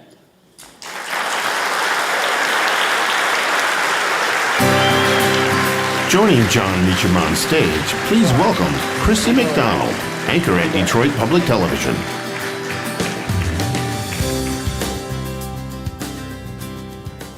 Well, good afternoon, Mackinac. John, you do a great President Bush It's a impression. limited skill set. I was going to say, but it must be a great party trick. I'm very big in assisted living facilities. They love me. You know, you've said that you've spent most of your life thinking about the past, and Yep. I'm always very curious when I get to talk to people on stage here at the Mackinac Policy Conference, because you can always trace back into their adolescence about where they get their passion and they start from it. You got into politics and interest in media when you were, hanging around your grandfather? Yes, I know this will strike you as strange that I was an odd child. I mean, No, I was about 6. My grandfather was a judge in Tennessee, and took me down to court, and I sat on the bench with him. I don't know what the defendants thought, and he had a coffee group. And again, I don't know how the Hamilton County, Tennessee was governed, because the mayor, the district attorney, they would all get together every morning for coffee, and I guess fix stuff. I don't know what they were doing, but I sat there and drank a Coke and listened to these stories. I grew up on a Civil War battlefield, so I could still, Missionary Ridge, so I could still find Manet balls when I was in the 1970s. So to me, history was always tactile and personal. you know, you talked about democracy being hard and how we don't have to love our neighbor, right, but we have to respect them. Was there a time that we did that? Or when did that start deteriorating? And what do you, I guess, attribute the lack of respect that we might have for each other? I think it's a remarkable thing that we've done it as much as we have. I don't think there's any doubt that, at least among white Americans, the 1930s was a period. When you look at the story of the Depression, you almost know this in your own familial lives. You know, there were houses you could go to and get a meal. There were people who helped, partly because the cataclysm of the Depression affected everybody. I mean, maybe at the very, very top there were some folks, but by and large, it was as communal an experience as possible. And the Depression, I don't want to sentimentalize it, I don't want to be nostalgic about it, but the evidence is, the testimony is, that people were more willing then to lend a hand. And there are folks who think that, well, if we had a crisis, we'd all come together. Well, what's it going to take? It didn't really happen after September 11th, I mean, briefly. It's certainly, I didn't get a warm and fuzzy feeling, did you all, about how we reacted to COVID, to say the least. And so I think part of it is this lack of a common sense that you don't have to agree with everybody all the time. That's not going to happen. But you do win some and lose some. And I think part of what's happened is the political culture is such that it's not just every day, it's every 4 minutes, whatever the average length of time between tweets is, that's the period of competition. Mm-hmm. And one of the things I say when I'm lucky enough to talk to college audiences at commencements, and the parents and grandparents love this, the kids are always hungover, so they don't know anything I'm talking about. I say, please, please, please, just because you have the means to express an opinion quickly does not mean you have an opinion worth expressing quickly. And the parents go crazy because they've listened to all these damn opinions, you know, all the time. And I do think it's a case, to some extent, I was skeptical for a long time about the impact that technology has had. I'm no longer a skeptic. I do think everyone in this room has the capacity to reach as many people as Ted Koppel used to reach, right? So when people talk about the media, we are the media. This is it. because of that device you're probably looking at and thinking, you know, how the hell can I get out of here? It's not impossible, not necessarily likely that you would reach 1 million people, but you could. If you have something to say, you know, if there's some video you want, something, we all now have direct access to the public square. And so therefore, our own vision of the world, if it's not broad gauged, there you go, see? You have the capacity to inflame as much as to enlighten. And more of us are inflamers, and I include myself in that. I stop myself, you probably do this too, 3 or 4 times a week. I'll have something I think is very clever to say about something that's happened. You got to count to 10, though. That's what I tell my kids, John. Yeah, you do. Before you send that tweet. You do. And so I just think it's, I think that technology has given a sphere of manifestation for our appetites. Has it made us then more passionate and not as reasonable? Has the hot take media society led to just less conversation that you can't have? I mean, we're talking about critical things here. You're talking about respect, trust, empathy, curiosity, really things that it's not like, here's a list of 5 things and you can achieve that. So the deterioration of having critical thought about things, do we point back to a hot take media, which I'm not saying that you are a part of, but you appear on MSNBC and part of being able to put things out there. I'm part of every problem. You are not part of the problem, John. No. I make no. But just saying that you are out there. As a boringly heterosexual white Southern male, I am part of a lot of problems. So there's that. I think that technology, I think this is human nature. It goes back to where we started, right? We're people, fallen, frail, and fallible. And the fact that we get as much right as we do is an extraordinary thing. And so therefore, I think journalists, historians, business leaders, we have a moral obligation, it seems to me, one that I fail all the time, to tell a story that is not about me, but about us. And the great thing, and the reason I told you about poor Bennett McNichol, is that done right, what's good for me is going to be good for you. You want me to spend money at your businesses, don't you? I want you to listen to me. And I just think that America works best when we understand that you can't love your country only when you win.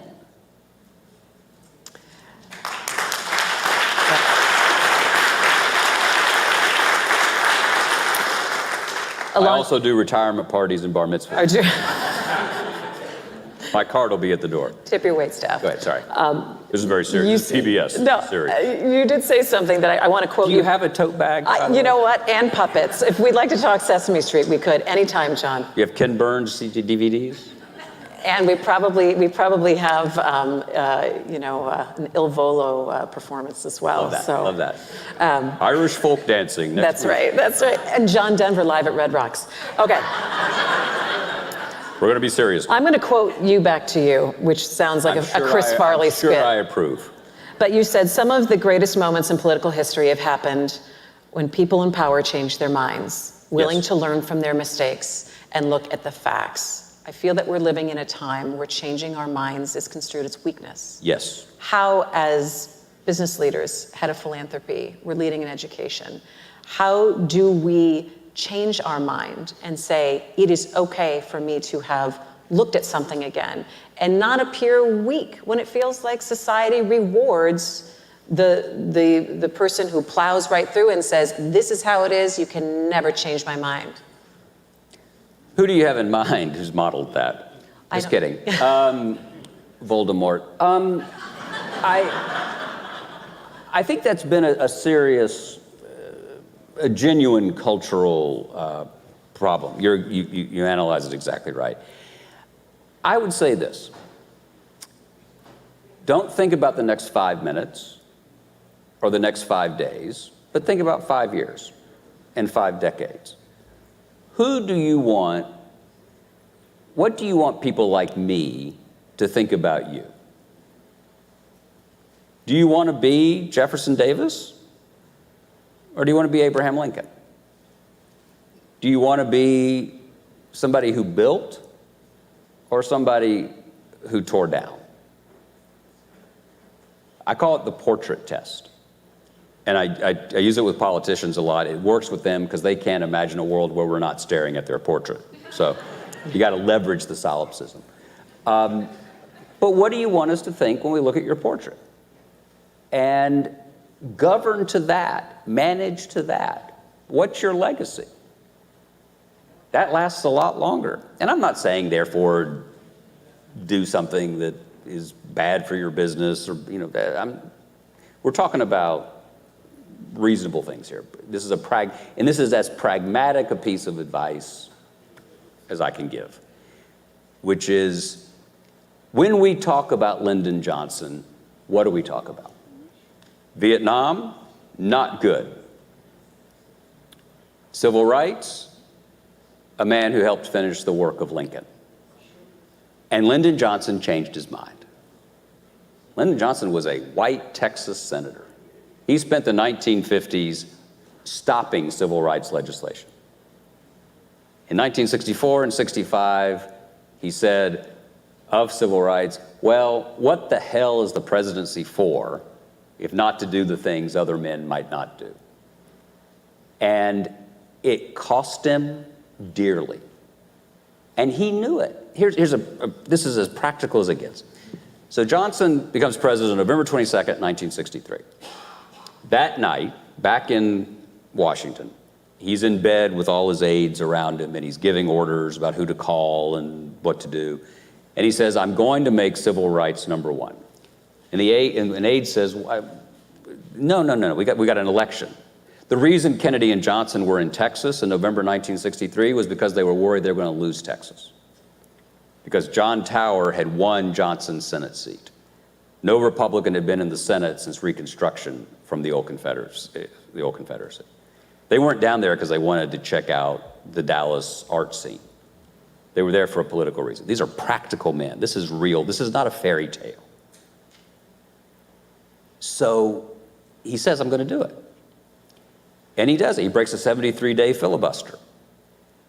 Sound familiar? And then he panics because he thought he was going to lose the whole South to Barry Goldwater. We know how the election turned out. They didn't. And so what does he do? He signs the Civil Rights Act in July 1964, and then he refuses to seat an integrated delegation from Mississippi at the Democratic National Convention. This sounds dorky. John Lewis would tell you, it did more to destroy his faith in America than being beaten in the streets. Was when the President of the United States, who had signed the Civil Rights Act, said, I'm not going to cave to every demand from a minority.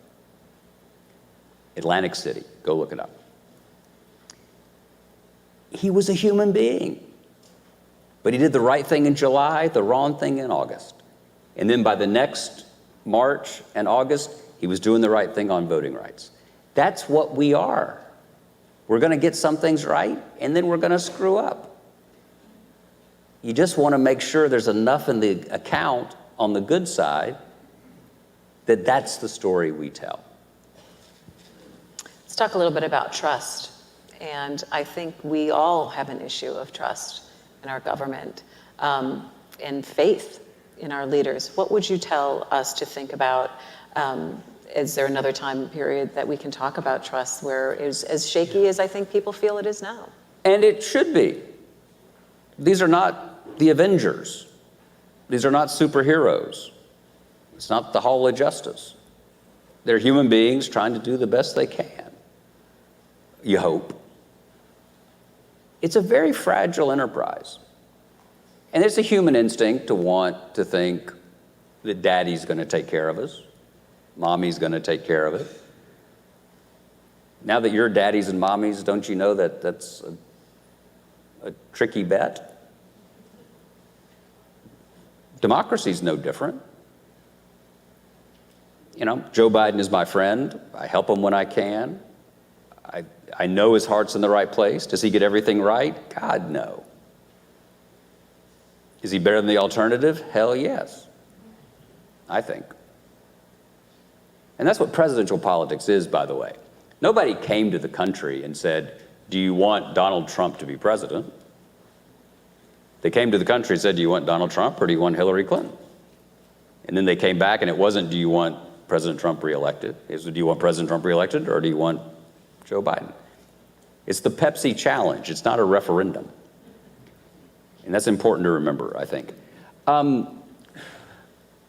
trust the government in the same proportion I trust the basic orientation of character of the people who lead it, if that makes sense. And it's all on a wing and a prayer. But, you know, there's an old joke, you know, Bismarck told about, for some reason, God loves drunks, little children in the United States of America. We're running that pretty low. We came as close to losing the constitutional republic, and you came as close, possibly, to losing the means of commerce in your life as we have since the Civil War on January 6, 2021. We just did. And I've sat with, again, I'm a Southerner, I've sat with friends who tell me that I'm exaggerating, that it's a Beltway thing, that, you know, it's an MSNBC thing, they were just protesting. I'm like, okay, well, tell that to the families of the police officers. And this isn't partisan. It's data. It happened. And so I just think, I don't want to be the guy who is part of the generation on whose watch the Constitution fell apart. Do you? And I say this because I was at, not to be overly personal, but, you know, I spend they've kindly flashed up my books. I've spent my whole life writing about, thinking about the American presidency and the American government. I believe that our better angels will prevail.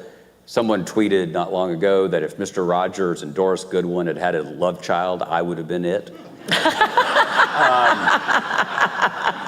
So, literally, it upset Doris. She said, well, wait, couldn't we have fallen in love and had a child? I said, no, he picked you up at the C-SPAN bar. That's what they're saying. So, and the left hates that I'm too optimistic and all that. So I get, I'm sure there's Republicans in the room and you're thinking, oh, this is a conventional Democratic thing. It's not. It's really not. I mean, you can think that, but you're wrong. So I took my daughter, who was then 15, to Washington in, it was Ash Wednesday of 2021. So 2 months after, there'll be a quiz later on when Ash Wednesday is. So early March, late February, early March of 21. So 8 weeks after the insurrection. And we were going to the Capitol to see somebody. And I hadn't really thought about it. So we're being driven from the airport, we're Ubering from the airport. And were any of y'all there that season?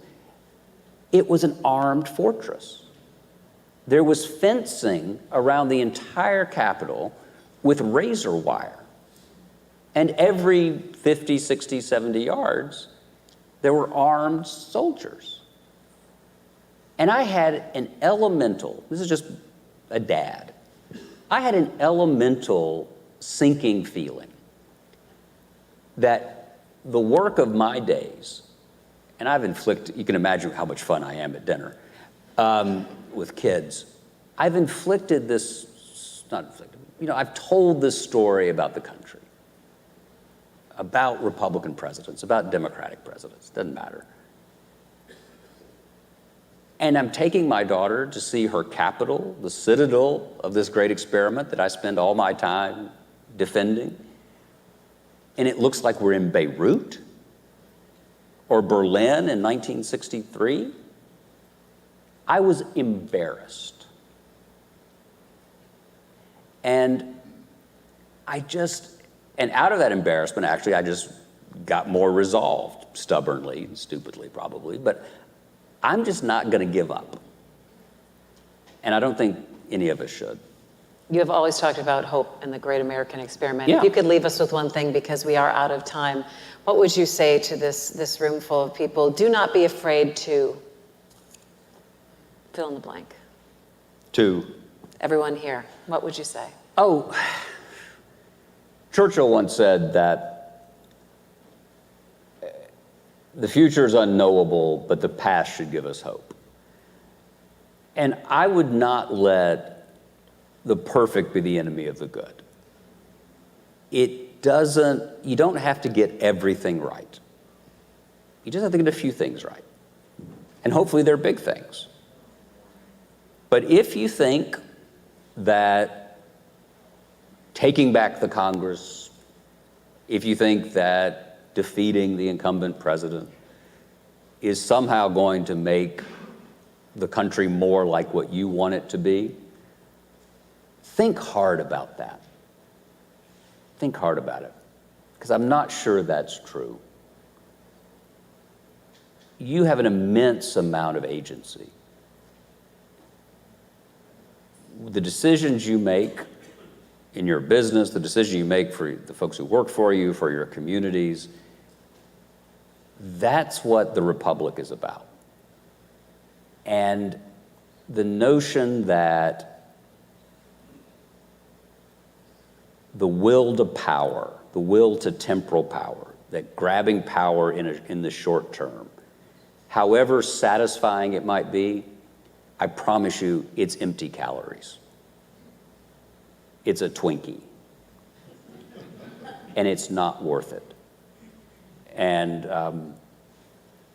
I'll leave you with this on a very serious note, because there's stuff about Churchill. Great story about Winston Churchill was in the men's room of the House of Commons one day, and he was standing at the trough, and taking care of what he was doing. And Clement Attlee, the socialist ally, Labor prime minister, comes in and stands next to him, and Churchill moves away. And Attlee says to him, sorry, you're so dignified and nice, I'm not going to look at you. Churchill steps away, and Attlee looks at him and says, is there something wrong, Winston? Are you feeling standoffish today? And Churchill said, no, it's just that every time you see something big, you want to nationalize it. So Ladies and gentlemen, John Meacham.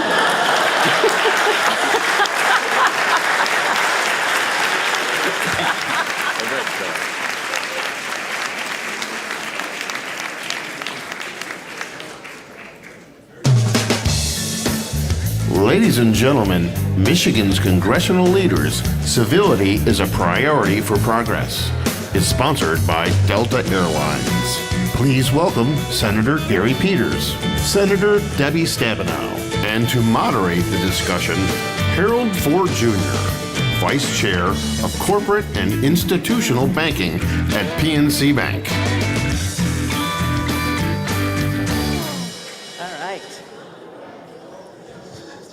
Before we get started, I just want to make sure, Senator Peters and Stabenow, you guys have a joke about big? I don't know. I don't think we can follow that one, Harold. I'm actually afraid to. So. John Meacham is a national treasure, and it's always great to be in his presence. He talked about the fragility of the enterprise of government, and how humanity and humaneness should populate it, and with humanity at its best intentions can sometimes fail. This panel's about civility and hopefully cohesion. Right. Give us some hope. Give us some tangible examples of not only the cohesion between the two of you, but how you work with your colleagues across the aisle. And give us an issue that will give us hope and favor for the future. Well, Harold, I think we have a lot of them. I think Gary and I work across the aisle every day, and I know he feels as I do that you don't have to agree with somebody on everything. You just need to agree with them on one thing. And then you solve that, and then you find somebody else that you agree with on one thing, and then you go from there. So the latest thing for me was in the middle of the crisis around baby formula, which we could talk about how all that happened, but we came together. It's under my committee. Half of the baby formula goes to WIC moms and babies. And within a week, I mean, this was, I think, a record, we wrote a bill, introduced it, passed it in the House, passed it in the Senate, and the president signed it on the following Saturday. That doesn't always happen, but it was because it was bipartisan. My ranking member on the committee, Senator Bozeman, and I worked closely together on that. We do the same thing on the 5-year economic strategy that we call the Farm Bill, both rural and urban. Gary and I are working on advanced vehicle technologies together in the whole effort to get the funding for chips to create the semiconductor fabrication facilities here. We worked together and I negotiated the money. Gary's on the committee that was writing it. He took the ball, got it in the bill. And then, yes, sir. Yeah. All right. And then, and we've secured that part of the competition bill. And so, and Roy Blunt and I are leading a national effort on community mental health funding that is very real, will change, will really be transformative in what we do for mental health and addiction, and that was completely bipartisan. Senator? There are a lot of examples where we work in a bipartisan way. So you don't necessarily see that on television because folks who tend to get the media spotlight are folks that are throwing rocks. And they like to show that conflict, and I guess that gets clicks on social media and all of those types of activities. But we do work, and both Debbie and I take great pride in working across the aisle and trying to solve the really tough problems we have. We're both Democrats, but Republicans are going to be different, but there's actually more in common than what we have differences. We just got to seek those out and find them, and then roll up your sleeves and do a lot of hard work. I gave an example of one that I was intimately involved in, and a topic that's not usually, it's the top of mind of a lot of folks usually complaining, and that's the Postal Service and the challenges with that. And we know that there's been some financial issues with the Postal Service, but they were made because of things that Congress actually did, things they saddled the Postal Service with cost that made it difficult for them to make the kinds of investments they needed for faster processing plants and being more efficient. And these were requirements that were put in over several years ago, and we've been trying to fix it for 15 years. This is a 15-year problem to deal with some common sense areas of the Postal Service. You know, if you ask anybody how to fix the Postal Service, you will get a lot of answers to that. But unfortunately, not everybody agrees on all of those answers. So I tried to say, okay, I'm in the committee, I chair the committee that oversees Homeland Security as well as government ops, which is postal. I said, let's just focus on what we can fix so we can make sure the Postal Service stays with us for long into the future. It's in the US Constitution. This is a fundamental organization for our country. And they have requirements. They required, in the past, they required the Postal Service to pre-fund all retiree health care, no matter the age of the person in the organization. There's no company in America that does that. There's no governmental agency that does that. There's no state or local government. Nobody does that. The Postal Service was saddled with that. They couldn't integrate with Medicare. You know, some of these kinds of things that everybody takes for granted, but wasn't the situation with the Postal Service. So I said, let's just put them on equal footing. And we worked to get the coalition of folks. I got over 24 co-sponsors, so over the 10 Republicans necessary in the Senate to make that happen. And we were able to get it passed after 15 years. And what this means, it's going to save the Postal Service over the next 10 years $50 billion. $50 billion that will go into making sure that they can continue to deliver mail that so many people rely on for medicines and small businesses to get their packages that they're selling online. But it's that kind of thing that we were able to build together. It didn't get a lot of press. I wasn't throwing rocks at anybody, but we were solving a problem. We were doing it in a bipartisan way. And now the Postal Service will be more financially secure for the foreseeable future. That deserves some applause. You don't hear many things that say $50 billion and it works better. I always want to call Senator Stabenow Debbie because we got elected Congress as saying you were Senator right. Stabenow. We were both 5 years old, by the way, 1996. Yeah. Senator, is it harder to work in a 50-50 Senate, or is it easier? Or obviously you're in the majority, so that's something that you covet. But how is it in terms of relations? Does it make it easier to work with Roy Blunt or Senator Bozeman? Does it make it easier to find common ground because of the numbers? Actually, I would say, I mean, we have the narrowest of majorities. We basically have a tie, right. And our vice president can cast the tie-breaking vote. I think on the things I work on, I have had these relationships longer than this term. And so that has made a real difference, that regardless of the numbers, frankly, or who's in the majority, we've been able to work together and to do things. I think it is, from my perspective, been more difficult to get the momentum on a number of things, particularly because Leader McConnell wants to be in the majority. And so he doesn't want a lot of accomplishments coming for President Biden or the slimmest majorities in the Senate. Now, we've been able to get past that. We had Secretary Buttigieg here, who's amazing, and talking about what we've done on transportation. But that was with a President Biden, majorities, Democrats, House and Senate, and luckily we had 19 colleagues, Republican colleagues, that joined us in the Senate. To be able to get this done, which is terrific.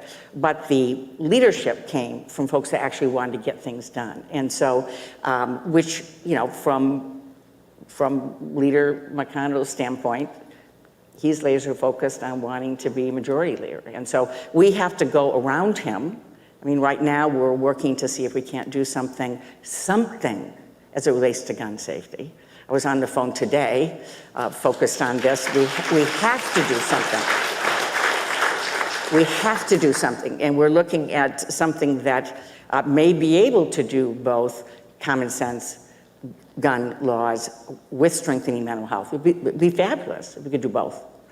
But what I've seen in the past with Senator McConnell, working with him for a long, long time, he would rather drag it out, have the emotion go away, and kind of have it fade away at some point, which I don't see. I see it very differently this time around. I mean, we don't have to live like this. We don't have to live like this. When you talk to folks in the young people in Oxford, or when we talk to folks, you know, all across Michigan and the country, we don't have to live like this and be worried about our kids and grandkids.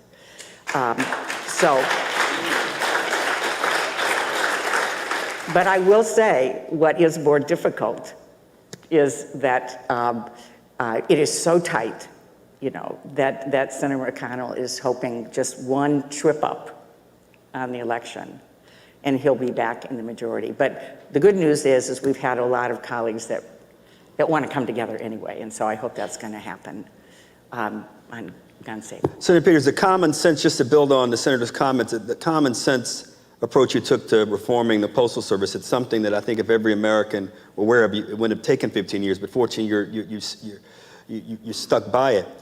Why can't we get common sense public safety rules around guns? I mean, I'm not here to advocate for one way or the other, but it seems like we're not doing enough in our schools. So how do you see a bill coming about? And do you think you'll be able to get 5, 10, 15 Republicans to go along with something that's common sense? Well, you know, obviously I'm hopeful, and you've got to be hopeful. And I think we're seeing some signs of that happening now after these two horrific tragedies within just a few days apart.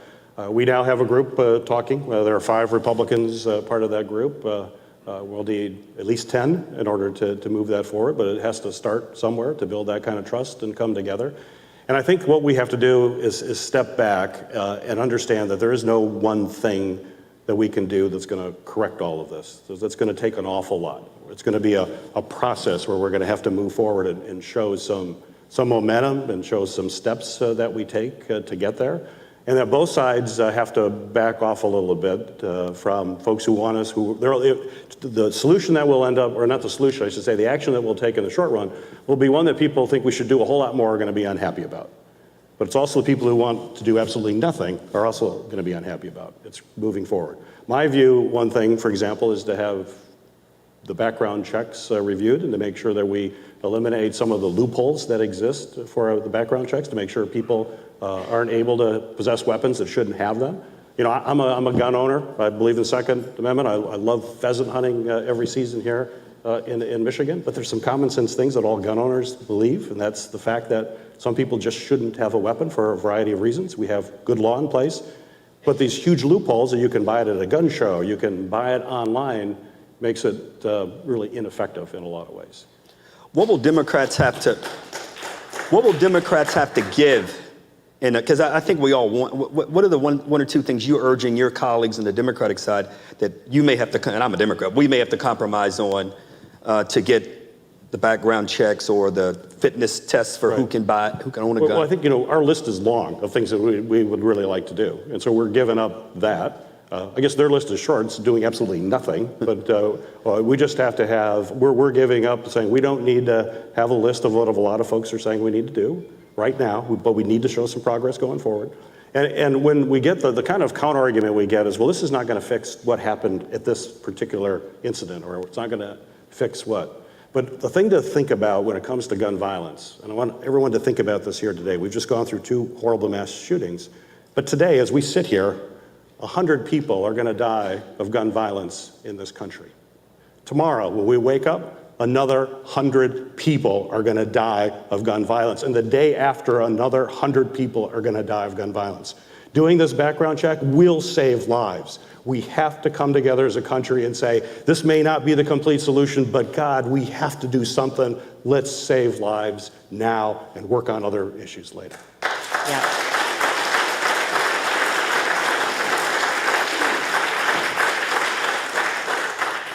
Switching gears for one moment, it seemed like there was camaraderie and there was civility and even cohesion around Ukraine. We seem like we may be heading to another conversation or some issues about whether the U.S. should provide even stronger weaponry and technology to the Ukrainians to fight. Do you see the cohesion holding as the president thinks about sending even more advanced weapons to Ukraine? I do. I think this is one area where people have come together, and frankly, President Zelensky, incredible leader. But the people that have come in, a lot of us, we've had a chance to talk with not only ambassadors, but people from Ukraine, people who are coming in to tell their stories. And it is phenomenal in terms of the courage and the inspiration and so on. And I do think we understand. They want to fight their fight, but they need our support to be able to fight their fight. And that they are fighting on behalf of democracy more broadly and for the globe. So I think that is there. I was involved in the second piece, which was negotiating the global humanitarian aid because there's a huge hunger crisis also going on. And we had a little bit more of a challenge in that area, but we were able to get the bipartisan support. When you look at Ukraine, that's viewed as the breadbasket of the world, and you have a large amount of what they grow that's going to the rest of the world. And the fact that they're not able to plant, they're not able to harvest, and so on right now, let alone the fact there already was a hunger crisis. But I am really proud of the fact that everybody came together, and actually the president had asked for a certain amount, and we actually upped it on a bipartisan basis because folks came in and said, we don't think this is enough, the World Hunger Community. So I think this is an area where there's been great bipartisan support. Inflation. Senator, I want to hear, imagine your answer around Ukraine. If you want to comment on that, go right ahead. No, go right ahead. If you want 30 seconds on Ukraine. Go ahead. Inflation, obviously on the minds of voters as we head into an election season. Batted around that we should increase energy and oil production. We should not veer too far from some of our green platform. But what do you think you guys could do in the Senate to help address some of these day-to-day grocery store, gas station concerns across the aisle, Democrat and Republican? Because it seems like from afar, it looks like there's division around. It seems like they're saying things they're telling you're bad, but they won't tell you what they're going to do. Are there any solutions that seem to be bipartisan in nature in the Senate around this issue? Well, I mean, one of the biggest challenges right now we're seeing is with supply chains, is that they're just not functioning after the pandemic. What we learned, which was very clear, was that we had very efficient supply chains, but when anything happened, they were not resilient. They would break down rapidly, and that's what we're dealing with. I actually identified this back in 2019 even, when I was the ranking member of the Oversight Committee and looking at our drug shortages that we were having at that time, and the fact that we were overly dependent on foreign sources for critical drugs. And in that report, I said, my conclusion was, when there is a pandemic, we're going to find ourselves in a very precarious situation. 7 months later, we were. And now we're seeing that not just in drugs and medical supplies we saw in the pandemic with masks and swabs and all those things that we couldn't get, but now it's chips, as Senator Stab and I, who have been working diligently on chips. So the big driver for auto prices is the fact that we have a shortage of chips that we manufacture overseas and don't have a steady supply here in the United States. I would hope we could come together and understand that this is about American jobs, this is about American supply resiliency, it's about our economic future, that we can do that in a bipartisan way. We do it already in the defense. I serve on the Armed Services Committee, as I know you were active in. We don't buy our Navy warships from China, and we will never do that on my watch. We make sure they're made here in the United States. In fact, up in the UP and on the border of Wisconsin, we make Navy warships because we know it's critical for our national security. We have to look at these supply chains issue as national security, homeland security, and come together as a country and say, let's make this in America, let's create American jobs and help American companies. And I think we can do that. You know, I really think, Harold, that the area of technology, research development, the Competition Act, the CHIPS effort really is an important area of bipartisanship. And we passed it through the Senate, went through the House, now we're getting it to the final stages. And it really is about jump-starting for America what we need to do in terms of competing with China and with others around the world. It is so very important. But to follow up also with what Gary was saying, in the infrastructure bill, a provision of mine that folks have talked about for years, but we never really did it, to really make things in America, strengthened Buy America laws. We actually did. It's in law now. We have, for the first time, have a Made in America office, a requirement that materials going into the roads be from America to every extent possible. But also, when the government is doing contracts now, they're going to have to diligently look around to see if there's an American company that can do this. And over the years, it's gotten very lax. The various agents might look a little bit, but then they got to do a waiver. Oh, we can't find anybody, we'll just waive it. Well, now the waivers are gonna be on a website. They're gonna have to be transparent. They're gonna have to prove they couldn't find anybody. The legislation requires that they reach out to the manufacturing extension partnerships to work with our small and medium-sized manufacturers and say, hey, there's a big contract coming. Maybe you'd like to retool and be a part of this. We saw what happened in the pandemic when people retooled. Our automakers and the UAW retooling on a dime for ventilators and masks, and we saw hand sanitizers. I mean, everybody retooling. There's no reason we can't identify the contracts of the federal government and give that same opportunity for folks to make it in America. The reality is, just-in-time supply chains in a global economy sounded great. Everybody thought it saved a lot of money until a global pandemic came along, and we saw supply chains break down and what happens when we have concentration in the marketplace. And so the other area I will just mention, where unfortunately we don't have bipartisan support at this point on, is in the area of food. We have 4 major meat packing, huge operations in this country. 2 are foreign owned.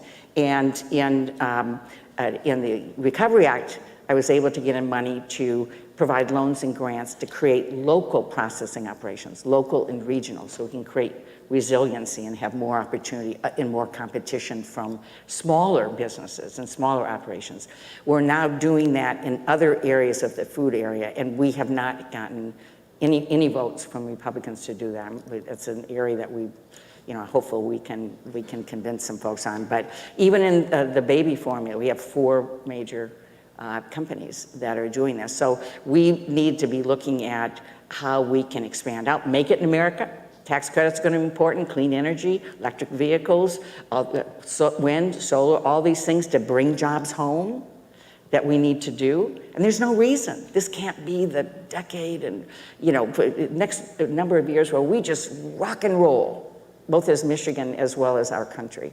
But it does take a concerted effort to say we're going to strategically have the tax credits, the support, the workforce development, the other kinds of ways to support businesses to do things here at home and decide that that's the strategy for America. And it's exciting to see a White House that sees that as the strategy. We're all working hard to move forward on that strategy. And if we can continue to do that, Michigan will be the leaders. I mean, I have no doubt the innovation, the leadership is here. So we just got to have the right playing field here for us to be able to really soar. a light note as we talk about camaraderie. We got no time left. Who's your favorite, present company excluded, favorite Democrat and Republican to have dinner with in the Senate? Favorite Democrat? Democrat and Republican, present company excluded. Let me think about that. Go ahead. Deb, I have to have Deb. I can't say No, Deb. Deb is present company excluded. Chris Coons. Chris Coons of Delaware, you Democrat. As a Democrat, and Dan Sullivan from Alaska. Debbie, who has the best sense of humor? Well, Democrat or Republican? Again, the best sense of humor, Democrat, present company excluded. Well, when he's not going crazy, Lindsey Graham. Lindsey Graham's Republican. But you never know what Lindsey you're going to get, but he certainly has a great sense of humor. And Democrat, present company excluded. Present company excluded, a Democrat. I would have to say Cory Booker is a great person to have a meal with. And Your Senate delegation, ladies and gentlemen, thank you. All right. Thank you. All right. Thank you. Always. Good to see you. Yes, sir.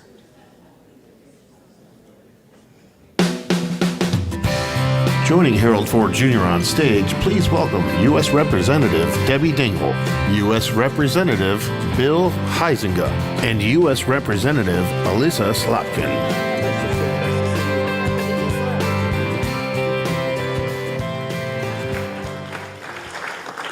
You probably heard your colleagues in the delegation talking a little bit about some of the things that they're able to find common ground and civility and perhaps cohesion around issues. Give us an example, as I asked them first, of a piece of legislation that affects Michigan or a law that affects Michigan that you were able to come together on that had national implications as well.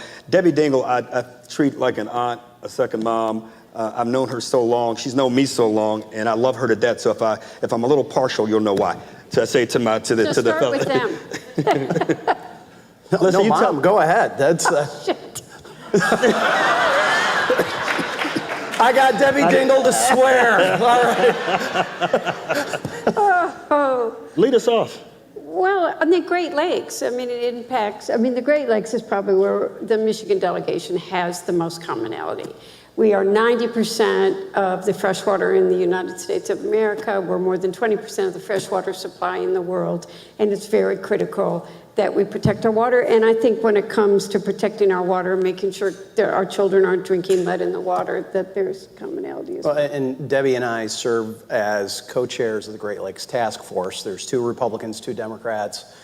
David Joyce is the other Republican out of Ohio. Marcy Kaptur. And Marcy Kaptur, who is the other Democrat. And Marcy and I, we've joked about this. Marcy and I would struggle to agree that today is Friday, right? And that's true. And yet we work hand in glove on when it was a Republican administration in the White House or majority. We work together on that, and same thing. My take is between Great Lakes and autos / manufacturing, that tends to be the areas where I think most of the cooperation will happen. Lisa, give us another edge to this question.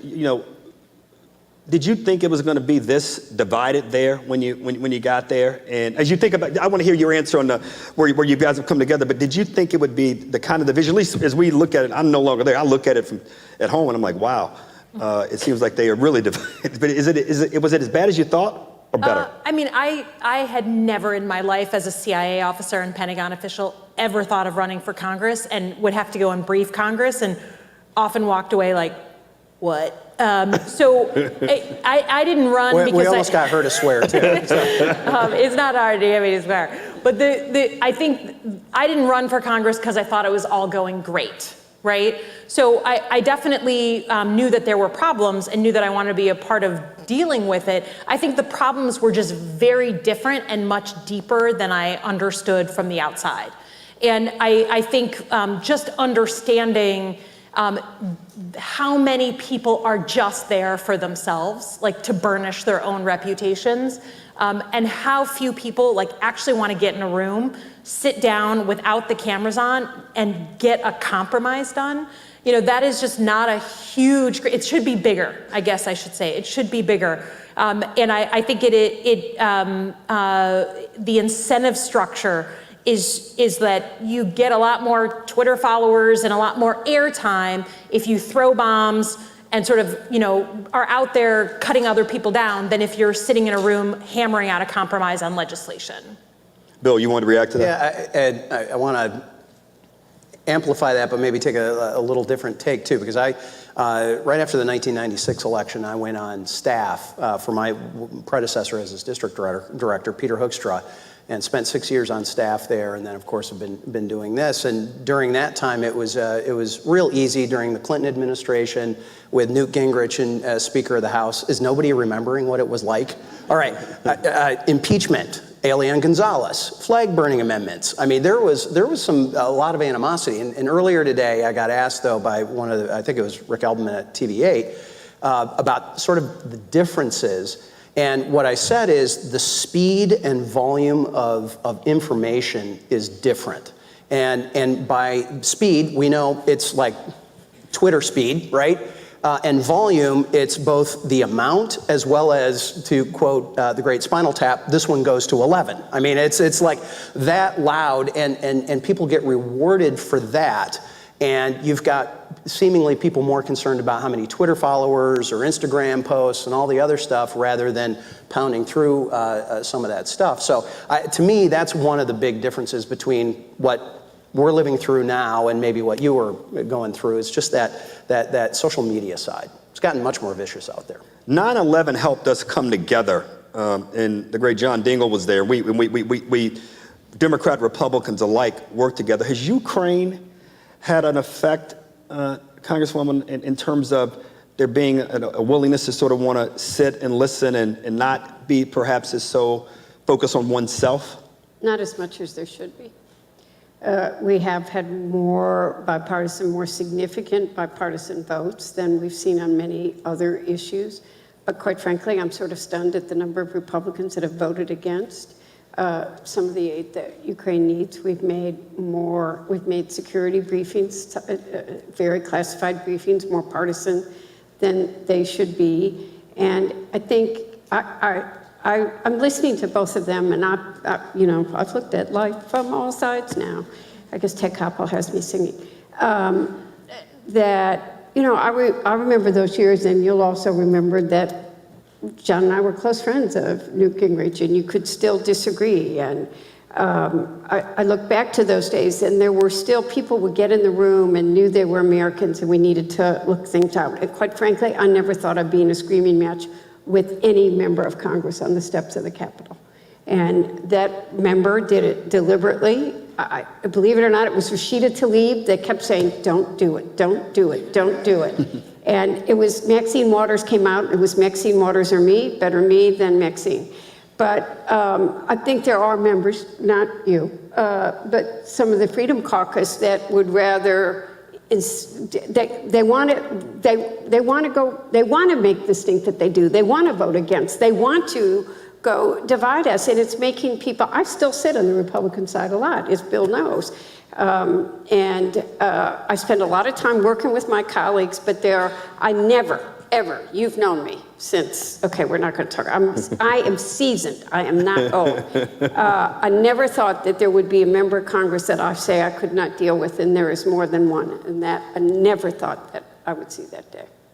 Congresswoman? Yeah, I would say just on the Ukraine thing, maybe it's a matter of perspective because I'm newer to Congress. And for me, it is the single most bipartisan thing that I've worked on in my 3.5 years in Congress. So maybe it's all relative, right? But 2 days before the invasion, I was telling a panel earlier with Lindsey Graham on the sort of McCain honorary delegation to the Munich Security Conference, completely bipartisan, Senate and House. And we were tag teaming on our talking points when we were talking to foreign leaders and Zelensky. And literally, he would look at me across the table and I would look at him. And we don't agree on a lot of things, but it felt good to be on the same team. And I think that it affected what has been a largely bipartisan approach to Ukraine, both in resources, in weapons, and a bunch of other things. And I think what has helped is that we did something that I see as pretty different from how we usually do business, which is we built the bills in a bipartisan way, right? I get as frustrated as the next person with people in Congress, but I don't love the idea that we build these really big packages and then, as a Democrat, and then we say like, okay, Republicans, like you either come to the table or you don't, right? And I don't like when they do it to us either, when they have the run of the show. But when we took the Ukraine issue, we were able to sit with Senator Cornyn, with Senator Graham. We did a big Ukraine Lend-Lease bill that got overwhelming bipartisan support because we built it from the ground up as a bipartisan bill. And it's painful because I'm looking at people who have pretty rough views on things, different than me. But on that issue, we agreed, and on that issue, we got it done. But in the old days, the number of people that voted against it. And when I'm not old, but in the we have a very famous, chair of the Foreign Affairs Committee from your area who said politics stops at Ocean's Edge. That doesn't happen in the House with all members anymore. Or quite frankly, one United States senator kept Ukraine aid from being voted on in the Senate for a week that made a difference in people's lives. I grew up in Washington. My dad was in Congress, and he served on the Ways and Means Committee, and literally once a week, he was the chair of a subcommittee. The Republicans and Democrats rotated, would come to dinner, and I got to know their kids. We'd be downstairs doing things we shouldn't have been doing and getting to know one another. We maintain friendships today. Bill, as you think about, and Pete Hoekstra was part of that generation as well of problem solvers. Whenever I hear people say the problem solvers caucus, I'm like, shouldn't they all be in the problem solvers caucus? But that's another conversation. As you think about what Debbie has said, and you think about your colleagues, are there things that you wish the Democrats did differently, or you wish that your own party did differently? Actually, we would agree, Alyssa and I. So, and Alyssa hit the nail on the head.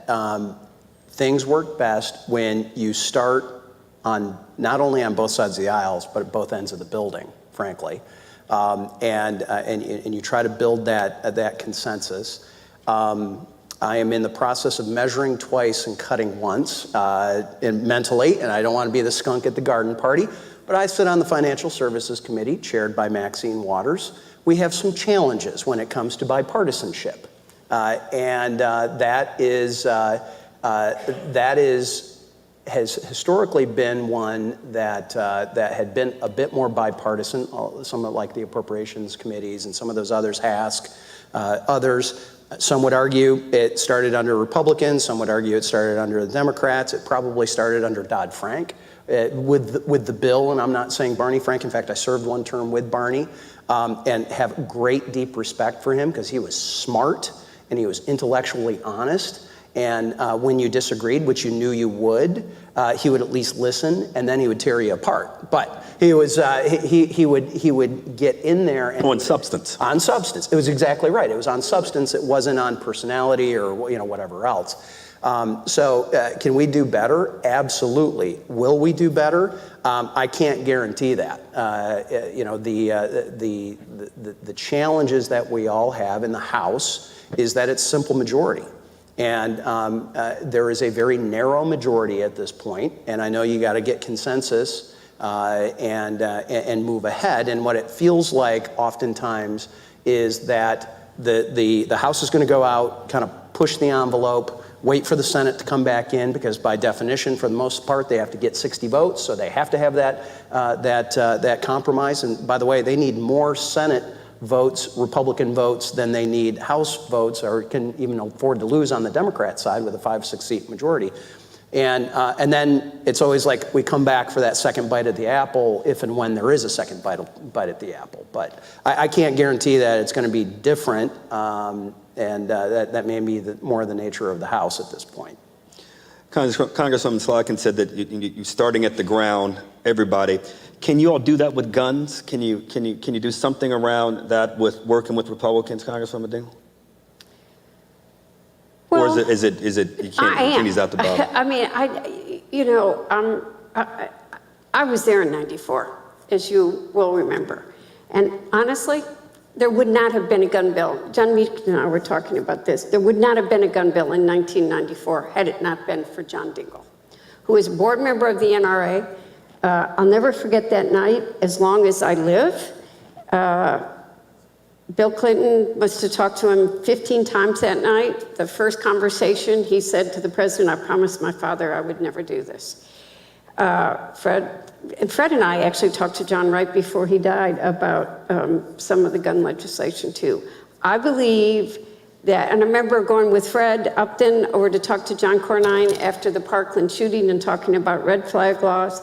I believe that we need to do a lot, but I just want to believe, I have talked to a number of Republican senators, I've talked to many Republican House colleagues of Bill's, that there is some common ground that hopefully we will not all go to our corners as we all do. That's what happens every time there's a crisis. We go to our corners, we stand our ground, we get into test-run fights with each other, and we don't get anything done.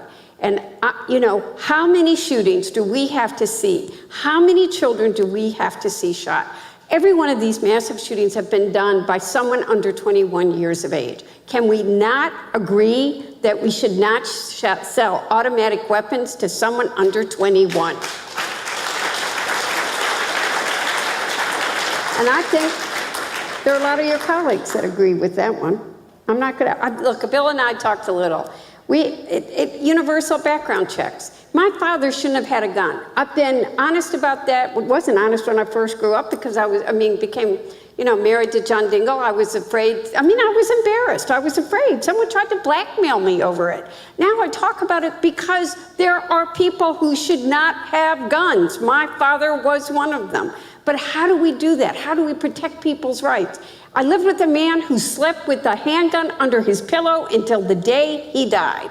And I grew up in a house with a man that shouldn't have, and I will talk this with anyone and everyone so that no child should ever have to know what it was like to be in that closet afraid you were gonna die.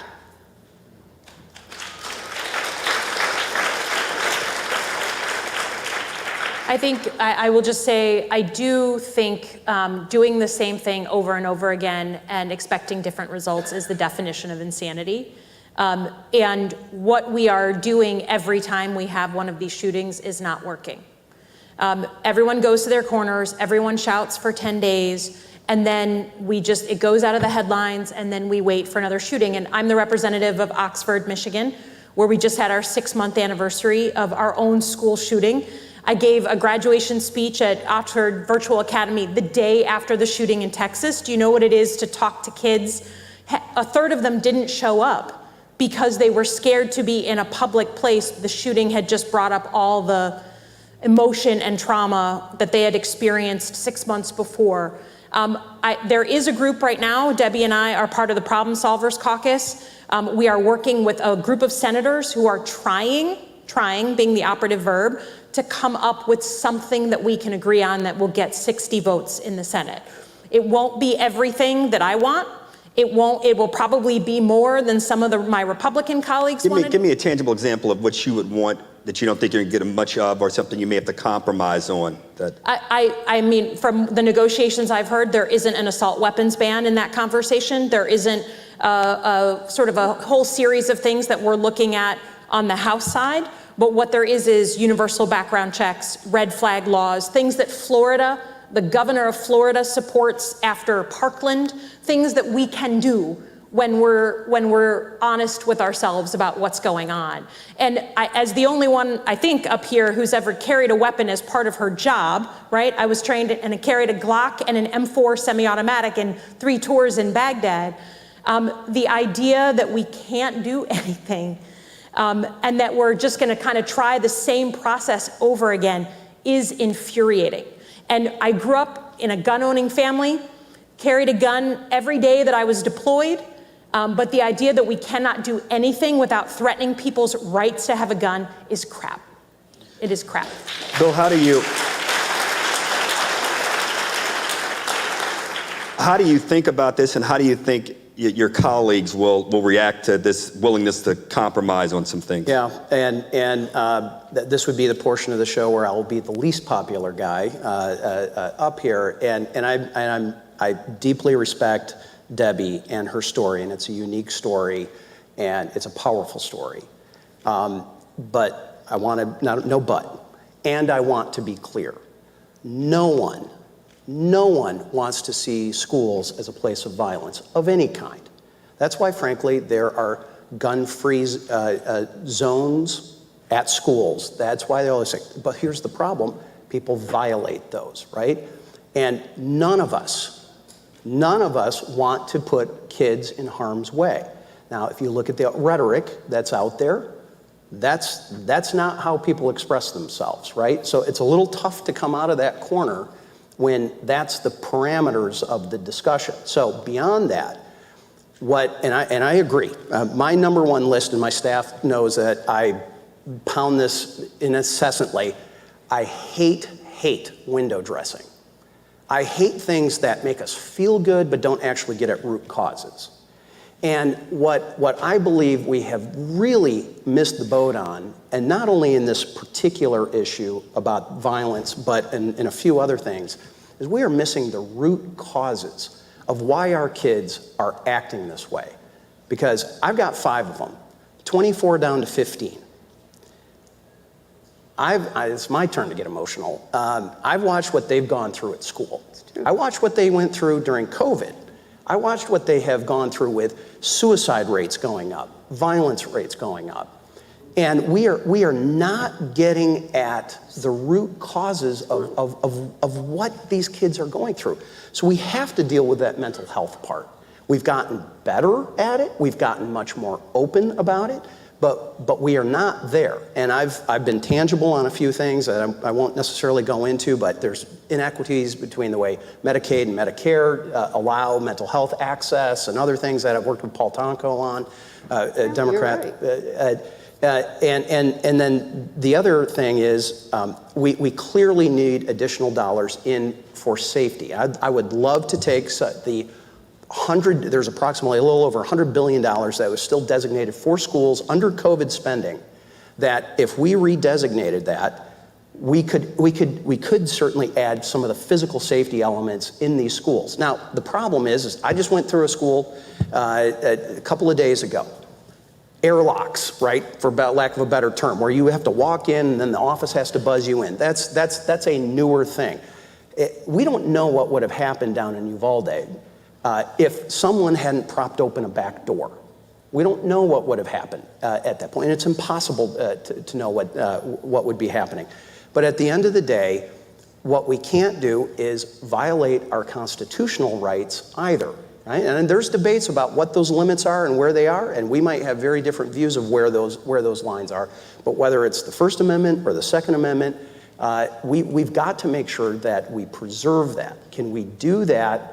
I think we can. What I think we're going to have a very difficult time, and we'll see what happens coming out of these Senate debates or negotiations, but I'm afraid that we're probably going to go back to a lot of the same things that have been discussed before, which have proven to not actually get any kind of true bipartisan. But one follow-up, I hear your answer, and I think it has to be a big piece, but what do you say to those that say that other countries around the world have mental health issues and there's been evil since the introduction of mankind, but a lot of other countries don't have mass shootings? I asked that because I'm a TV personality a little bit too, and these questions are asked of us. How do you answer that question? Yeah, so there is certainly an access here that some other countries don't have. My wife's from Canada. All right, Justin Trudeau just declared that no one is going to be able to transfer a gun to their kids, to their spouse, to anybody, right?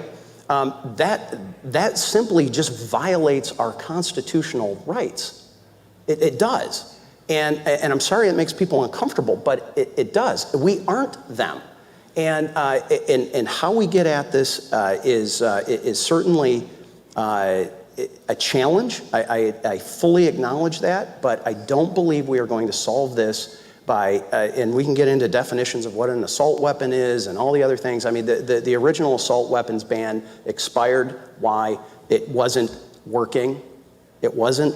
We can maybe debate on that, but it was like definitions of what had a lug nut to hold a bayonet. That was part of it. Does the magazine look aggressive? It was very, very arbitrary. And This is why, frankly, I'm not sure we're going to be able to come up with what that solution is, but we'll see what the Senate does. We can't let the good be the perfect be the enemy of Sure. the good. And I agree with you on mental health issues, and I suspect Alyssa does too. We have a mental health crisis in this country, and we're not investing enough, and we need to we need to erase the stigma and not have people be embarrassed to talk about it, and we all need to work on mental health more. And I would actually agree with you. When John died, the only thing until now I'm starting to move, was I wanted Christopher in the house to get every gun out and do that orderly transfer to him. John wanted that, and that, I don't have a problem with that. But I do think 21-year-olds, at least an 18-year-old, shouldn't be able to have access to an assault weapon. But what the House has passed, H.R. 1446, H.R. 8, those are two of the big things last March 21, it would have prohibited that. 1446 would have. It would not allow me to loan a shotgun to my son to go duck hunting. And that is problematic. Sure that's exactly. Let's create some more camaraderie here. Yes. Can I end on one quick thing though? So because this is a very tough issue. You are seeing this as it's obviously very raw for all of us. What I do want you to know is that we get along better and cooperate better than what you will see in the media. You're more of a rock star. You're the den mother of the House of Representatives in a way. I am no social media star by any stretch of the imagination. But the people who are the ones that typically they're going to get all the hits. They're the ones that are going to get all the attention. But they tend to be show horses, not workhorses. And there's a lot of people who are behind the scenes that are actually doing work and are willing to have those conversations, way more so than gets portrayed by mainstream media and certainly social media. Yeah. Your favorite Republican, president company excluded and delegation excluded, to have dinner with? Everybody knows, Fred Upton. Favorite Democrat to have dinner with? From the delegation? Greg Meeks. Favorite Republican to have dinner with? Actually, Dan Sullivan from Alaska is pretty great. Yeah, Dan Sullivan got 2 votes. I hear that. I got to meet Dan Sullivan. Oh, he's a good guy. And one last subsequent, is it as bad as the press sometimes, maybe some of the colleagues in the Senate say that our intelligence was in Russia and what we thought the Russian army would be able in terms of their capabilities? Yes or no? Bad? Was our intelligence, did we mischaracterize, did we underestimate or overestimate their power? I mean, we previewed that this invasion was going to happen for 6 weeks before it happened. The intelligence community, I have to say, I have to defend the intelligence community. We get it wrong on lots of things, but we predicted that the Russians were going to invade. What even the Ukrainian member of Congress will tell you is that we never expected the Ukrainians to be so capable, so willing to fight the way that they are, so creative with how they're using our weapons. So I think it's a positive story all around. Ladies and gentlemen, your congressional delegation. Thank you. Thank you.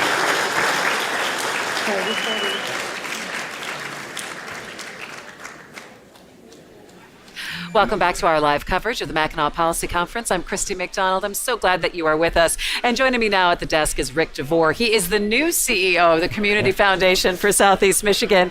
Of course, the former regional president for PNC. It's great to see you, Rick, and congratulations on the new job. No, it's been fun. It's really fascinating, and just the things that we're involved with, so I'm excited about it. You know, explain for people, I mean, Miriam Noland retired, and she set a magnificent precedent for what the Community Foundation is capable for. In talking to her and in the outgoing and the change of position, what do you see as the biggest strength of the Community Foundation? I think her legacy is really the biggest strength, which is helping not-for-profits build their endowments. I mean, when you think about giving, the holy grail really is having an endowment that covers a good portion of your overhead. And we have 230 different organizations that we manage their endowments for. That's just one of the many things we do. But that really is the backbone of what I think her legacy is. What really fascinates me a lot is just the strength and talent of the people I work with. And it does remind me they're there because they believe in the work. A lot of these people could probably make a lot more money, you know, in business or somewhere, but they're there because of the mission, which is quite stimulating, quite frankly. You know, you've been around in Southeast Michigan for such a long time and been with organizations, been up here at the Mackinac Policy Conference and with your work with PNC. I would love for you to kind of step back and give us a sense of what your assessment of where Southeast Michigan and maybe the state is as a whole right now in some of the biggest issues that we have to tackle together in moving forward and making our region and making our state the most competitive that it can be. I think, obviously, civility is on everybody's mind because it's an upcoming midterm election. Right. I think we're all seeing that play out in social media and things like that. But for me, I'm still disappointed in that we still can't seem to get the point across on education. You know, if you look, there's a group of people that wants to fund even less for higher ed. Higher ed is after prisons on the totem pole, I was just going right? to say higher ed got slashed in 2007 and never recovered. And then when you look at pre-K through 12, we still have an inequitable system. But the scary part for me is that the general populace thinks things are okay. My district's okay, that's somewhere else. But I'm here to tell you, I think in the rural districts, suburban and urban, this is not an urban issue. I think this is playing out, and then we have such a shortage of teachers.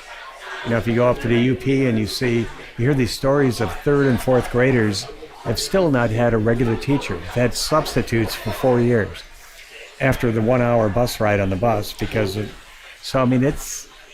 but this lack of awareness is kind of, we talk about the roads all the time, but what about, the education?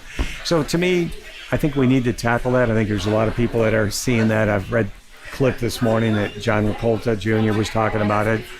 God bless him. I mean, he's been beating the drum. I did see that. He's definitely, making some noise. And I think Launch Michigan, with Jeff Donofrio, what he was trying to do at BLM, I think you have some people that are in the conversation, but we need, I think, an education of the voters. They just don't understand how serious that issue is. What do you think that would look like? I think people don't like to hear this, but I think right now we have a way to direct more funding because of ARPA. The state budget is pretty flush.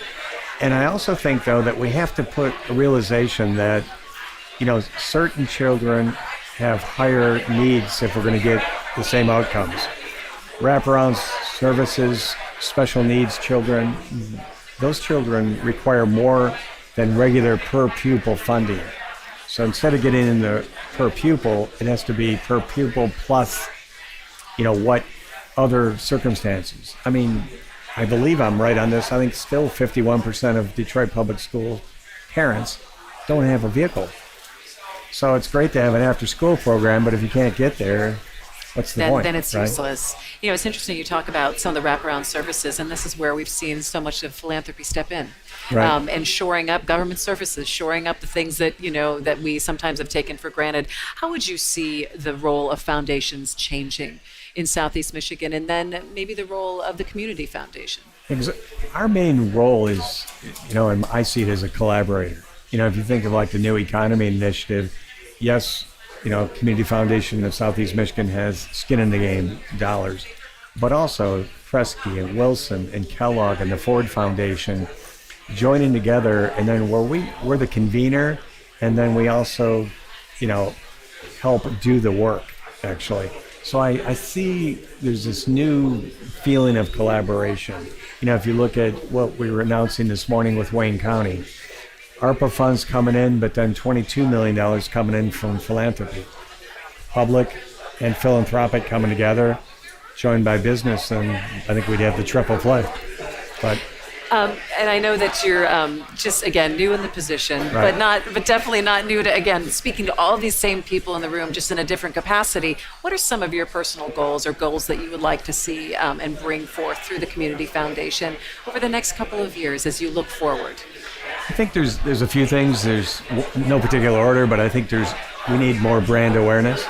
I think people don't know the breadth of what we do, all the way from managing the DMC Foundation and the grand bargain monies to opioids to open spaces, mental health issues.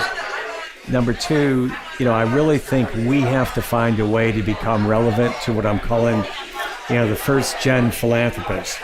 These people that heretofore, maybe they came into money Maybe they had, maybe they have a unicorn, in Ann Arbor or something, right? Absolutely. And how do we help them? How are we relevant to them is, I think, really important. Not turning our back on the past and our core funders, but how do we stay relevant and how can we change, Southeast Michigan and Michigan, for the better. And so those are some of my goals. I'd say the third goal is that, if you look at COVID, we needed to have money on hand to act instantaneously. And so I'm always looking for ways to increase our, what I would call unencumbered endowment that's not spoken for, that we can have optionality right when there's a crisis. So those are probably the three goals: more awareness, how do we appeal to that next philanthropist, and growing non-encumbered endowment. It's really interesting when you talk about the next generation of philanthropists and how that they can make an impact, and maybe that they're not even quite sure yet, and tapping into that. But I think, unfortunately, when some of the taxes changed in the state of Michigan, and I like Rick Snyder, but one of the things he did do is cut out the small deduction for charitable giving. And we really would like to see that come back for the following reason. It's only up to $500, so we're not talking about a big bite in the overall budget in the state, but that would instill family philanthropy. You might think, and it would keep it localized. If you know your $200 is going to be matched by a $200 tax credit, and it's staying in your community, that couple that jointly is making between them maybe $80,000 a year or $90,000 can actually write that check and see the value and maybe teach their high schoolers, their junior high folks what this is about. Then I think we have a brighter future. So that's one thing I'd like to see come back, one thing we're fighting for, if you will. Yeah, that'd be true impact. That's great. Rick DeVore, the new CEO of the Community Foundation for Southeast Michigan. It's great to have you here, and good to see you as always. And we will talk again. I can't wait to see what's next. Okay, thank you very much. Okay, and we'll be right back. Stay with us. One Detroit is Detroit Public Television's commitment to pulling this community together by telling its story. We take the time to get face to face and really understand what the community needs are. Our hope is that we will be able to build understanding across multiple communities in a way that will help pull the region together and help us all find solutions. Watch One Detroit, Thursdays at 7:30 p.m. Detroit Public Television wants to bring your next production to life. With expert producers and crew and state-of-the-art facilities, we want to help you create quality content that makes an impact. From pre-production to distribution services, we're here to provide the same high level of quality we bring to our own productions, with affordable pricing options for organizations of all sizes. Our in-house production staff and studio are fully equipped to take on any project, big or small. And our mobile production truck is ready to handle any project beyond our studio. For more information, email us at production@dptv.org or visit dptv.org/production.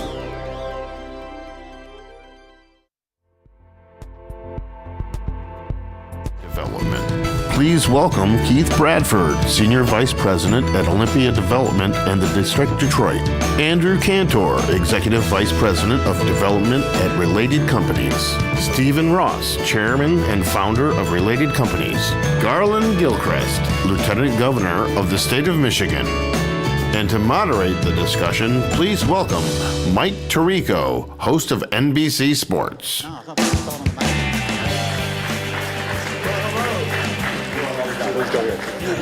Please all sit. Hello, good afternoon. Good afternoon to everyone who is watching us as well in the lobby, where I watched some of the panels earlier. It's great to be here. Potentially a conversation that's a bit uplifting here today, and one that has hope and promise and excitement for the future. What looks like it can be one of the largest developments in Michigan's history, perhaps in the history of the United States. That's not overstating what we're talking about here today. Heavily influenced by the all-new research and education facility called the Detroit Center of Innovation, DCI. Let's get that acronym in our heads here going forward. Operated by the University of Michigan. Last week, Stephen Ross and Christopher Illich, the minds behind the vision, announced intentions to develop a vibrant area around Detroit's 3 largest professional sports venues with commercial office, mixed income housing, retail, restaurant, a hotel, green space, all of it in one very cool area. Covering Detroit's professional sports teams would be a heck of a lot better if this all comes to fruition. So as mentioned, you heard the names. I think you know many of the people here, but let's just give you brief bios on everyone to place the conversation. Stephen Ross, chairman, founder of Related Companies. As many of you know, one of the most prominent private real estate and lifestyle companies in the nation, including the spectacular Hudson Yards in New York City, the largest private development in U.S. history. Many may not know, the company is also the largest private owner and preservationist of affordable housing in the nation, something that is obviously key in Michigan.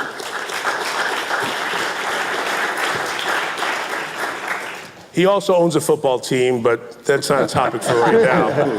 I will say this, there are about 120 professional sports teams in baseball, basketball, football, and hockey. We have 2 of those 120 team owners on the island right now. As Tom Gorse is here as well, and he'll be on a panel tomorrow. There's no other place in the country that has an island this small that we can get 2 professional sports owners. So another example of how cool this conference is. Keith Bradford's the president of Olympia Development of Michigan and the District Detroit, leads all real estate development strategy at Olympia Development, retail, residential, office development. Also leads master planning, leasing, design, and project management activities for all the real estate ventures in the District Detroit. Oversees operation of facilities like Comerica Park, the award-winning Little Caesars Arena, one of the great arenas in the country, and I've been to all of them. It's sensational. The historic Fox Theater, other office buildings and retail spaces. Before joining Olympia, Keith spent over 20 years at Walt Disney World, so he knows a thing or two about creating magical places. Andrew Cantor is the EVP of Development of Related Companies and President of Related Michigan, leading development of mixed use and commercial projects for Related, including their growing portfolio here in Michigan, specifically Detroit. Integral role in the aforementioned Hudson Yards, which is an 18 million square foot mixed use project on the west side of Manhattan. It's really transformed the area. I don't know if you've been there. If you haven't, when you go to New York, you've got to check it out. It is something special. And Michigan's Lieutenant Governor Garland Gilchrist II, it says here, bio below, excerpt as you see fit, which is sensational leeway for the moderator of the conversation. So I propose to say, if any questions about what's going on, see Governor Whitmer. And if not, then find Garland. But he's dedicated his career to problem solving, such a familiar face and such a key face at such critical times in our state, progressive reform, efficient modernization of policies and programs to make the work better for hardworking families. Studied computer engineering and computer science at the University of Michigan, although he's a big fan of the Ross Business School at the University of Michigan as well, from what I understand. It's a good school. It's a good school, I see that. Proud dad of 3. Lieutenant Governor Gilchrist and his wife Ellen reside in Detroit. They're raising twins and their daughter Ruby. All the formalities are out of the way. You must be excited about this project, Steve, because it's a passion play for you, your love of Detroit. Just give us the headlines here of what we're looking at, what we're talking about. Well, it's very exciting for me to do something so impactful and to come back to Michigan to do what I think is probably the most challenging project I've ever faced. I mean, trying to really bring back Detroit to the place that it had in this country as one of the major economic centers this country has ever had. And so it's really about, bringing back jobs. At the end of the day, cities only really deal if they're vibrant, if there's jobs and everybody is benefiting and everybody's participating. And I think Detroit's been through so much, and it's kind of hit its nadir, and has really been brought back. I think Mayor Duggan has done a great job. So the idea was really to bring an innovation center here. I was on the board of Cornell Tech in New York, and I saw what kind of economic development tool. And by an innovation center, it's really bringing engineering, computer science, information science, business, and law together and giving a diversified background. It's a graduate school that will attract talent. It'll attract talent for people, for young entrepreneurs who want to start up their own companies, or for corporations looking for talent for their head executives for the future. And so in doing something and to have that impact in Detroit, it starts with really bringing jobs there. And I think Detroit's ready for that. I think the country's ready for it. And then when you can find what I really think is probably the best site in America to do something like this that can have such an impact. There's over 300 acres of land right in the middle of downtown Detroit that the villages have assembled and accumulated over a period of time. They're today probably parking lots, so you don't have to displace any people.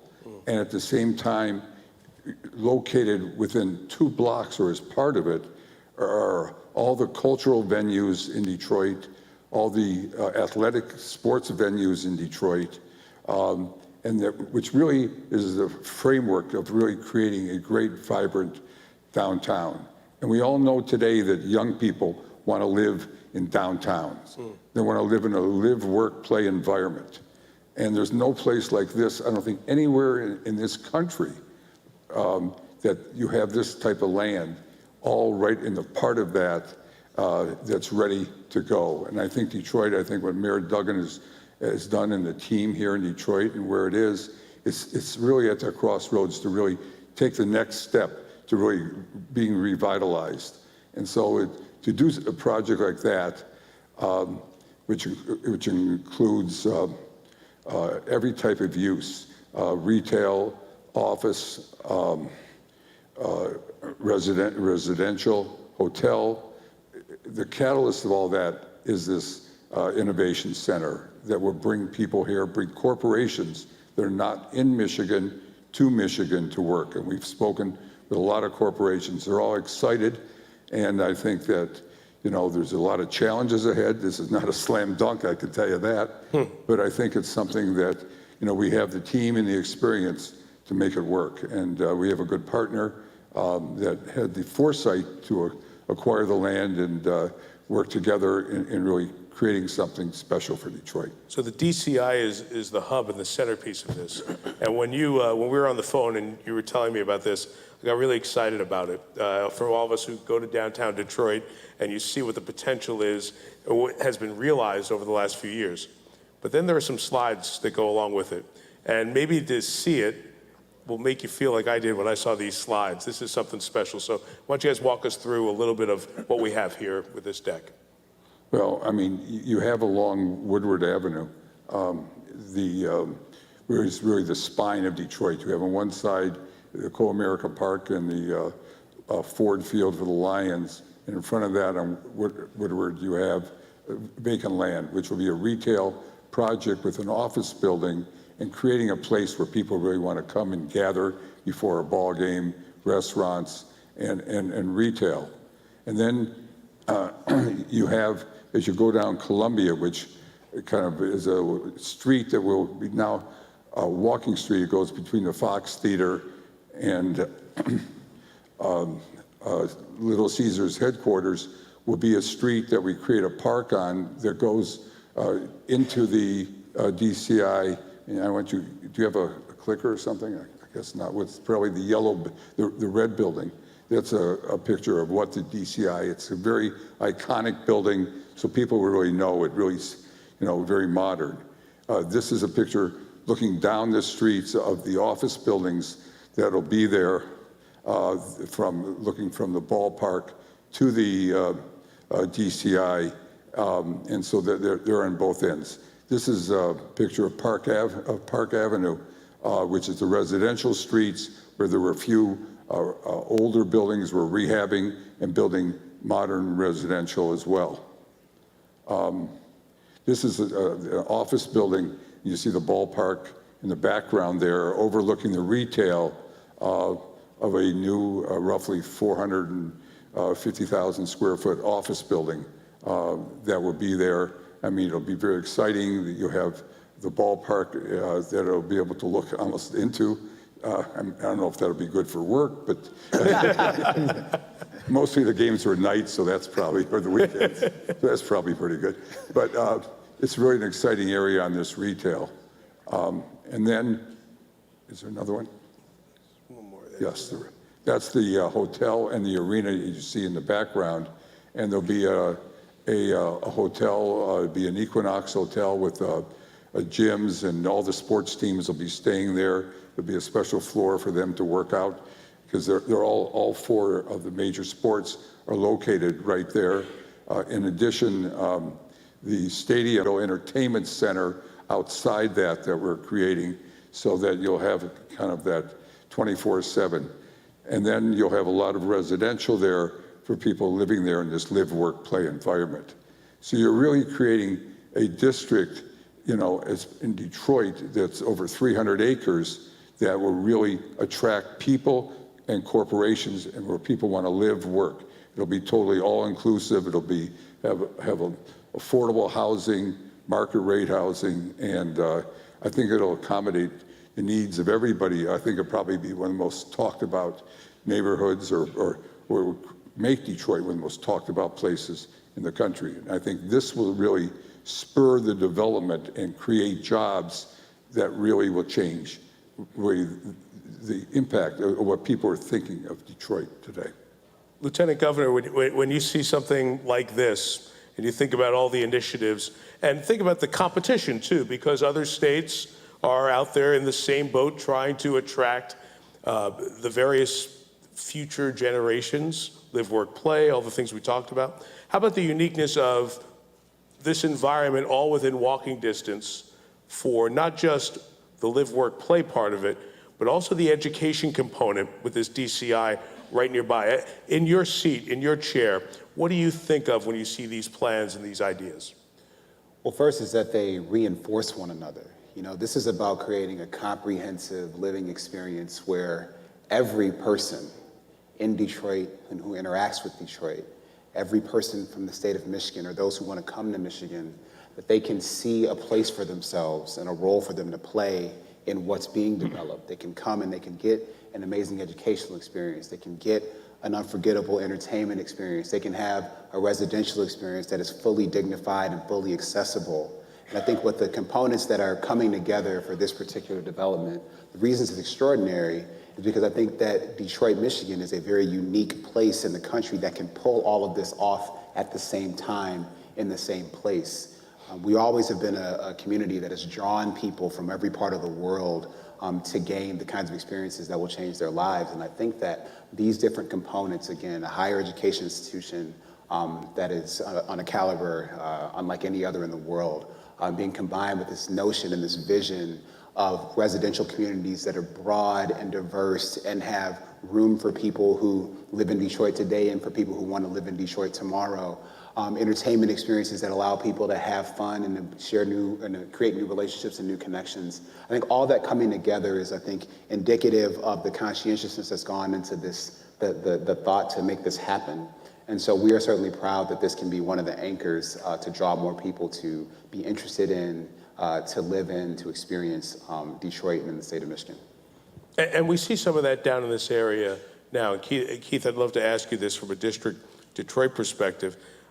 I've been a Tigers season ticket holder, a partial season ticket holder for 22 years. I was there, the snowy opener of Comerica in April of 2000. Anybody else remember that against the Mariners? Right? Still haven't warmed up from that day, right? But since that day, as you go on and Little Caesars comes online, and we have the revitalization of Woodward, there's just more energy around downtown. The experience of those of us who don't live in the city but come in make us think about wanting to live in the city.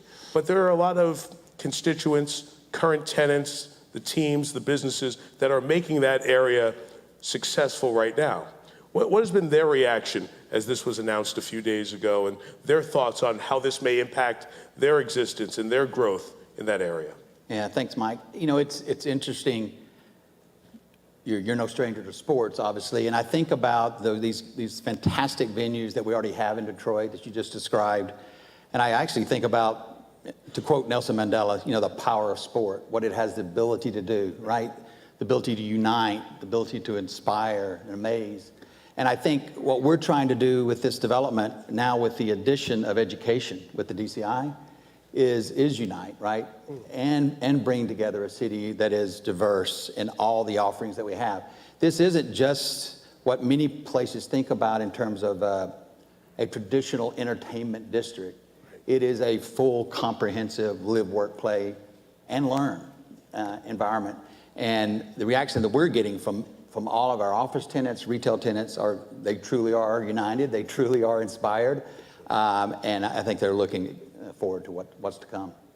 Andrew, you see this on the related business with Steve here as you do projects, not just nationwide, but in Europe as well. This is something that's going on. There's a lot of pre-development. So why now? Why is this the time? And why Michigan? Why Detroit? There's a lot of whys, but sure. And there are a lot of reasons. So good. Thanks, Mike. So I think it starts first and foremost with talent, which we've talked about a little bit. Stephen referenced the need that companies are looking for talent everywhere, and Michigan has remarkable talent. It may not always be the talent that is. The engineering pipeline is enormous. Mm-hmm. I was, as a non-Michigander by birth, I was It was a real kind of shock to me to see how much talent there is in the pipeline here when you compare it to other cities that we assume are sort of growing pipeline technology cities like a Nashville or an Austin. Really, Detroit and the Detroit area measures up very, very well. And so that is the first thing that draws companies, because when we started Hudson Yards, there was a sense it's a big project, and we were telling everyone it's the biggest project. That didn't really matter. What mattered was that we had a place that talent wanted to be. Sure. And that's what drew companies. And now companies are having to look for other markets beyond the sort of stabilized markets that they are right now competing too hard against other employers to try to find that talent. And so they're looking for new markets. I also think there's an element right now where companies are expected to do more and want to do more in terms of having a positive social impact and hiring a more and increasingly diverse talent pool. And so that actually is something that in Detroit is a huge advantage, and something that in every conversation that we have with prospective tenants, they tell us that is one of the big draws for them. So this is about being able to help their bottom line, find the talent they want, but also be able to hire talent that wants to be here and wants to be part of a larger vision for impact on our society. The area has such a great way of connecting and reaching people. I don't know what it is or how it is, but even those of us who are not born in the state, you very quickly get connected to it. I think that's part of what you're talking about. It's like your southern accent. That's from like downriver area, right? That's the southern part of the state. Southern Michigan. That's right. I'm so shocked you picked up on it so quickly. It's amazing. It's amazing. You just get south of 94, and that accent jumps right out. Lieutenant Governor, there's such a thematic about the need for compromise and conversations around compromise. I want to ask you guys about collaboration here, Steve and Andrew and Keith. How did this come together? How did this work out? Well, it really started. I have come back to Detroit for Detroit Homecoming for a number of years, and I was encouraged to come here and develop. And I could see how Detroit was developing, and it got to a point, and I was speaking with Mayor Duggan, and I suggested this idea because I was on the board of Cornell Tech, which is a similar type school, and asked him, I thought this would be a great economic development tool in Detroit. And he thought this is just the perfect time, it would be great. And so I approached the University of Michigan, the president, with the idea. He loved it, and we all got together and got behind it. Then we had the pandemic, which kind of delayed it for a couple of years. Right. We had to, find the money. I made a contribution to start the project, but we had to raise some philanthropic money for the school. But the rest of the project, in terms of the needs for the mixed uses and creating this place in downtown Detroit, that's been, I think, waiting, and I think it's something that certainly would be successful. It certainly has its challenges, but I think there's a time and place for everything, and I think now is the time in Detroit. And the more that we've spent time together, I think the organizations are incredibly well aligned and complementary in the sense that, Olympia brings both, deep knowledge of the market and how to operate in the market, a commitment to affordable housing, that we have as well. And then a long-term perspective that we both bring, right? We're not here to, develop and get out. We are here to hold for the duration and really invest in, and that changes the kind of choices you can make about the quality of what you build and how you think about what you want to do. And so I would say that it's been a stronger and stronger partnership the more time we've spent together. Yeah, well said. It's interesting. Sometimes things are just meant to be. COVID hit, and we were, as most companies were rethinking what do we need to do differently to get through this. And while we had at Olympia, we had a ton of projects in the pipeline. We didn't know what the next few years would bring with COVID, and there was a knock on the door, and it was Stephen Ross and the related team saying, "Hey, how do we think about the DCI? What about that?" And that question led to, "Hey, let's relook at the master plan that you see on the screen. How do we think about this differently? How do we leverage these great assets?" And to Andrew's point, we immediately knew that, hey, they brought great strengths to the table. We had the strengths here. It was a great compliment. And what you see today, is a part of 2 years of great conversation where we think it's the right time. Although we're talking about something related to the University of Michigan, there are other great universities. I went to Syracuse, and we have a terrific journalism school. So I've got to back up my journalism degree. I've got to ask a tough question about this. And you're the politician, so you get the tough question. That's what you do. Big plans, big real estate, big development, sometimes bring big concerns and big worries, right? From the people who are there, from the people of the city. Hey, this is ours. How is this going to fit and keep an authenticity to what we're doing? From your seat, knowing what problems, what headaches, what concerns are 2 exits down the road here, as this project starts down the highway, what do you see as how this can work and still fit with the authenticity of this is part of what the new Detroit's going to be?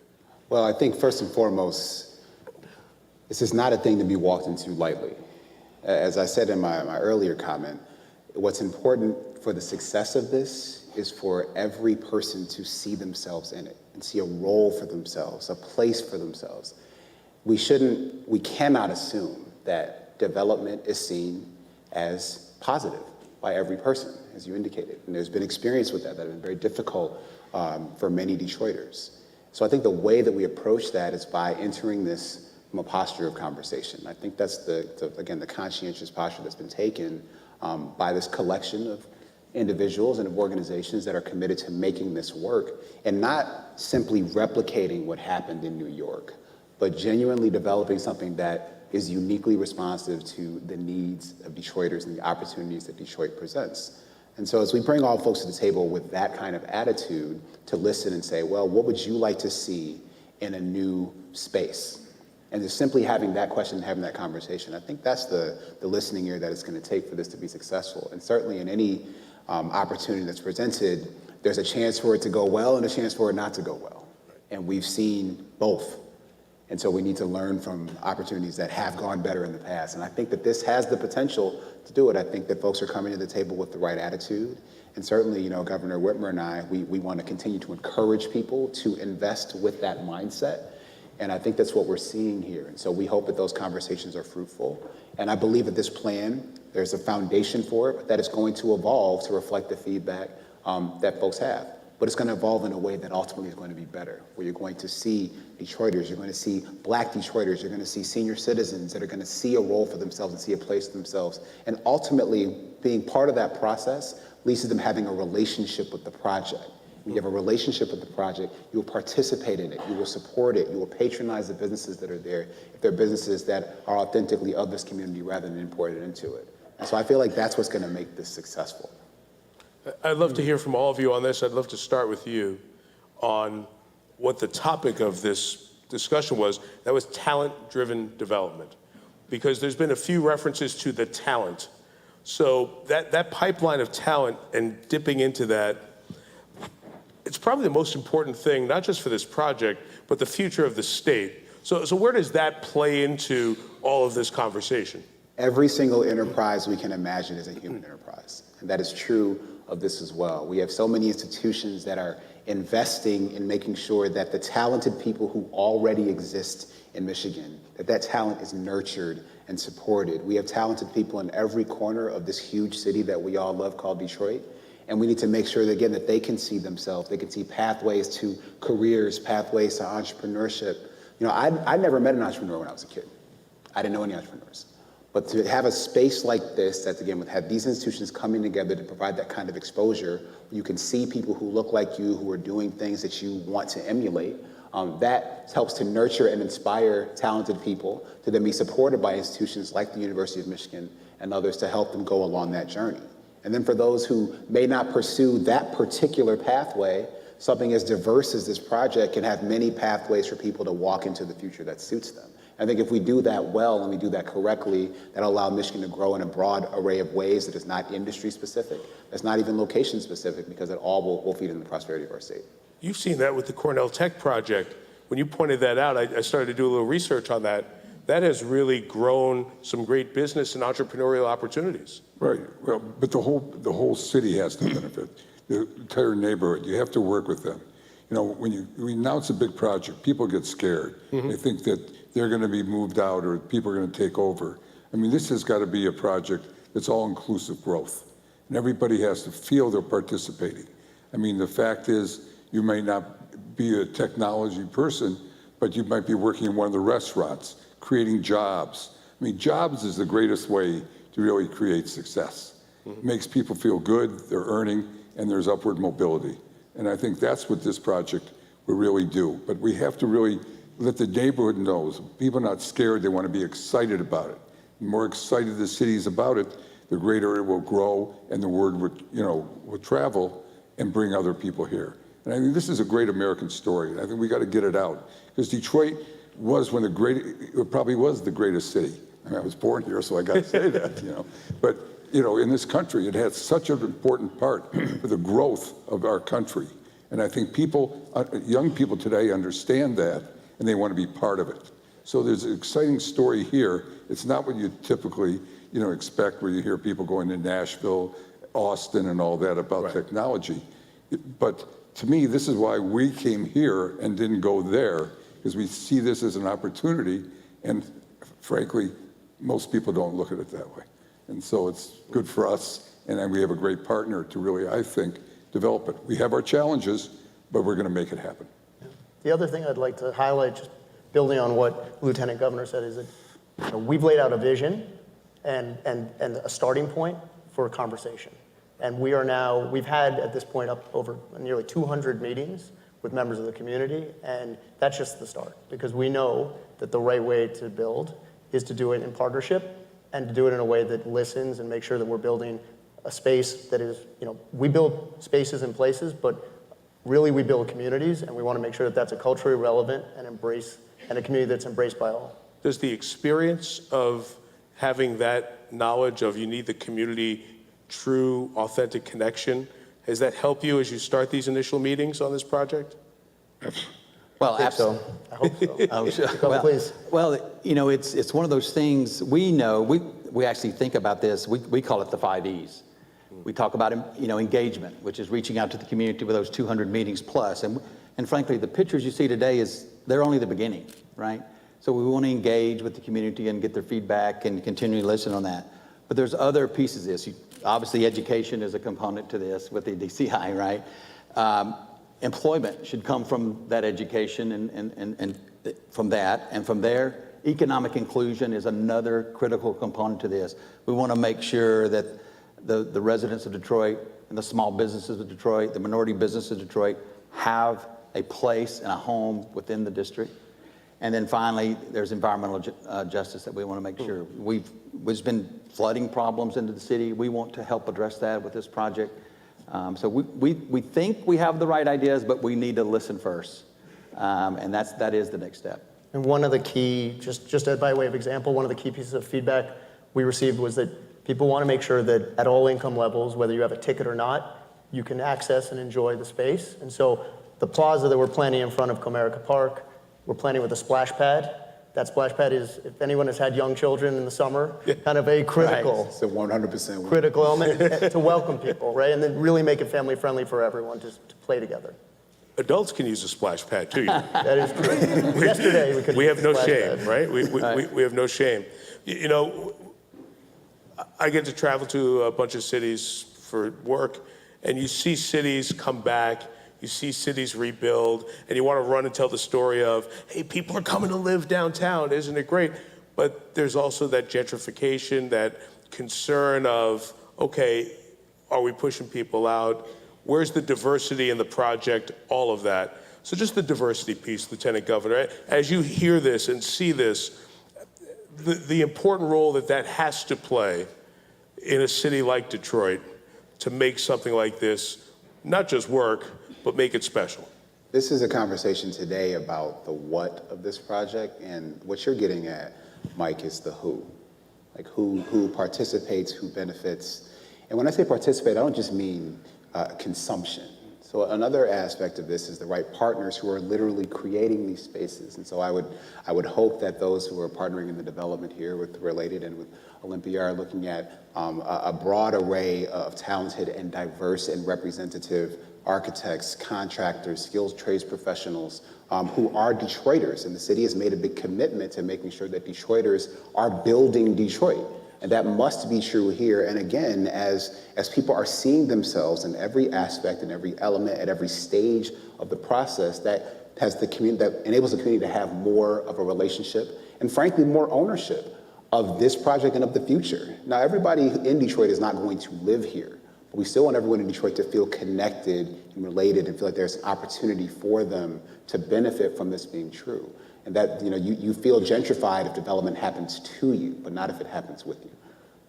Keith, I'd love to ask you about another portion of this, and that's historic preservation and affordable housing, because it's a significant area that we saw on the map there, and there are a lot of questions of one, the historical preservation part, but to what you said, Stephen, earlier, the affordable housing, it's a big part of what Related does and doesn't get the attention maybe that the big and beautiful stuff necessarily calls to mind or attention. So where is the vision on that portion of this?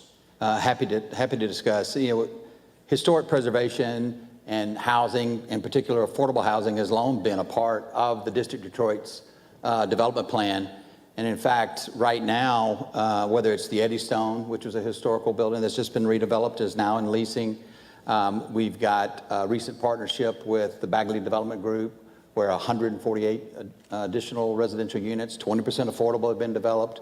We've got the Henry Street apartments, over 170 units there, with 50% of those units, 60% AMI, area medium income there.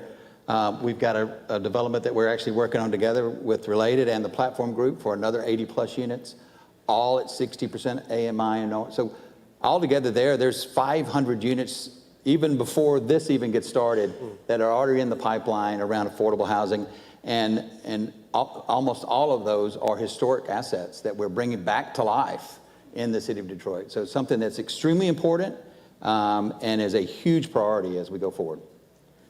How about commercial tenants? Because that's a big part of the New York play, right? And let's hope that there are great students and great future leaders that are coming out, incubators for business, and all of that energy that emanate from DCI as this go forward. How do we attract commercial tenants to Detroit? How do we get them to be part of the vision that we keep talking about to people and make it part of the now, not the future? Sure. I think part of it is leveraging the national tenant network that we've built through our projects across the country. These are relationships that we have. If you think about the top technology companies and others, that they are largely tenants of ours in one or another of our buildings. And so it's having the relationships to be able to put the project in front of people first and foremost, which is actually a key piece of this. And then it's about having the right project. And I think the right project right now is a mixed-use, walkable downtown project. Very clearly, that is what we hear over and over. And it's as people think about, particularly as they return to the office, the thing that they're most unhappy about is the commute. And so this is really about right? People we are social people. Collaboration and innovation requires that you have interaction, but it's the commute that often is the challenge. And so when you can create an area where you have the density so that people can live and actually walk or scooter or bike to work, that is one of the key differentiators that I think we can offer here because of the scale that we're working with. And Steve, you pointed that out earlier, that the young workers, the future employees, the future leaders, that generation, that's what they want. They want to have it all right there. They don't necessarily want to be worried about a car payment, a car, or all those other things that come with it. But we're going to attract a lot more than just, young people. Mm-hmm. The whole area is going to benefit. And I think Detroit is such a large city. I think it's 135 square miles. And as you drive through Detroit, you see all this vacant land. So, I mean, this is just a start. You got to start somewhere. Right. You start with the core, and it grows outward. And I think you'll find a lot of people here that are families. They don't want to live downtown. And they'll be living in other parts of cities, developing other parts of the city. And I think, once this starts and people see this is a vibrant community, it's going to attract more people, and other parts of the city are going to grow. This isn't just about this project and doing that. This is impacting the entire region and what comes out of the school there and how they deal with the issues of today. Dealing with, the technology issues, the climate issues, which the school is going to generate. Detroit in this region has so many resources, and it's really taking advantage of that. We've had an outdrain of the people that, graduate from Michigan. There's more graduate engineers in Silicon Valley from Michigan than probably any other school. Yeah. So, I mean, it's really keeping the resources, and they want to stay here. And it's such a great, way of life here in Detroit. And you don't ever forget the Midwestern work ethic. Mm-hmm. We work different than they do anywhere else. And that's what's really the greatest resource. You've got to understand that. You don't know that when you're here. When you go out and you live in other parts of the country, you see it. And I think that this is what Detroit grew upon. And I think it's really taking this whole area, the whole state really, and moving it forward. And there's no better times now, and there's no more opportunity than today. I love that point that you made, because I have a son who's going to be a senior in college, and so some of his friends have just graduated. They're going to graduate the next year or so, and so many of them talk about, especially a lot of the kids who go to Michigan, maybe we'll live in Chicago for a few years and get started. There's no reason that can't be Detroit, right? And a project like this, and as you said, the growth from a project like this can make that part of it. And Governor Gilchrist, you have to be an athlete, because you've got to play offense and defense. Right. You want to attract people to come in, right? We've also have to know what the weaknesses are and why people go to other states. So what are you seeing as you look at companies, and you and Governor Whitmer have conversations with companies who want to go Tennessee, Texas, Florida? What is it about Michigan that you can successfully and are successfully selling to them about what we have here? Yeah, I appreciate that. So one of the things that we are first and foremost making sure that we're doing is telling the complete Michigan story to people in Michigan. Again, my own personal story, I went to Michigan and was a double engineering major. I was a software developer, and I actually went to Seattle after college because I wanted to have a particular career in 2005, and I thought I needed to be someplace else to do it. But if we tell the story to people who are coming and getting this experience and education in Michigan, that you can do your first thing here, you can have your first job here, you can start your first business here, and we have models of people who have done that, that opens the door to that possibility. So that's the defensive part of it. It's actually saying, we have hundreds of thousands of people come to Michigan to go to school, to further their education and further their careers. We want to keep them here. Right. That's the defense part. Now, on offense, the story that we're telling is that in Michigan, we have unmatched resources in terms of human capital, also in terms of natural resources. I'll give you a concrete example. We certainly have always been, since its inception, the community that has defined mobility for humanity. And now, as we think about how mobility is evolving and moving forward, whether it's electrified or autonomous, we have the best environment to actually make sure that you can prove that your technology actually works. Like, I care about that as an engineer. It's really nice to have an autonomous vehicle in some place that's hot, where it never rains or snows and all the lane markers look good. But being able to test that in an environment that is broad and diverse, you have different sets of people you're interacting with, people who may not be used to being, pedestrians or cyclists, and having to interact with that with your technology, that makes it better. So we provide the best environment to prove that your ideas actually have legs. And so for people who are hungry and who are innovators and who like thinking and taking on challenges, which I think are the people who also become the most successful, that's what we're selling them with the state of Michigan. We've seen some historic investments just in the last 7 months that have demonstrated the viability of Michigan as a place to make those kind of dreams come true. And so that's what we're going to build on. And projects like this, the DCI, this kind of partnership coming together in Detroit, a definitional city for this country, is going to help continue to have Michigan be the place for people with ideas to come make those ideas real. I love that. You use the weather to answer the question before they can ask about the bad weather. That's right. We can make the bad weather work for you. That's like when people say, "Hey, do you want to play golf?" I say, "Yeah, I'm not that good, but I play fast, so we'll get in your way." Right? I'm a good fan. We have just a couple minutes left, and Steve, I've known you now for quite some time. I'd love to wrap up with you in just a larger perspective. This is your first time to this conference, I believe. Is that correct? Yes. Me too. We're both rookies here. First time to Mackinac, even though I was born here, First time on the island. Right. It's pretty good. Taffy, horse rides. I'll come back. How can you not, right? How can you not? We're also celebrating 50 years, a 50th anniversary of Related Companies. And you have seen so much evolve and change with the company, with the real estate industry, and around the country. As well. As you sit at this milestone, this anniversary, what have you learned along the way, and what do you see as the future of Related Companies? Well, I mean, today we're going through a period of time in our country where there's more change. We're in a transition going from the second industrial revolution into the third industrial revolution, where everything is changing: technology, energy, communication, and there's so many challenges. But when there's change, there's opportunity. And I think today, being here in Michigan, I think we led the way in the second.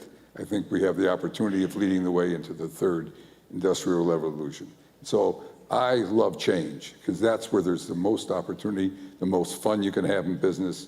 And I think that really brings people together, and, as opposed to kind of being opposed and all the things that we're experiencing in this country, we got to bring it together and really adopt the change and have real leadership. And that's what I think. I'm very optimistic about the future. And I'm sure you're very proud of what Related Companies have accomplished in many cities, what the project potential here is for this. Your involvement at the University of Michigan, as everyone knows, your philanthropy there is matched by very few at universities around the country. Your love and giving back to your state and to Michigan. And since I'm a sports guy and I have 30 seconds left, what do you think about the Dolphins this year? Tell me about your football team. Give me 30 seconds. More. Go blue, go Michigan.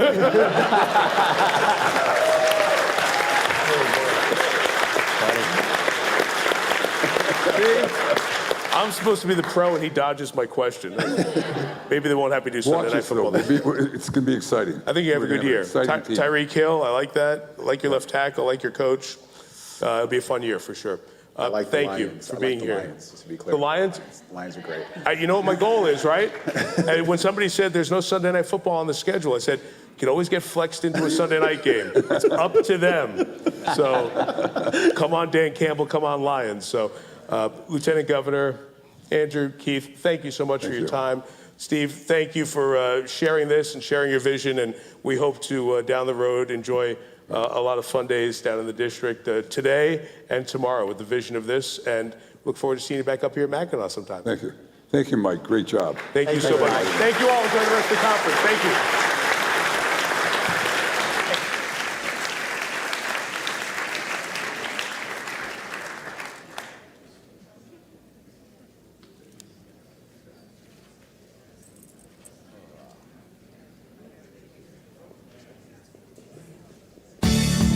Ladies and gentlemen, this session is sponsored by DTE Energy.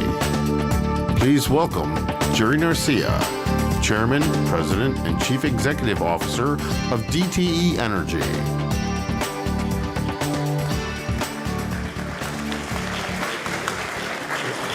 Well, hello, and good afternoon, everybody. Welcome to this afternoon's Mackinac Policy Conference session.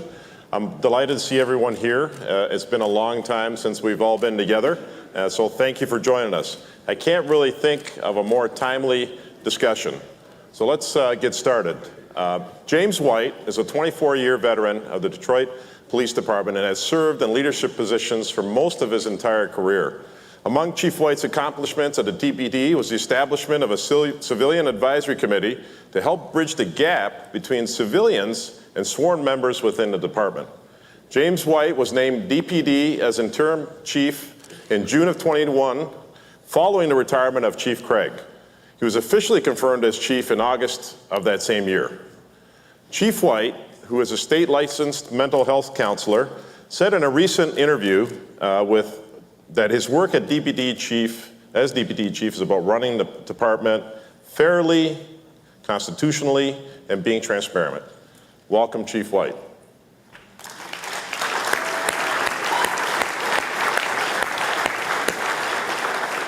Our keynote speaker hardly needs an introduction. Mike Duggan has led an impressive turnaround in the city, which I know we're all grateful for. Before taking office, Mayor Mike Duggan was known as a leader capable of large-scale transformation, and he certainly has accomplished that at the city so far. I've personally watched him accomplish many things at the city, and we've worked together on several projects that I want to mention. And I mention these projects because it really shows you the man that's leading the city of Detroit through its transformation.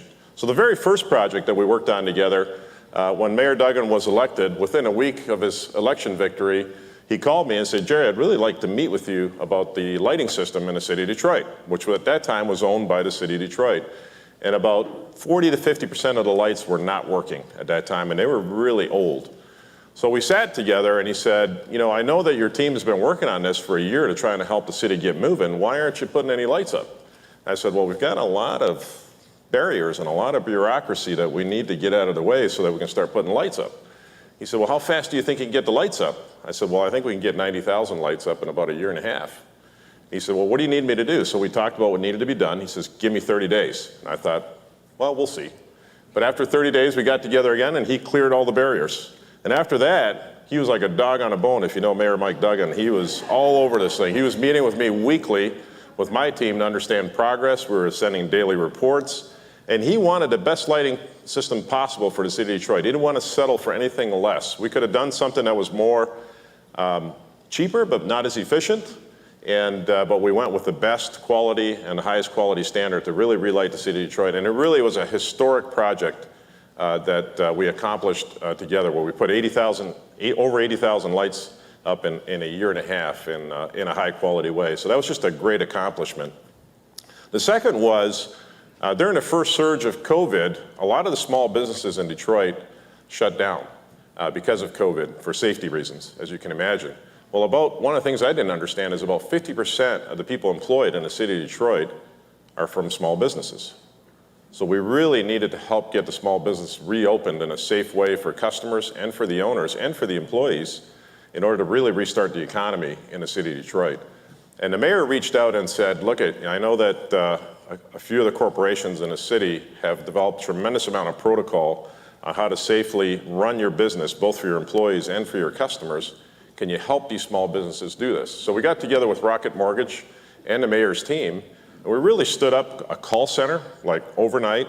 We stood up websites. We set up depots for safety equipment so that these small businesses could reopen with the right protocol to protect their employees and also protect their customers. And it's actually a program that continues today, which is working to enhance the competitiveness and success of small business in the city of Detroit. So just another great accomplishment, and it gives you an example of that. The last one that I'll talk about is the tablets in the city of Detroit. When the governor rightfully suspended in-person classes, about what we learned is that 95% of the students in the city of Detroit in the DPS system, Detroit Public School System, don't have access to an electronic device. So imagine the disadvantage that Detroit students would be at without the ability to learn virtually. So I got a call from my dear friend, Reverend Anthony, And we worked together and got together with Mayor Duggan to really start a massive initiative that we put together over a quick summer, the summer of 2020, to distribute 50,000 tablets to each DPS student in the city of Detroit. Huge accomplishment. And that I assure you would not have happened without the mayor intervening. A lot of Saturday phone calls, Sunday phone calls, all of that to make that a reality in quick order. So I give you these examples to let you know that the mayor is really about serving the people of Detroit with the fundamental services that they need. It's really about serving his citizens that he represents. So with that, join me in welcoming my dear friend, Mayor Duggan and Chief White. Thank you. Please welcome Mike Duggan, Mayor of the City of Detroit, James White, Chief of the Detroit Police Department. And to moderate the discussion, contributor at One Detroit and DBTV, host of WDET 101.9 FM, and founding editor of Bridge Detroit, Stephen Henderson.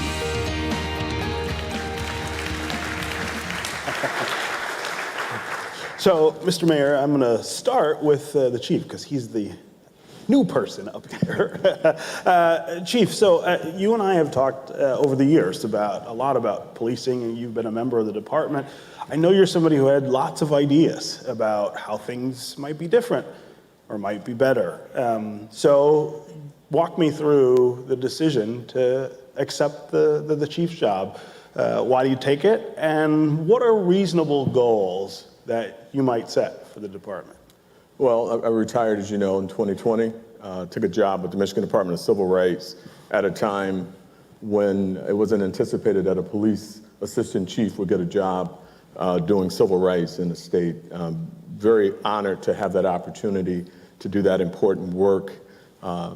Very humbled for that opportunity, and we did a lot of good things in that short year that I was there. But I got a call from the mayor. And those of us who have received calls from the mayor know that he can be quite convincing. We had a conversation about how retirement was going. He advised me that Chief Craig had retired and he'd like to have dinner. And we had dinner, we had a conversation. He says to me, all you have to do is quit the job that you have that you like, take a job with no guarantees, be my interim chief, and work hard to be selected by the Board of Police Commissioners and City Council with no guarantees. So I said, well, Mayor, I don't know about that. I mean, I'm retired and I got this job. And he says, you need to believe in yourself. And, and so from there, I believed in myself and took the opportunity. And I'm really honored and humbled to lead this department of amazing men and women that put their lives on the line day in and day out for strangers. And they are modern day heroes, and they do amazing work. And it really is a highlight of my career to lead them, particularly in this time. And when you talk about expectations, you know, we are a data-driven agency. We are an educated agency. With the help of the mayor, we've put together some professional development for our command team with the Mike Ilitch School of Business at Wayne State. A number of my command team are MBAs, and I myself went through the Mike Ilitch School of Business. And it really did change the dynamic in how we look at policing. So, Mr. Mayor, put policing and crime, I guess, in the context of your overall strategy for leading the city and keeping people safe.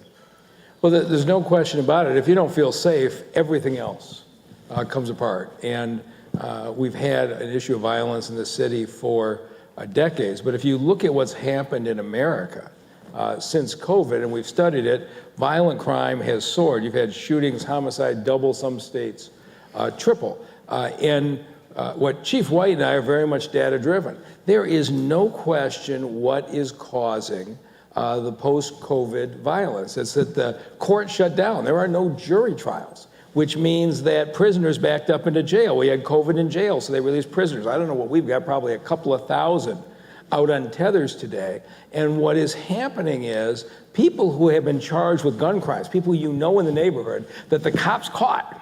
They got caught on a gun crime, and they're still walking the streets 2 years later. You're starting to think, I need to carry a gun myself for protection. And so what's happened across this country is a lot of folks are carrying guns that didn't want to carry guns, and now every single interpersonal conflict is turning into violence. We aren't seeing drug turf wars, the kind of things we'd have seen 20 years ago. That's not what we're seeing. And so what the chief and I have done, and we speak the same language, the key to reducing crime is not to arrest people and lock them up, it's to change decisions. The moment that individual sticks the gun under their waistband and walks out of the house in the morning, we've lost because something's going to happen. And so everything we are doing is saying to people, leave the gun at home. And what you have seen, and we were just at the White House because Detroit is down so far this year, it's the end of May, 20% in homicides and shootings from a year ago. We stand out in the country. Every chief in America is talking to us. Now, Chief White doesn't like me talking about this because summer's coming and nobody declares victory before summer's coming. But the fact is that steps that this department has taken to get people to make different decisions is making a difference. And if we can build on it, and the courts are being cooperative, Prosecutor Worthy is being cooperative, Dawn Eisen in the U.S. Attorney's Office has been phenomenal in this strategy. It's going to get better and better. I really feel that, and I feel that the way this chief has this department going, we're going to be okay. Yeah.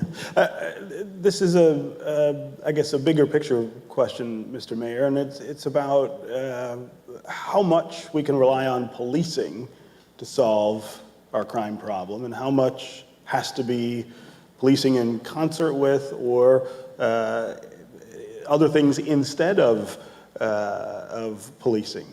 How does that fit together? So you're absolutely right. So my first year here, you had DTE and GM and a few people running summer jobs programs. We got them all together with the help of a number of foundations. We now have what JP Morgan has called the finest summer jobs program in America, 8,000 young people. The first year we went to 8,000 young people in summer jobs, shootings dropped over the summer. Is that coincidence or is that not? I think opportunity is a very significant thing. The second thing that Harvard did research on is that the areas that were filled with blight and abandoned houses had higher degrees of shooting. The places where we cleared out the abandoned houses saw reductions in crime. Of course, we've landed things like 5,000 good-paying jobs at the Jeep plant, 2,000 more at the General Motors plant. We've got folks employed. And so you've got to do two things at once. One is you have to have a path where people feel there is a prospect for their own success that's within the right side of the law. And then you have to, these individuals are making risk-reward decisions. It is amazing how precise as you talk to them. And I spend time with gang members as the chief does. They're making very conscious risk-reward decisions. And what we have to do, and this is what the chief is a big proponent of, is make it very difficult for you to succeed in committing a crime with a gun, and make it much easier for you to succeed in another way. And literally everything we do all day is planning how to change those incentives and disincentives. Yeah. Chief, you released a 5-point plan for policing the city. Talk about that plan and talk about how that might look different from what we were doing before. Yeah, I mean, we talk about using data to drive our resources. You know, you can't arrest your way out of crime. You've got to be innovative. You've got to use technology. You've got to do deployment. You've got to look at ways of policing smarter. The kids, I call them the kids, but you know, they're using technology now to get around what we're doing. They're using Instagram. You know, we've got a drifting and drag racing problem where you know, the drag racers and the drifters are picking parts of our community to come out, endanger their community with these vehicles, driving, you know, very recklessly, and using social media, which has no culpability, by the way, but that's a whole nother conversation, to talk about, let's get in these areas, let's do this behavior, let's get these likes, and you know, let's make money off of these likes, which we've just found out. But we've got a real-time crime center. And with that real-time crime center, we've got civilian analysts who are super smart. They use our technology.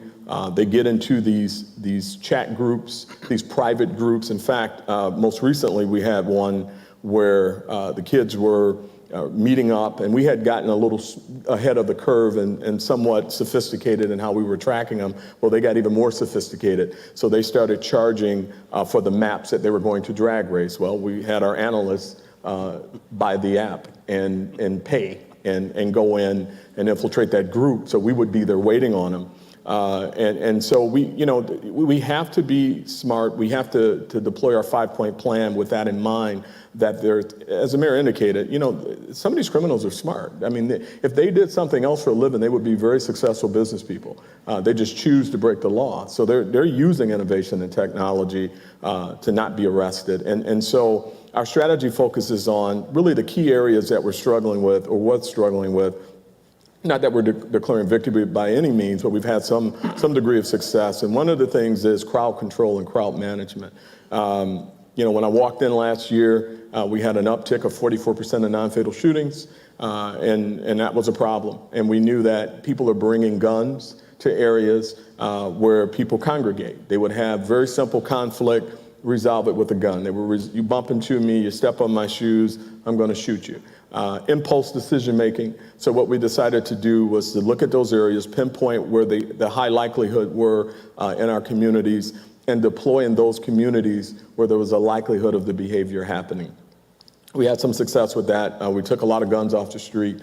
But again, with the courts being closed, it's a turnstile. They go into the court system. Many of them get a tether. They walk right out the door and engage in similar behavior. So, we were able to do some things. The other issue, or the other area that we decided to focus on besides drag racing, was just general traffic enforcement. When you see officers in communities doing traffic stops, you see those lights on, it changes behavior, it changes decision making.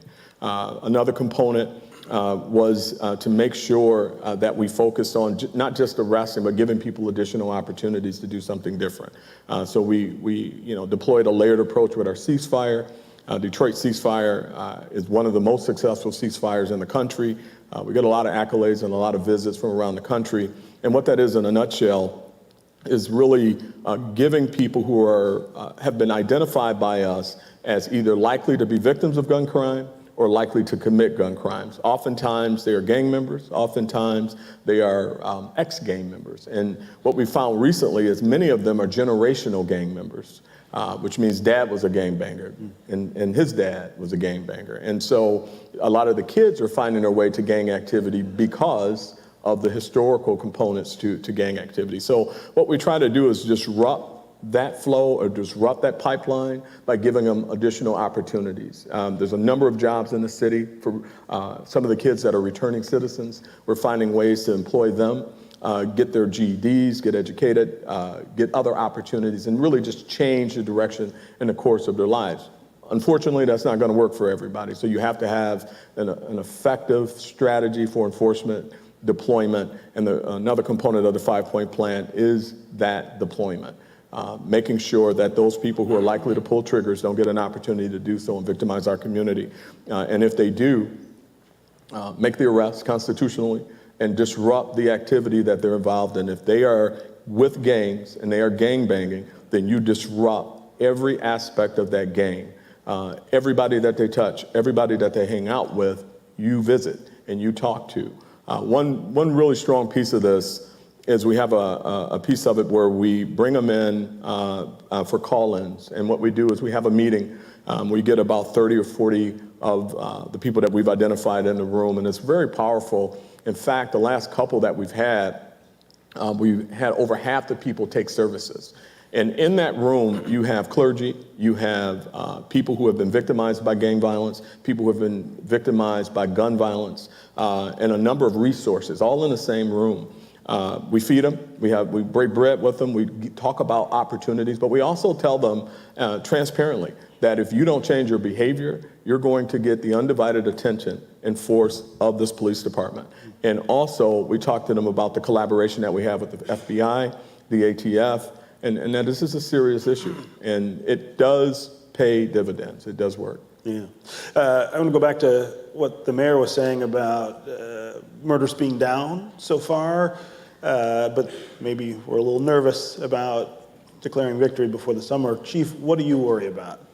with a Detroit summer and the threat? Yeah, I mean, by no means are we declaring victory. One homicide, one mother crying over a dead child is one too many. Do we look at what we've done and see what's working? What do we need to double down our efforts? Yes, we do that daily, twice a day, in fact. But by no means are we going to look at, a reduction in homicides of 15-20% and say that we've solved our crime problem. We have a significant violent crime problem in our community, and we're going to continue to drive it. What do I worry about? I worry about gun violence in our community. I worry about people being the victims of senseless gun violence. I grew up at a time when you had a fight, you punched, and yeah, that was bad enough. But now we're ending our lives by pulling a trigger. And not only are you victimizing the person that you're shooting, you're victimizing yourself because it's over. You've just made an impulse decision to end the life of somebody over something that you could get over. I mean, this shouldn't result in a homicide or shooting. And then now you have to suffer the consequences in your family. So the messaging for us is to make different decisions. But what I worry about is the children. The children, like baby Bryson, who was shot on the freeway in our community, who was coming home from a basketball game with mom and dad, and his brother. Knucklehead misidentifies the car. He's actually having a problem with another person that's not in that car, but the car is similar to the person he's having a problem with. And he shoots into the car. He kills baby Bryson and shoots baby Bryson's brother. That's what I worry about. How do we stop that? So how do we stop it? I mean, we hear a lot about community policing, the different kind of approaches to policing. What are some of the levers you feel like you can pull? So we're at the cutting edge of trying a lot of things. And I'll just give you an example. What we've done is we know that the block parties late in the evening, frequent shootings. Clubs get out, 1:30, 2:30 a.m., frequent shootings. We know where these places are, and what Chief White has done is deploy officers there. I think that's been a factor, but here's how far we've gone. There is a metal detector system that's been used at a number of sports stadiums and malls that you don't have to stop and take your phone out or take your hat off. It spots the shape of a gun. And I saw this, and they're out in Boston, and I thought, these guys are doing this all wrong. Where we need these kinds of metal detectors is out on the streets. It's at the block parties in the neighborhood. So I got on a plane, flew out to Boston. And I said, guys, your business model is wrong. You want to be outside. They said, what do you mean? I said, well, we could be in Greektown. We could be out on the fireworks. We could be at neighborhood block parties. We could be at parks. We can deploy these things outside. People can walk through and flow through. And when the shape of a gun goes off, officer will come up and say, do you have your concealed carry permit? If you do, you go on about your business. If you don't, you're going to be arrested. Evolve modified their program. We've just bought 10 of them, started deploying them. And these are the kinds of things we want to do. We are saying to people ahead of time, before you go to that block party, you're going to have to go through this weapons detector. We don't want to arrest you. We're telling you ahead of time it's going to be there. Leave your gun at home. Anything that we can do to cause people to change decisions. Last year on Greektown, and the police department knows, I don't want to hear about your brilliant arrest, because we got great cops, great detectives. Show me that you're changing decisions. They came into one meeting and they had a TikTok video. I don't even know what TikTok is. But the police play me this TikTok video, and somebody is in Greektown talking about all these creepy cops up on the tower and over here and over here. This place is getting really bad for us. We got to go to a different location in the suburbs. That's changing decisions. And so that's what we're expecting, and that's what we're looking for. I'm going to talk a little about the force itself. That's always been an issue here in Detroit, keeping enough officers employed.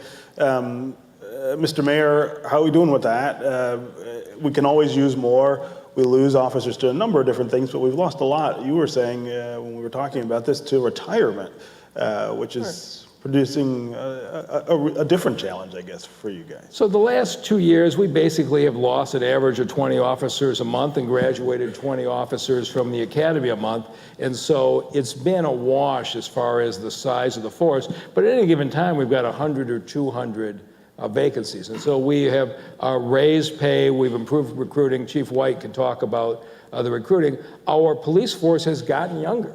And it is amazing. We've had a couple of officer-involved shootings, cases where one officer heroically went into gunfire, pulled another officer to safety. He's been on the job 18 months. And you look at, number one, the quality of the officers we're hiring, the quality of training at the academy. It's very impressive. But the fact is, the chief knows he's got to graduate 30 a month, not 20 a month to gain on the program. And you can talk about what you're doing to accomplish that. Yeah, we just entered into an agreement with Wayne County Community College. We're doing a lot of collaboration to recruit, and it's a problem that's around the country. I mean, it's not just Detroit. There was a big hire in 2000, big hire in the 90s. A lot of those officers are coming up on retirement. People are making different decisions about law enforcement, what's happening with law enforcement around the country. So it's a challenge to recruit, but we're getting a new caliber of officer, technologically savvy. Certainly not necessarily what we're seeing in our younger group, officers that are committed to 25 years. And that's not just because of policing. What we're seeing with a lot of the Generation X and Yers, that they are making different decisions. They're not staying long term. They're doing 20 years, 15 years, but they're not doing the 25 and 30 like me and others that have done in law enforcement. So we've got some challenges, but we're looking at them a little bit different. As I talked about earlier, with using this a business mindset of running the police department, we understand the importance of collaboration. We understand the importance of recruiting differently. We're on Indeed and websites such as that. We're working with other partners. As I was talking about with Wayne County Community College, we've got a dual track program where students are able to compete or complete their last year of high school while attending and obtaining their associate's degree. So when they come into the police academy, they've got an associate's degree. And so that program is just launched and is moving in the right direction. And we're hiring right now, by the way, if anybody is interested or knows anyone. Well, I'll give you a sense of this chief who comes off as very calm and relaxed here. But he's been intense on this, and nothing is more valuable than if you can hire people with military experience as police officers. There's a level of maturity that's even better. And he finally got fed up with his department and not bringing enough veterans. He said, I want somebody at goddamn Metro Airport, and when they get off the plane at their end of the tour of duty, I want the recruiter waiting for him at the gate. I don't know if he's quite accomplished that, but that's the level of commitment you have from this chief to recruit quality officers. Yeah. So let's talk about technology. You guys have a lot going on in terms of incorporating technology into policing in Detroit, and some, I guess, high-profile things that have come online. Yeah. I mean, and technology is important, and we're here. We're not going backwards, and we have to be on the cutting edge in order to fight crime. We've got a situation right now with Operation Zion. This is a young girl who was murdered, and we're pretty confident who murdered her. And I want to thank DTE. We reached out and asked them, talking about that collaboration, for some help. And $20,000 later, they gave us what we needed to start to dig at a dump site. For Zion. So thank you, DTE, for that. But it's using technology even for that. At the very basic level, we were downtown last weekend, and we see a guy, and he is just not wanting to talk, cooperate, or anything. So the officers did a really good job of saying, hey, you need to leave. You're causing the disruption. Why don't you go ahead and get in your car and leave? I'm not going anywhere with, blah, blah, blah, blah, blah. So the officers did a good job of asking him, then they told him, and then they took him. So they made an arrest. So he gets in the car, they ask him his name, he gives them a name, they pull out the fingerprint reader. They put the fingerprint reader on his thumb, put it on his finger, index finger, and it comes back with 2 felony warrants. And he goes, how do you know my name? Well, if this was 10, 15 years ago, we wouldn't have known his name, and he would have used someone else's name. That person would have likely been charged with the crime that he was charged with, and he would have walked with 2 felonies. And one of the felonies was AWIM, and so that's or assault with intent to murder. So that's a big warrant. Yeah. So we got him off the street. So that's how technology helps us. With the Zion case, that's how technology helps us. Our cameras, Greenlight, our public-private partnership with Greenlight, phenomenal. It's changing behavior. It's making people make different decisions. Now we're seeing an uptick in freeway shootings. Well, they're being pushed from parking lots and gas stations. We saw a significant uptick in carjackings at gas stations. Those numbers are declining. What's increasing? We can see that freeway shootings are increasing. Why is that happening? Technology. It's pushing behavior. It's making people make different decisions. Now we need to get in front of that because let's face it, crime has no borders, right? I mean, you get on the freeway, you're going 80 miles an hour, someone's shooting into your car, you're not going to pause to look at a plate number and a vehicle description. You're going to try to save yourself. And the criminals know that. So we have to advance and get on the freeways and get that information. I give you a sense of how sophisticated they are. They showed me a horrifying video of a woman going into her home beaten to death. Guy with a mask covered, the car was too far away to read the license plate, went to the car and drove off. Normally, no chance. The Detroit Police Department looked at all the gas stations in the surrounding areas, found one where the person with the identical dress, without his mask on, got some gas, went into the store, got his face, got the picture of his actual car and the license plate, went and arrested him. He was astonished. He'd committed the crime with a mask. But what this police department does with a lot of civilian investigators, we're taking officers off the streets, is we are solving cases that in another time would never have been solved. And so everything they do, Chief White brought me a plan, I don't know, 5 years ago for about a $3 million real-time crime center. And I said to him, there's no business plan here. How are you going to use it to fight crime? Why is $3 million the right number? I gave him a really bad time. And instead of being discouraged, he came back 30 days later with a long, detailed plan on all the different ways we could intervene to reduce violence, but he wanted $10 million. So I made two decisions that day. The first was I gave him the $10 million, and the second was I decided if the day ever came up, this was our police chief. And both came true. Thank you.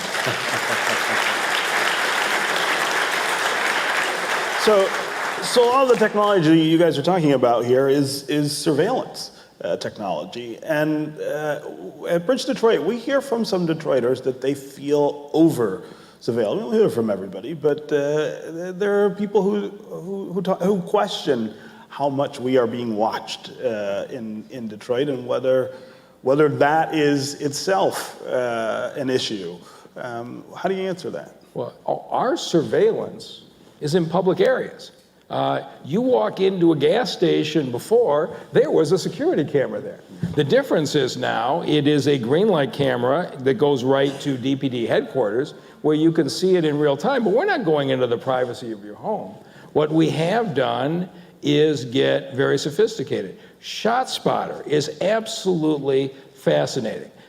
We've got an area of the east side, high violence area, and what it does is it recognizes the sound of gunfire. It's got no cameras, got no surveillance, but it tells you exactly where a gunshot came off. So instead of somebody calling 911, I'm hearing gunshots in the neighborhood, cops circling around, you go precisely to that point. And so one of the first days we had it, they get the message, they go out, there's a bunch of casings on the ground, but there's no people around outside the house. Had somebody called and said, I heard gunfire, you wouldn't have known where it came from. They go up to the house, knock on the door, don't get an answer, they get a warrant because of the casings. They go inside and find that house is making ghost guns, guns you can assemble from parts, and they go into the backyard and shooting the gun up to test them out after they've assembled them. We make arrests and clean out the ghost guns. Why did we get it? Because we use the technology of ShotSpotter. I don't know anybody in this city who thinks it's intrusive that when somebody's firing guns in the air, the police respond to the right site. And so I feel very good about the fact that, no question, we have taken the sophistication of public surveillance to an area where we're making cases, but I'm in neighborhood meetings all the time. People in Detroit are overwhelmingly in favor of that.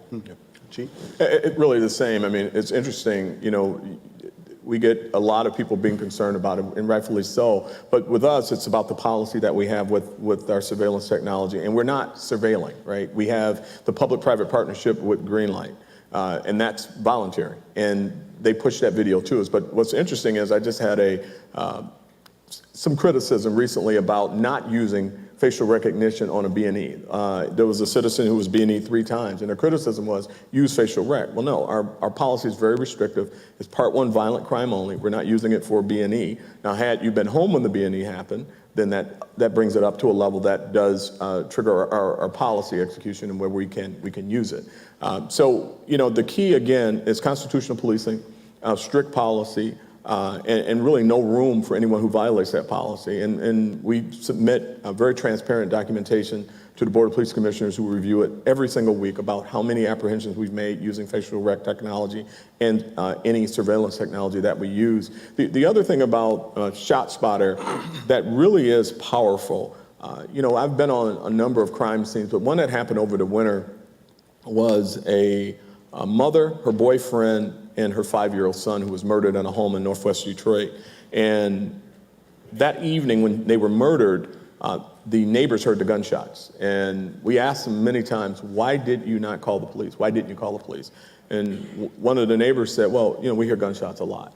But we never want our community to be desensitized by gunfire. This isn't a car alarm. You hear a car alarm and hope someone turns it off. When you hear a gunshot, this is a violent situation. Someone is likely being injured or someone's attempting to injure someone. And oftentimes when we are out on ShotSpotter calls, we see, that someone is exactly doing that, but we're also now starting to see people who are coming outside and, quote, testing their new weapon out. And we're able to go in, secure the weapon, use NIBIN. Most recently, we had a case on the east side where we found a number of shell casings. We brought in the ATF. They did a dog sweep. We found more shell casings, and we were able to put those shell casings into NIBIN and connect that with 2 crimes and ultimately make an arrest and get a violent perpetrator off the streets. So that's what technology does, and that's how you can use it to help your community. And what's happened to the shootings in the 9th precinct since you put ShotSpotter in? They've gone down significantly. And the instances people are making different decisions. decisions. Those guys know ShotSpotter is in that area, right? Oh, absolutely. And then when you come in and you bring in resources and that layered approach, where you've got the ATF, you've used a NIBIN, you've got those civilian analysts that are coming out and putting those rounds in the NIBIN, it literally is changing behavior in the 9th precinct. They're making different decisions. We're seeing the numbers go down, and we don't have those random incidents of gunfire. Yeah. So we've only got a couple of minutes left, but I do want to talk about ARPA funds and how they can and should be used, I guess, to make generational differences, I guess, in policing. You've talked a lot, Mr. Mayor, about how we can't just squander this money on things that are one-time issues. We want to spend it in a way that changes things. How are you doing that? So I'll let the chief talk about the actual enforcement side, but we're putting $100 million into training programs, things we call Skills for Life. And I'll just give you an example. I spend time with gang members as the chief. We want to figure out the crime problem. Sitting around talking to each other in a room doesn't do any good. I'm talking to this guy who says, I just got out of prison on a federal racketeering charge. I got no job. I'm making, and these guys will tell you this, I'm making $15 an hour basically selling drugs on the corner, and I'm looking over my shoulder every minute. If you can get me into a job that's better than that, I'll take it. I make a phone call, get him to a concrete company that does business with the city of Detroit, $16 an hour, get him to work the next week, hard worker learning it. After a month, he can't go because they switched job sites. He doesn't have a driver's license because they didn't pay his fees. Now we had to send a lawyer out to district court to work out his traffic tickets to get that solved. So now he's got his driver's license. He's still working. What we're finding in our program, our ceasefire program, is we can change these patterns, and we're going to put $100 million into raising skill levels, training, so that people have a lifetime of a good income instead of those other choices. We're going to combine that with the things the chief is doing, which he can tell you about. Yeah, and again, it's a layered approach, and I keep saying it, but when you look at the collaboration we've got with city government, right? I mean, and some of those programs that the mayor just talked about, it does help with crime. Because now when we go into these communities with our CIT program, which is our crisis intervention training, and we've got officers in now 6 precincts and hopefully 12 by the end of the year, at least 10, but I'm really pushing for 12 to have all our precincts covered. You've got officers that are trained in mental health. You've got a mental health practitioner on the car. You've got a mental health practitioner at 911. So when that customer or that client calls, that's in need of services, they can talk them through. And we're seeing the dividends pay significantly on that. On our barricaded gunmen, or barricaded gun people now, because we have as many women as men, that are out there, we're able to talk them down and not have to use force. We're also, with the layered approach, when you go into these communities and you do enforcement, it's important that you leave something. It's important that you're able to bring other services. No one has ever declared victory on arrest, which means that regardless of how good your policing strategy is, you're never going to get to the point where someone's not willing to make a bad decision and go to jail. So what else can you do? What are the other factors that drive crime? Well, environmental. So when you've got the demolition team that I can pick up the phone and say, look, I've been in this block 3 times, there's an abandoned house where people are hanging out, and you've got LaJuan Counts coming out with her team and knocking the house down. Or like I had a problem downtown with a business, a very problematic business who shall remain nameless, but they're open 24 hours, 7 days a week. That business, we are now working with our law department to get them, get some attention from them to do their part in keeping the community safe. But public lighting came in and lit the place up. It looks like a ball field now. So we didn't have an incident over there last weekend. So when you can tap into those services, we got DPD TV, and I've got Vicki Thomas on the mayor's public information team that's able to support us in that and get this information out. I mean, many of us remember when the mayor was a prosecutor and he ran something called John's TV. Well, we adopted that idea and we're flipping it, and now we're highlighting all criminals and the activities that they do. So when you use your ARP dollars wisely, you invest in the community, you bring programs like the CIT mental health program, you will see an impact in crime. Yeah. Okay, that's our time. All right. Thank you, Mayor Duggan. Thank you for joining us. Yeah, absolutely. All right.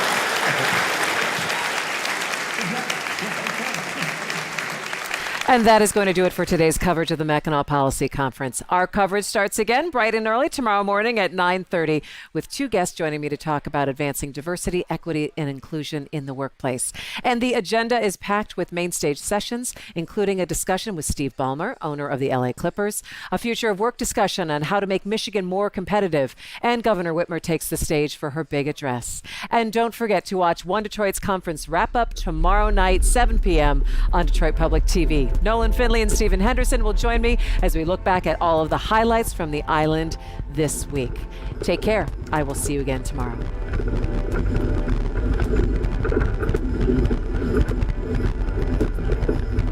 From Delta Faucets to Behr Paint, Masco Corporation is proud to deliver products that enhance the way consumers all over the world experience and enjoy their living spaces. Masco, serving Michigan communities since 1929. The DTE Foundation is a proud sponsor of Detroit Public TV, among the state's largest foundations committed to Michigan-focused giving. We support organizations that are doing exceptional work in our state. Visit dtefoundation.com